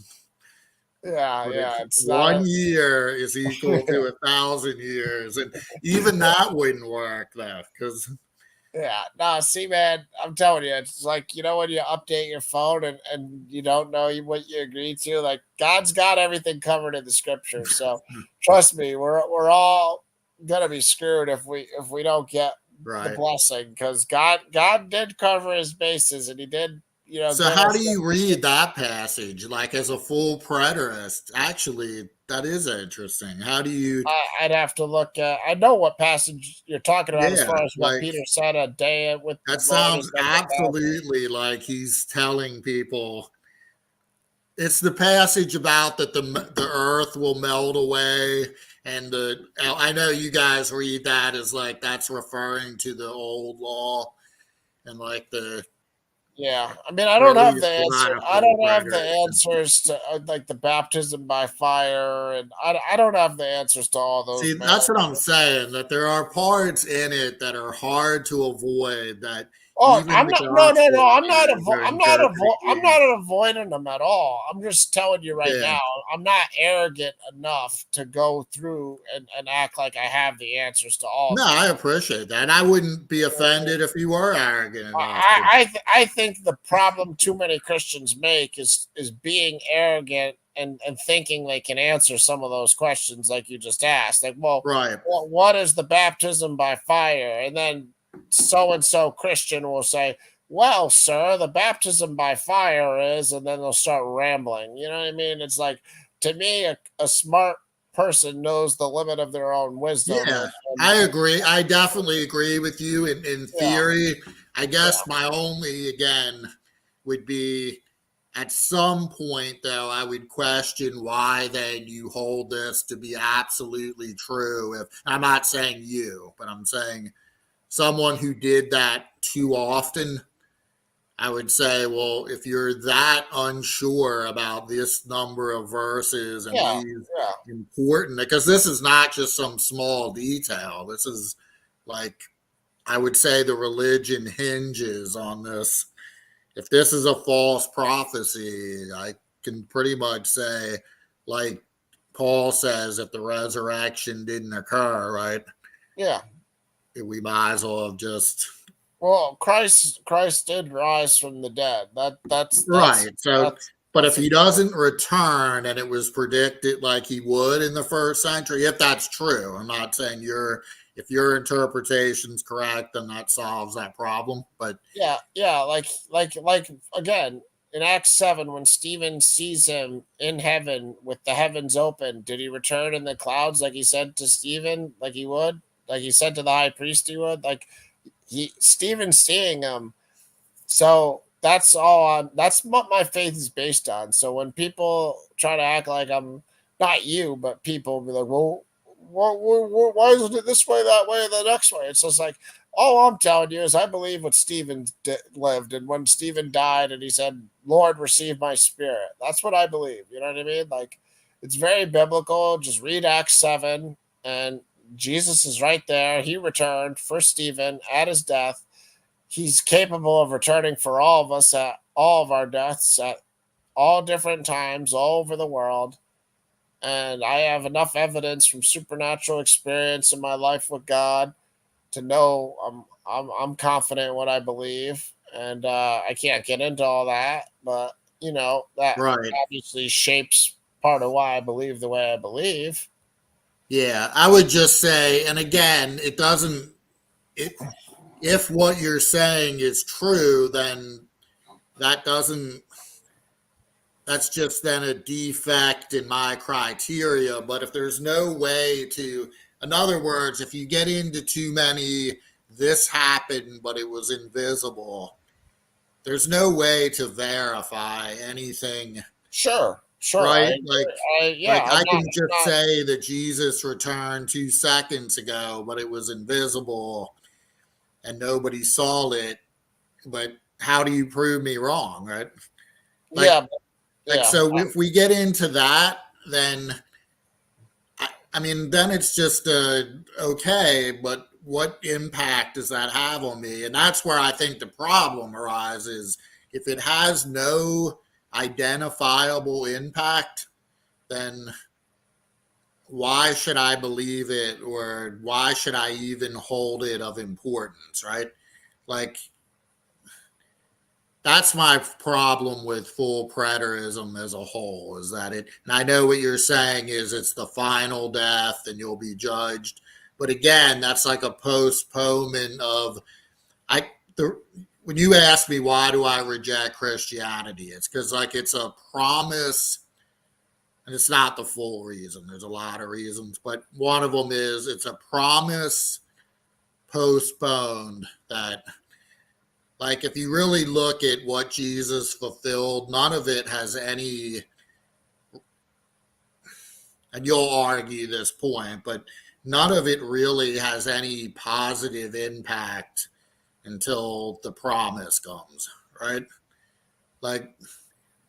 It's almost built into the religion that it looks like things are bad. Like, he suffered, he died. You as a follower will likely suffer and die following him. You'll be persecuted. You'll right? This was the message of early Christianity, but there's a big promise waiting on the other end. But the skeptic will Yeah, say but hold all on. throughout the When's ages, that? well, let's wait for this promise then. Where is it? Right? Yeah, but that promise is always, to me, always at death. I don't know why some people think that promise is Jesus is supposed to come in my lifetime and rule the whole earth. Right. It doesn't have to be, but look at it from the skeptic point of view. It's not even a neutral, well, let's just live our life like normal and then the promise will come. Christianity doesn't ask you to do that. It asks you to actually Be give your miserable and entire suffer. life Yes, for I this understand. promise, Yeah, I right? It's understand. asking you to give all of your earthly success and hopes. And I know Buddy. you would probably say that's not true, but if you No, actually look no, at buddy, Jesus's ethics, buddy, it's totally true. You're talking yeah, to somebody that, absolutely. Like if I was actually a Christian and actually following what Jesus said, I'd be probably praying every minute. I'd be reading the scriptures. And if I'm not praying, I'd be helping and assisting people. And like I'd be giving my life as a servant until the time that I either die, if I believe in the full preterist position, or until Jesus comes back, right, in judgment. And at that time, I'm probably being abused, mistreated by my enemies. I've got, yes, the love of fellow Christians around me. I'm singing hymns, but it's all about serving God, right? yeah, I mean, So, it's not a more convenient way to live as far as enjoying your life. Honestly, right, it's a it's not meant, major sacrifice, yeah, literally. it's not meant to, it's not meant to make your life easier, because giving away all your money and Right. suffering and being the servant of all. Jesus literally says, "Whoever wants to be the greatest among you must be the servant I'm slash so slave of glad you all." acknowledge that and see that. Like most Christians I talk to don't even, they think that the purpose is so that they can go get a good job, save up for nice retirement, and No, no. they make no sacrifices. And me as a non Christian can clearly see this, but they don't believe it. They interpret every Yeah, no. passage in some way that it's like, Yeah. how are you any different? Then do you think that like, but then they rail against what they think were the, heathen and the pagans at the time. And I try to explain to them a lot of heathens and pagans were very interested in like ascetic lifestyles and like, so if you think a Christian living like that back then would have differentiated themselves in any way, they would have been laughed at. Like, Yeah, no. and Jesus no Christ. doubt many did. I think probably most of them didn't live like Jesus. Yeah, yeah, I mean, look So. at what Paul did, and being treated and Right. mistreated, He was and beaten and like yeah, yeah, flogged and not only, and it wasn't like he was like, I wish this didn't happen. That was like his pride and joy that he was abused, and that's how he got his like credibility, right? That he was yeah, yeah. believed. He Well, suffered. He was destined. honestly, that's the ultimate, thing that we should all strive for, and it's not an easy thing to strive for, honestly, because you are putting your faith in God to give you a life that's worthwhile, and Right. you're throwing away your only guaranteed life that so it's a heck of a gamble if you're not a gambler. Absolutely. So And so so on the one hand, I do understand it, but you asked me why I reject Christianity, because I reject that. Again, it goes back to the Garden of Eden. I'd rather strive to be divine, not by living a life of suffering, but by knowledge and So no, I don't think Jesus's ethics are actually, like it. Here's the problem. It I'm glad. requires to presuppose that it's all true. Yeah. I mean, I guess you could have somebody who thinks that's just a good way to live, even if you didn't have a promise. That would be a very rare person. Yeah, sure.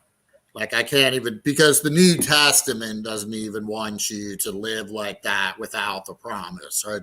Like, it's Yeah, very linked. Paul says Christians would be the most despised, not Right. despised, but like Right. It's foolishness without yeah, the promise, right? most frowned upon people in 1 Corinthians 15 because they chose this, and if the resurrection's not true, then they just wasted their one life to get treated like garbage, basically, you know. So Right. And so like I think he's referring to like how you will have to live. And I think he's also like referring to just the gospel is foolishness to those who don't believe. Now, it's one of those ideas that, like we're blinded, right? Like people like me are just blinded to it. We can understand it because God has you're not blinded us. blinded. You just admitted that at the moment you just see it as an inconvenience because you're not convinced enough to believe it yet. Well, and that's not why I don't. That's just one reason I don't accept it. I don't accept it because, again, like I've read Well, through let's put the it this way: scriptures. even if you knew it was true, knowing what you just said and knowing what I know, would you want to do it if you knew it was true? Because some people, knowing it's true, choose not to do it just because of how hard it is. But if you I knew don't it think was, I would, but I don't think it's primarily because of that. yeah, Then you get into what is the nature of God, and there's a lot of, and that's what makes for a well, fascinating well, discussion. Like, who well, hold is on. God? Is he the Old Testament Israelite deity? Is he the Neoplatonic God that many Christians have later? Well, look at it this way too. There's a lot of old people in church, so you might just not be old enough yet, my friend. Because trust me, when you go to church, it's not filled with teenagers, but it is filled with old people, and that's something that just happens later in life. People get their Yeah. mortality, and they realize, you know what, I might want to start thinking of a retirement plan because I'm getting a little closer to the next one Yeah, than this I'm one. sure that does happen, but a lot of young people too. Like, Mhm. I have a nephew who I haven't really talked with him in depth yet, but he's apparently, like really now really serious about his faith, and he's like not even out of high school yet.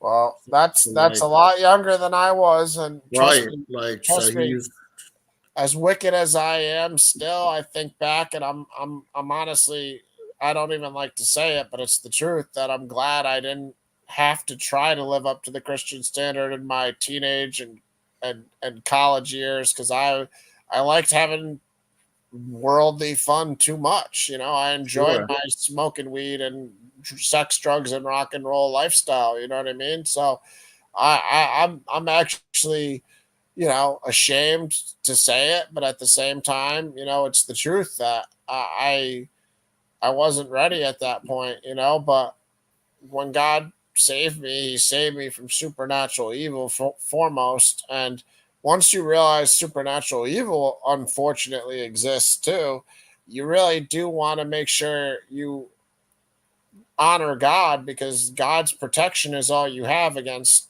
true terror and hell and horror. So, you know, and then you know, the scoffer, the skeptic will just say, well, that's Well, God's fault. That exists. Why did he create it? That, you know what I mean? I But would say your profile is probably closer to the average biblical, right? Like, Paul was the persecutor, right, of the church, and like generally biblical figures are somewhat portrayed as being not by any means perfect individuals, right? And Yeah, I'm far from perfect, and none of us are. So we're all gonna find God in our own timing. But like I said, what I'm saying is that it's not an easy sacrifice, and the older you get, the easier it is to understand, because just to not be selfish is hard as a youth, because all of us are more like self-serving as a youth. We want the world, we think we are owed the world, and we're not ready to sacrifice ourselves for other people, because it's just not a natural thing until you get more enlightened righteously. So as a youth, it's hard to have the Christian mindset, but when you get older, you start to realize, well, maybe it is more blessed to give than receive. When you're a kid, it's not more blessed to give than receive. You want the Nintendo. So it's one of those it's one of those where a lot of these Christian ideals come with wisdom and time and discipline, and that just speaks to how God's character is, where the forgiveness and the love and the mercy, the traits of God that separate him from humanity, just speak to you know learning and time and wisdom and things that we're not going to get within 100 years, 1,000 years. These are things God developed over who knows, If I beyond. was talking to a reformed Calvinist, do you think would I have a legitimate reason to say, well,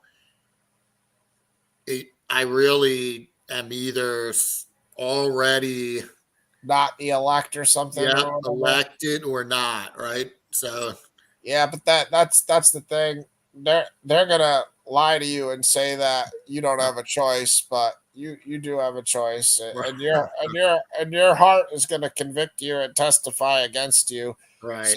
So God is gonna reveal Himself to you, and you can only lie to yourself in the mirror so much. You know what I Well, mean? even that, because I've talked to many and they will still tell me, even though they do believe that it's divinely decreed already, they still have this idea that I'm still, though, responsible for my actions and Yeah, well, they're decisions. And logically inconsistent with their because nonsense because compatible. they say that there's still like a means to how you know, Yeah, it, they're logically inconsistent. That's what they it's are. funny.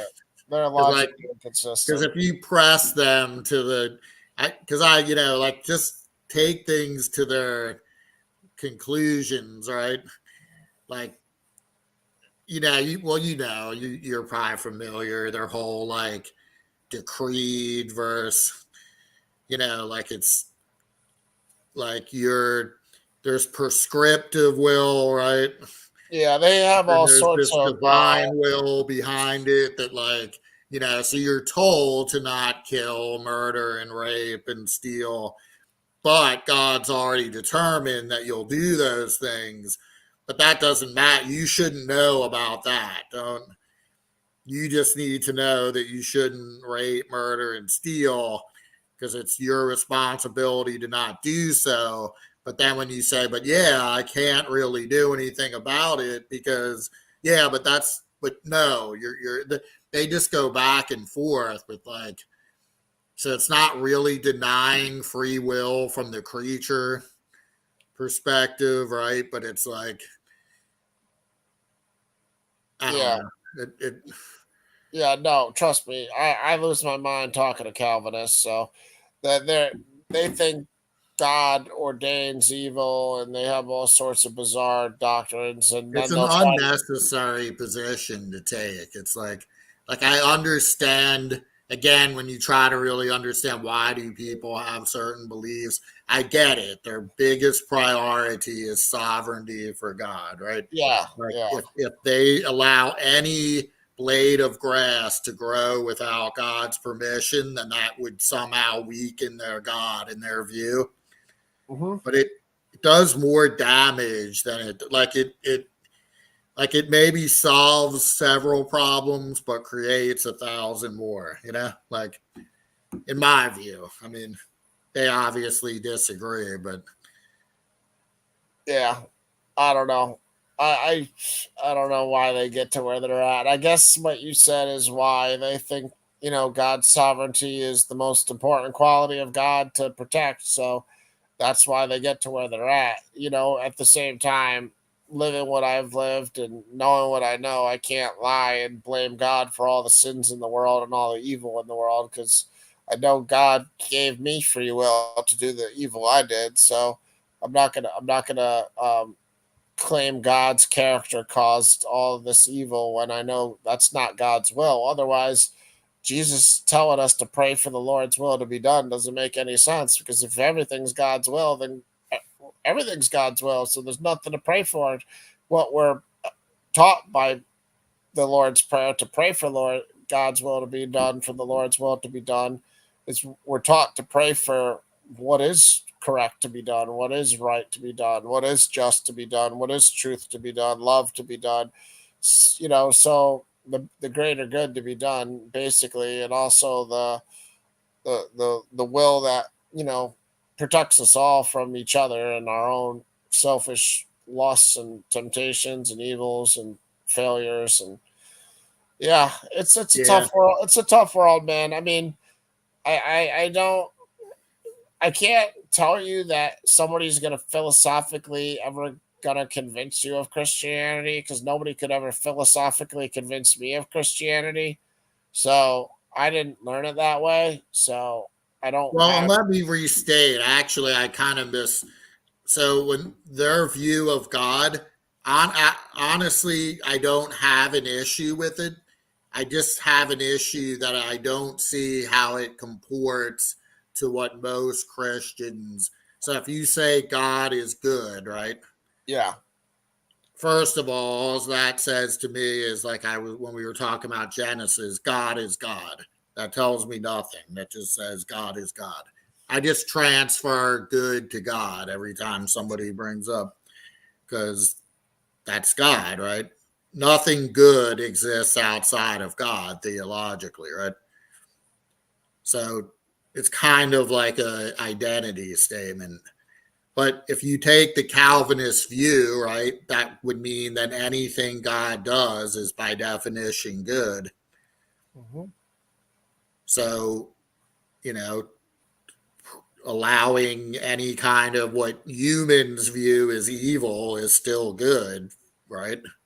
Yeah, that's Which the just problem. makes good and evil completely irrelevant terms, then, from a human perspective. If you just say anything, that's like divine command theory, right? Anything God says by definition or commands is good. Now, I know divine command theorists are much more careful with, like William Lane Craig. Well, it's the nature of God would not allow God to command something not of his nature. Hmm. I don't think it solves the problem. It just kicks the can down. Well, what is God's nature? Is God's nature good? Okay, then it still just says God's nature is God's nature, right? Yeah, no, I The don't. only thing we can tell then what is good is by what is already attributed to God in the Old Testament. Therefore, God wiping out everybody on earth in a flood must be good, right? By definition. Well, yeah, at that point it was actually, Right. because But if a human kills a person without God's permission, that's not good. well, if you killed Hitler, would it be good? If I killed what? Hitler, would it have been a good idea before Hitler According killed? to Christian ethics, without God's permission, no. Well, if God told you, he told you to kill Hitler because God told you what was going to happen.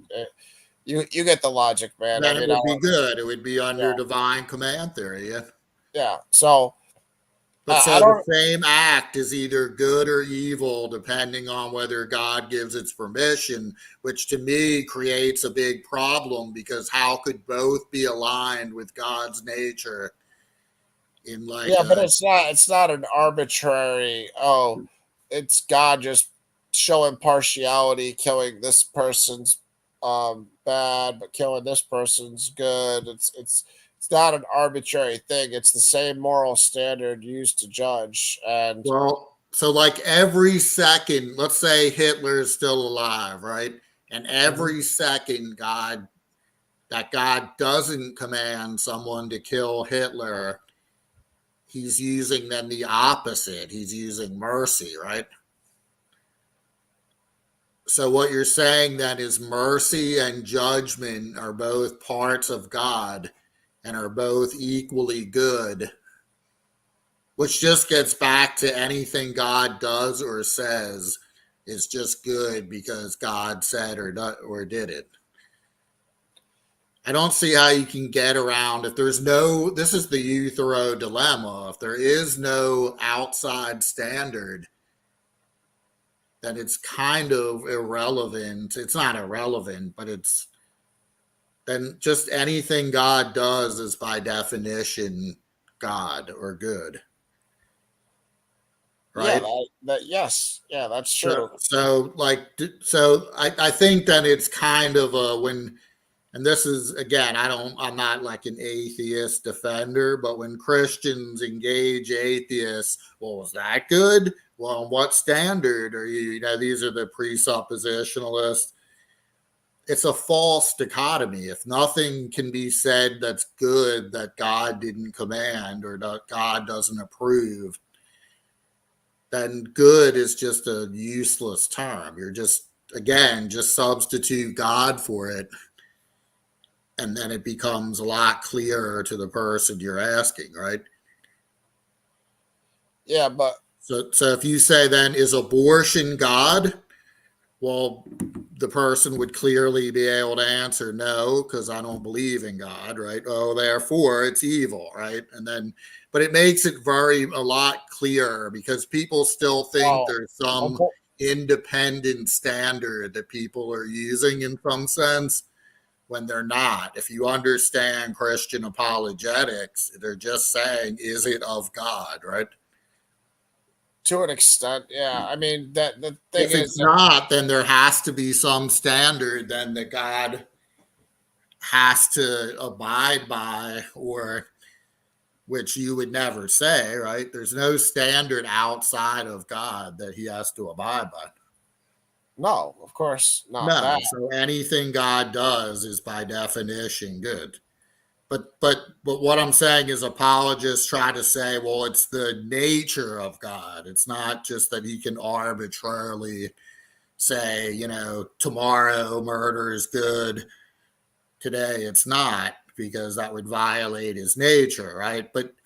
And that's a bad example because murder is by definition an unjustified killing. But killing someone today is unjustified, but tomorrow it is. Well, that's true. But see, the problem is you're kind of making a false dichotomy yourself, though, because you're kind of you're turning the situation to, well, anything God does is good, right? But what if something God does is a judgment of justice? So it's kind of like then we're in the courtroom and, well, somebody got sentenced to life.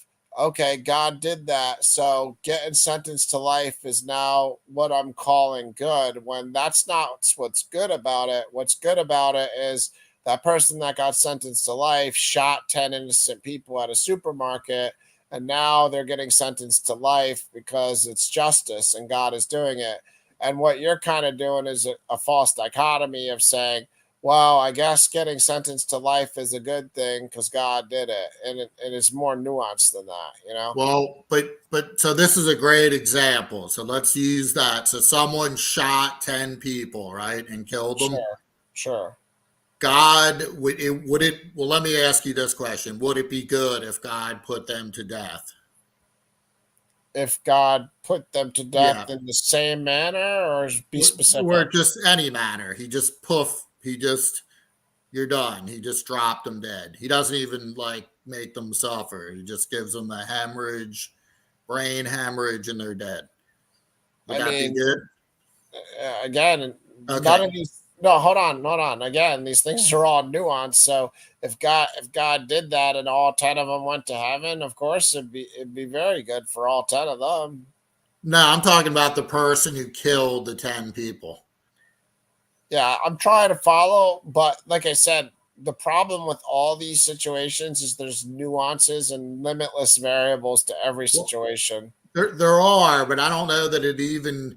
So if God, so anything God does So is try, so good, try right? again. So try again to can get me to walk down your Okay, path. so if God, and it's not a trick question. It's just I'm No, just trying to I think don't think you're trying to trick me. I'm just trying if to if be God, honest and tell you there's if so many variables and nuances to right. every So let decision me set and up the action scenario. God So does that one we can't guy just be kills like, 10 people, right?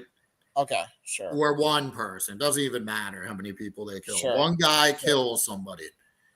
If God puts immediate judgment on that person and kills them and causes them to die in judgment, is that good?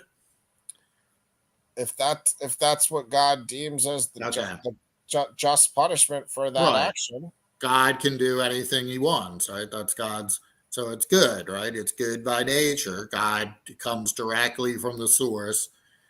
But if a Christian did that, would that be good? if what? Unless if they weren't divinely commanded. If you're just arbitrarily killing somebody, that's not good. But if you have divine reasoning behind why Right. you're killing somebody, it is obviously just. Right. In fact, the Christian is told to pray for that person, right? To forgive them. So, Yeah, because vengeance is God's. right. So this is my point is that when you say that Christian ethics or anything is from the nature of God, all you're saying is God's nature encompasses everything. And you can't look at any action of God as like a model for what you should do, I think right? where you're going is honestly like a Socratic trap of your own mind, where you're just getting to the point where nothing is nothing, man. Like, No, it's not. It's not a like a no, you're sophist. going down the type of Socratic like questioning of everything to where there is no truth if you continue to question just everything in every capacity to every what is a balloon? Oh, okay, a balloon is this. Okay, so what is this? What is the and then The, by the end of it, there's no establishing of any knowledge whatsoever to the begin with. point of that I'm trying to make is that you can't use God as a standard of what you should do. God's actions are I not mean, the I think I standard. think I think I think your dogs are telling you you should be using God as a standard, but yeah, you're It's what he commands that is what you follow, not what he does, right? it's it's both because you're trying to emulate what Jesus taught you, and Jesus's actions are gonna But also teach you. emulating God could get you in bad trouble, right? So again, if God strikes down 1,000 people dead, you as a human have no authority to do such, right? It depends. What if God puts you in the position as a prison a head of a prison, and you have to make that decision, and you're executing prisoners that have done heinous crimes? I mean every situation, and that's just one. Like, what if God puts you in the military, and you got to protect 1 million people at the shore, and you got to hit the button to kill 1,000 people to protect 1 million? Like, you're a fighter pilot dropping a bomb to protect a Right. million Those are people. ethical questions, but those can Well, be that's what I mean. Everything is so nuanced and has so many variables. So you're trying to turn it into this like A or B choice, black or white, and it's just not how anything works. And right. I agree with you, but then how does applying either Christian ethics or biblical ethics then how does that in any way inform what your decision would be? If it's that, in other words, the Bible or Christian ethics or whatever you want to term it, Old Testament, Mosaic law, if none of that informs what your decision should be in any way that you can be assured, then it's just, you could argue then that Of course, secular ethics is just as useful, right? no, I'm not saying what you just said. Of course, everything informs my decisions. Of course, the entire scripture, and of course, what God teaches informs my decision. Why would I not say it informed my decision? Well, and that's why I think the divine command theory has become, Christians have realized it, unless God is authorizing it either by some scripture that, you know, like they would take the Sermon on the Mount as being the ethics that should be followed, right? Absent any further sort of decree or anything, right? Like you would have to have a standard ethic that you're operating off unless you get another command from God, right? Does that make sense? I'm honestly just like you.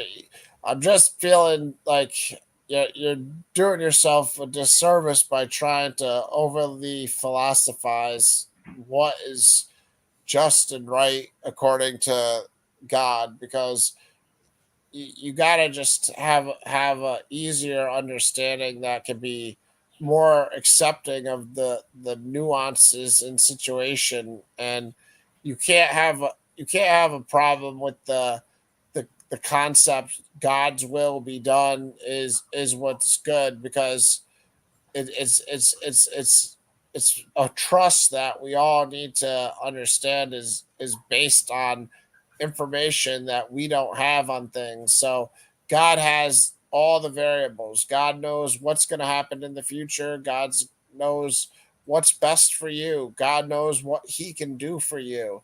So like you and I will only see so many sides of a situation, where God's going to see all the sides of the situation.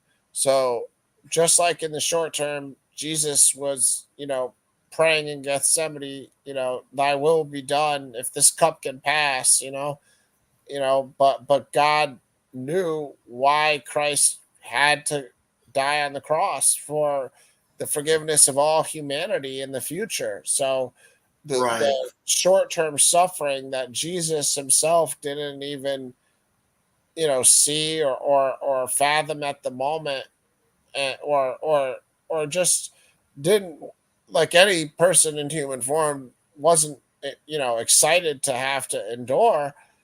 Jesus was praying to God for his will to be done, meaning I'm willing to do this, but also if there's any other change or whatever we could do, praying, just communicating with God. Right. So you're saying just trust in God and submit and allow God to work out. Trust What or I'm no. trying to do is develop some kind of systematic ethics that you would know what to do based on God's. But from what I hear you're saying Yeah, is but that's impossible. God himself tells you in Ecclesiastics, there's a time and a place for everything, Right. So then and you're that just left with revelation from God. you're left But with what happens if two people claim revelation and they're conflicting? How well, do we determine? well, then there's three possibilities that they either both are lying, or one of them's telling the truth, or neither of them. Well, they both are convinced. Not maybe there's only two possibilities. You get my point. There's either Right. they're either both lying, one's Or true, one's correct. or one's correct, or yeah. So there's two But how do possibilities. we determine? That still leaves, how would you determine if two guys say, God told me to kill him, God told me to love him and forgive him, and there were two separate, how would we determine who has the correct revelation? Well, we wouldn't have to determine it. Only God would have to know what's true or not at the end of the day, because God's going to be the judge in charge. So only God needs to know. I mean, if we wanted to try to know, And I'm not trying to give you a hard time. I'm not. I appreciate that. This is the reason I'm pushing back on this is because Christians will tell me, "Oh, well, we go to the scriptures." yeah, Well, but no, and I'm trying to get it from the Yeah. scriptures, and no one can agree. Yeah, no, I understand. People disagree about scripture, so you can't. Like I said, the verses in the Sermon on the Mount that I think are quite clear that Jesus is saying not to retaliate. I get Christians tell me, no, that's not at all absolute. So Well, now I'm just left with, well, I wouldn't know what to do if I was a Christian because yeah, but seems like that's everything from murdering the guy to turning the other cheek are available options, right? well, that's the whole point. That what's written on your heart is God's will now, and that's why But following by that's a faith. problem too, because everybody's has now we're just back to like the Holy Spirit, right? Like that the Holy Spirit has told Christians everything from A to Z, right? I, That's the I, problem. There's I, no I, standard that anybody can appeal to yeah, but beyond just yeah, that's what I think God told me to do, right? yeah, but Like what was it? that's a logical fallacy because the Holy Why is Spirit that? that logical because the Holy Spirit hasn't told Christians all these different, you Well, know. they claim it. I agree I, with you. I understand, They but claim it. that's the whole point. That's the people saying that and being wrong about Right. it, you know. Yeah, I agree with you. I don't think they are being told. So I'm not saying the Holy Spirit is contradictory, but how do we determine someone who has a legitimate experience versus someone who doesn't? Like even Paul says, the Satan comes disguised as an angel of light, right? Like if you believe in an extra deceiving entity or multiple deceiving entities, even God deceives in scripture Yeah, purposely, right? I've experienced all things that you know you've mentioned there. So not all things, but I've experienced some of the things you've mentioned there, and yeah, the lying is a problem, and deciphering between truth and lie is kind of a battle that we as Christians try to understand. And the only way you can really be certain of what's true is if you're faithful to God, and you can hear God through your heart and your faith, and trust in what you are convicted by. I mean, you're not gonna be right all the time, but you should after a while get a relationship with God where you can trust in certain decisions at certain moments. And when you make errors, just repent afterwards, man. I mean, I think again, philosophy can be the death of a lot of us, man. And Well, it but it's sounds like scriptural. Like if a Christian said, God told me I had a personal revelation, God told me to do X, right? And another Christian says, no, brother, you've been deluded. God put a lying spirit in you. That would be biblical, what they're saying. There is biblical precedence for God putting a lying spirit in you. I Right? mean, there's a biblical precedent in the Old Testament for God sending an angel to deceive one of Right. the rulers of Assyria or wherever it was at a certain time. There's not a biblical precedent for God constantly sending deceiving spirits to deceive his followers Well, from how do we know what if it's like in Second Thessalonians, he blinds those whose heart is hardened, right? So couldn't I just say you're a Christian whose heart is hardened and he blinded you? That's why you believe. I mean, honestly, you could say anything at the end of the Right. day. That's what I'm saying, is that the scriptures become useless in Yeah, but determining that's your who's own right or wrong. that's your own prison of philosophy that's making them useless, though. It's not the scriptures themselves that are making themselves useless. And You, that's you, you, why then we're you left with a bunch listen, of listen, Pauls who all listen. claim revelation, right? Listen, you can turn "thou shalt not steal" into useless. Oh well, what if I'm hungry and I need to eat, and all I have is an opportunity to steal some food to eat? Should I starve to death or should I steal? What if it's this? What if it's that? What if it's this? What if it's that? Should I steal if I need? What if I need medical care because I got shot and the only way I'm going to get saved is if I steal something and go to the hospital or get medical care. Like, you understand the most basic, fundamental human moral truths that we all agree are better to avoid, are usually best to abide by, but you can philosophize those down to meaningless Absolutely. suggestions. But that's the problem. You But can't. for my worldview, I would say, so I would weigh the risks and benefits, right? So I might start with the idea that I want to avoid stealing if at all possible, right? Yeah, But then but I might say, you're right, you can reason to anything. But then I might say, but in this situation, again, I want to avoid it. But in this situation, you know, I'm left with So, whatever. so, so, so you're not attacking God in any way. You're just attacking thought in general. Well, no, I am. I'm pointing to the scripture isn't in any way able to be used as a. It comes down to this either. well. Hold on, So again, hold on. You're wrong. You're wrong because there is certainty in the scriptures. Also, God is who He is. right? You can either trust in that or believe in that or not, but it's not going to change who God is. So you can either follow the Father, Jesus, and the Holy Spirit or not. You can But what you does know, that mean? Follow the Holy Spirit. it means follow. It What am means I following? See, listen, man. I can ask that's you the what I'm same. saying is I that no people no. throw out things I can and ask you. No, it's not people throw out things. You're just being Socrates right now, and honestly, you're just. I can't but I'm establish any not. truth. Define what You follow are. means because that means different things for different Christians. Okay. Define what the word follow means in secular thought.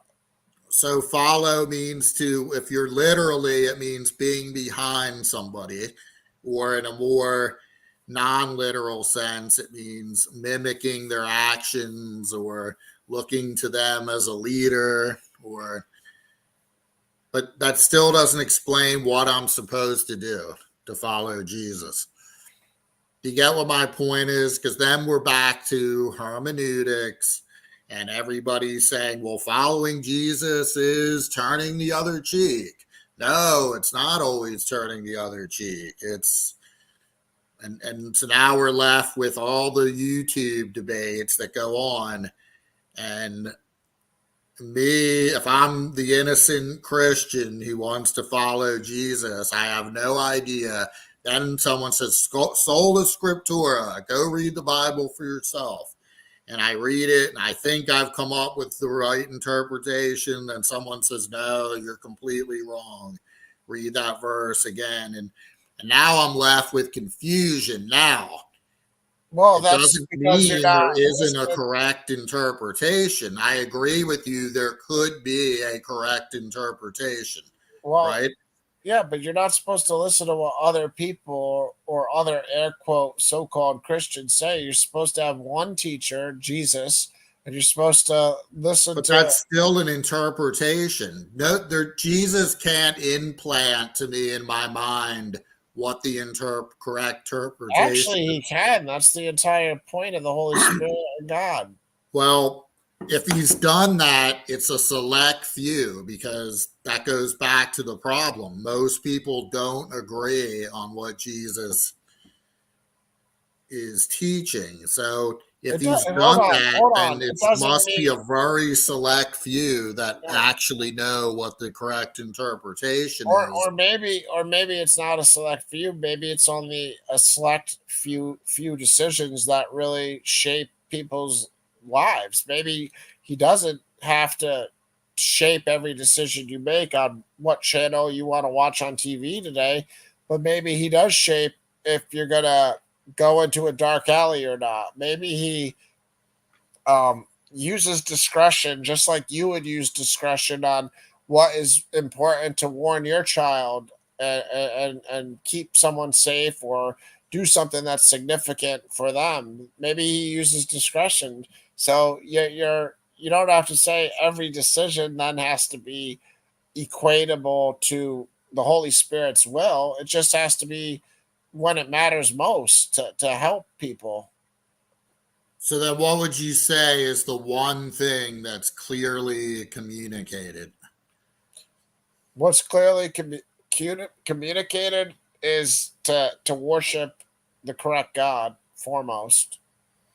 Okay, so is that a Trinitarian God? Is that a Yeah, that's one? definitely Is that a definitely. because the Jews would say, I have no idea what the Trinitarian Well, God the real Jews wouldn't say that. The real Jews right. would They recognize the would say Trinity. we worship the God of Israel, who is one and who led our nation out of Egypt. And right. So right there you would have a conflict in what the God even is. Like the Yeah, first but commandment. you would have any word you choose in the dictionary would have the same philosophical way of being dissected to nothingness. Every single But one. it's different. The God of Israel is it. Socrates did this with every word, bro. I mean, you're not inventing anything new with this thought process. Socrates did this with every word. It's different than the Socratic No, method. It's no, it isn't. All you have to do is keep saying, "What is God?" Okay, what is the God of Israel? Who is the God of Israel? When do I do this? How do I? You just keep asking the questions over and over in no, I different think it's a ways. clear distinction. Like if I had a Muslim, a rabbinic Jew, and a Christian in the room, they would all have different conceptions of which God is being referred to in the first Yeah, but if I give you my personal commandment. choices, then you're just going to say, well, what about Joe next door? Why does he disagree with that? Why does he Well, disagree but with that's what that? I'm saying. It's still not clear. We've already come No, to no, no. something. What's not clear is you're not understanding that you're making any sort of information that could be established as a fact impossible to define as a fact by the criteria. So, all right, let me ask it this way. So would your contention be that whoever wrote in whoever wrote down the first command, the 10 commandments, had a Trinitarian God in mind when they were writing down? I would say whoever wrote the first three verses of the Bible had a Trinitarian God Okay. in mind. So that was just something that was like not revealed in any explicit way to the Jews, but it was always the case. It was clearly revealed to the Jews because all their prophets are the ones who prophesied about Jesus being the Son of God and the Messiah and God. Every single prophet testified to Jesus. What do you mean it wasn't revealed to them? Of course. Why did King David say, "The Lord said to my Lord"? Why in Genesis 19 did whoever wrote the Torah say Moses write Yahweh called sulfur out of heaven from Yahweh? Why was Abraham around God on earth while God on earth called sulfur out of heaven from Yahweh? Like I can go throughout the whole Old Testament and show you every prophet prophesizing basically about the Trinity. It's not this foreign thing. It didn't just originate in the New Testament. I don't understand. Like I said, the first three verses of the Bible have it. Like I don't. It's not hidden. Did the Bible differentiate the Spirit from God in the first two verses or not? Of course it did. So did the Bible separate the Word in the third verse? Of course it did. So when John 1:1 calls Jesus the Word, what's not clear? In the beginning was the Word, and the Word was with God, and the Word was God. But it was just concealed. Concealed from which prophets are you telling me? Because now you're just saying concealed, but it wasn't concealed from every So prophet. you're King saying David that the said, word in Greek is logos, right? yeah, King David knew my Lord said to my Lord. He's the one who wrote it in the So, Psalms. So so you're saying the logos is unquestionably Jesus. There's no yeah, like Jesus said, logos equals yes, Jesus, right? yeah, So yeah, like 100%. someone like Philo of Alexandria, he refers to the logos, right? He was like a Hellenized Jew who he was thinking of Jesus I don't also, know. or he just didn't I'm not familiar with his okay. writings, so I Because don't know what logos he's is a thinking. Greek term. It's used in Greek philosophy Yeah, I and understand it can be used in writings before right. people So they or all had Jesus in mind, or it was just concealed. clearly they might not have had Jesus in mind and likely did not because they probably weren't even in that culture or didn't know him. So the word himself in Greek isn't universally only Jesus. It's the word in Right. general in the biblical understanding that is saying that the word is God, the word is Jesus. It can be in English and say the word. It doesn't mean the word now separated from the Bible has to be anytime somebody writes word down. Microsoft Word doesn't mean Microsoft Jesus. I mean, Right. But how do we not know? I mean, hey, I, honestly, guy, I appreciate your time, but I'm tired, like, because it is 5 a.m. So I got to wrap this up yeah, because I'm we've just been on for a tired. while. I No, enjoy the no. conversation though. Yeah, I can go in these philosophical conversations for hours. So it's not that I'm tired of your personality. I am trying to give you my um, own feedback to what I think you should be careful of because I think you're not doing yourself any favors by getting into too much of a Socratic method, despite what you'll say you're not. I think you are. But yeah, it's just late for me, man, because I gotta try to go to church tomorrow at 9:30. I gotta wake up at 8 and it's 5:12. So I already pushed it. So I was kind of caught in between staying up all night and going to bed. But not at this point, I'm so tired that I'm just gonna take a 2 hour or whatever nap and Yeah, I go. understand. I appreciate it. But you can subscribe to the channel and come back anytime, man. I leave the link in the chat every show, and if these are your kind of hours, you'll catch me all the time because this is usually when I go live is late at night like this. So I don't know. Are you on the West Coast or East Coast or? Nah, I'm the East Coast. It's late Yeah, for me. yeah, we're both on the same schedule then. But yeah, you can come by again, God willing, if you want to continue it. Usually, like I said, there might be some other people up here too, but we can continue where we're leaving off here. Yeah, it sounds good. All right. Sorry to not give you a better warning that I was getting tired and I was going to end it soon. I've just been trying to push it, but at this point, I'm just like, all right, I do got to get to bed because I'm like, I feel like these questions aren't going to end anytime soon. No, and you're right. I am pressing, but there's a point to it. I, And I I, I, know that yeah, I know that it goes back to you just have to accept that.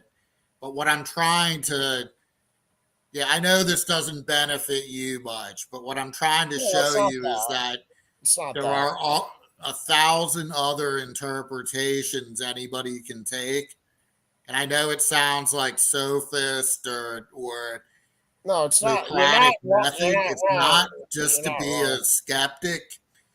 It's what I'm saying is there are legitimate, like again, just taking logos. There are a thousand other things that we can say are the Logos if we want to. If that's part of our presupposition, then to accept that it's Jesus is just one particular interpretation, right? That's my point is, and you have to presuppose that the biblical text is true. And that I realize that. That's like, from your point of view, that's my biggest fault, right? It's only sabotaging your own ability to establish knowledge. Right. But then at if some I point. just accept it's Jesus, then I've lost all. It's not an argument. I've lost all ability then to critically examine the text. Like once I've decided it must be Jesus that's being referred to in Genesis, when that text was written hundreds and hundreds of years before anyone even knew the name Jesus, and then it just, to me, it does not make sense that that's what it's really referring to. Yeah, I You know mean, what I'm saying? you can build your own opinions based upon the Sure. information you and the presuppositions you have, but So I'd rather look at when was that text written, right? When was the text in Genesis written? Most likely. Who wrote it? I'd rather do that than just say it's talking about Jesus. yeah. And Well, you know what I'm saying? yeah, but at some point, the same logic, the Socratic method, can get used on everything, man. And hey, Yeah, you got- it can. I mean, you somebody from a foreign country says, "Are you an American?" And you go, "Yeah, I'm an American." And then they say, "Well, what's an American? Are you an Indian? Are you a Native American? Were you here, riding horses? And what tribe are you from?" And you go, "No, I'm an American." And they go, "Well, what's an American?" And then you just go, "Oh, hold yeah, on, but I think hold on." okay. And you go, "I'm from New York." "No, you're not from New York. Yeah, I'm from Florida." "No, you're from California." "Oh, yeah, well, you're an American. What state?" And then it's like, "Oh, you're an American. What state or what city?"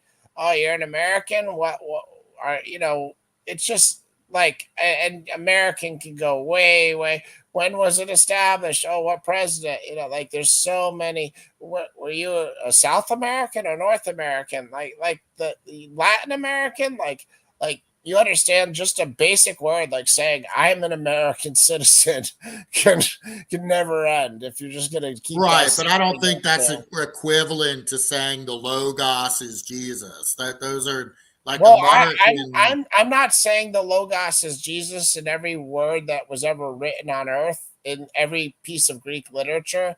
I'm telling you, in John 1:1, the Logos was Jesus. I agree from is the that writer of John. Yeah, yes? Okay, so that's what right. I was specifically Yeah, referring absolutely. to. But Yes. that doesn't mean that in Genesis the Well, word is referring to the same. the biblical Right. author does seem to hint at the word being Jesus. So if you don't want to Right. think that Genesis verse 3 is talking about God's word, then don't think that. But when he says let there be light, it's inferring his Right. word created something. Absolutely. The author of John is referring to Genesis. I absolutely believe that. We can agree on that. I just Yeah, don't think the author of Genesis is referring to John and Jesus. well, if you read some like I'm trying to think. So it's kind of like, which way does the arrow point? It points if you from read- John back to Genesis, not from Genesis to Well, John. if you read like Aramaic Targum or one of those translations, they Right. have a heavy the word tradition. So you might not see it as much in some of the Hebrew, but you'll definitely see it in Aramaic and other translations too. That the word was a concept in Genesis like that, where they have a specific word for the word of God, like in Genesis. So you'd be Yeah, like surprised. wisdom was a personified, right? Yeah. I'm just So telling you right there- now, if philosophy is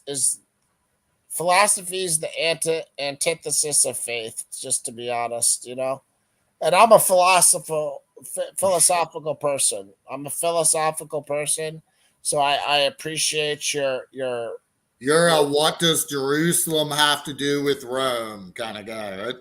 That's well. was that Tertullian or somebody like that? No, I don't know that one, but I do know that I'm in the prison of my own like philosophical. So I'm sure you and I are the same, and we both write long comments on our YouTube comments and on Facebook comments. But anyways, I gotta go. All right, go to I bed, appreciate it. come back some other Yeah, time. I'll God check willing, in all right, sometime. subscribe, and yeah, I leave the link in the channel every show. So God willing, come back. All right. Appreciate it. Hey, take it easy. Good God night. bless. Or good day, whatever it is. Yeah, whatever we're at, right? Yeah. Yeah, God bless. See ya.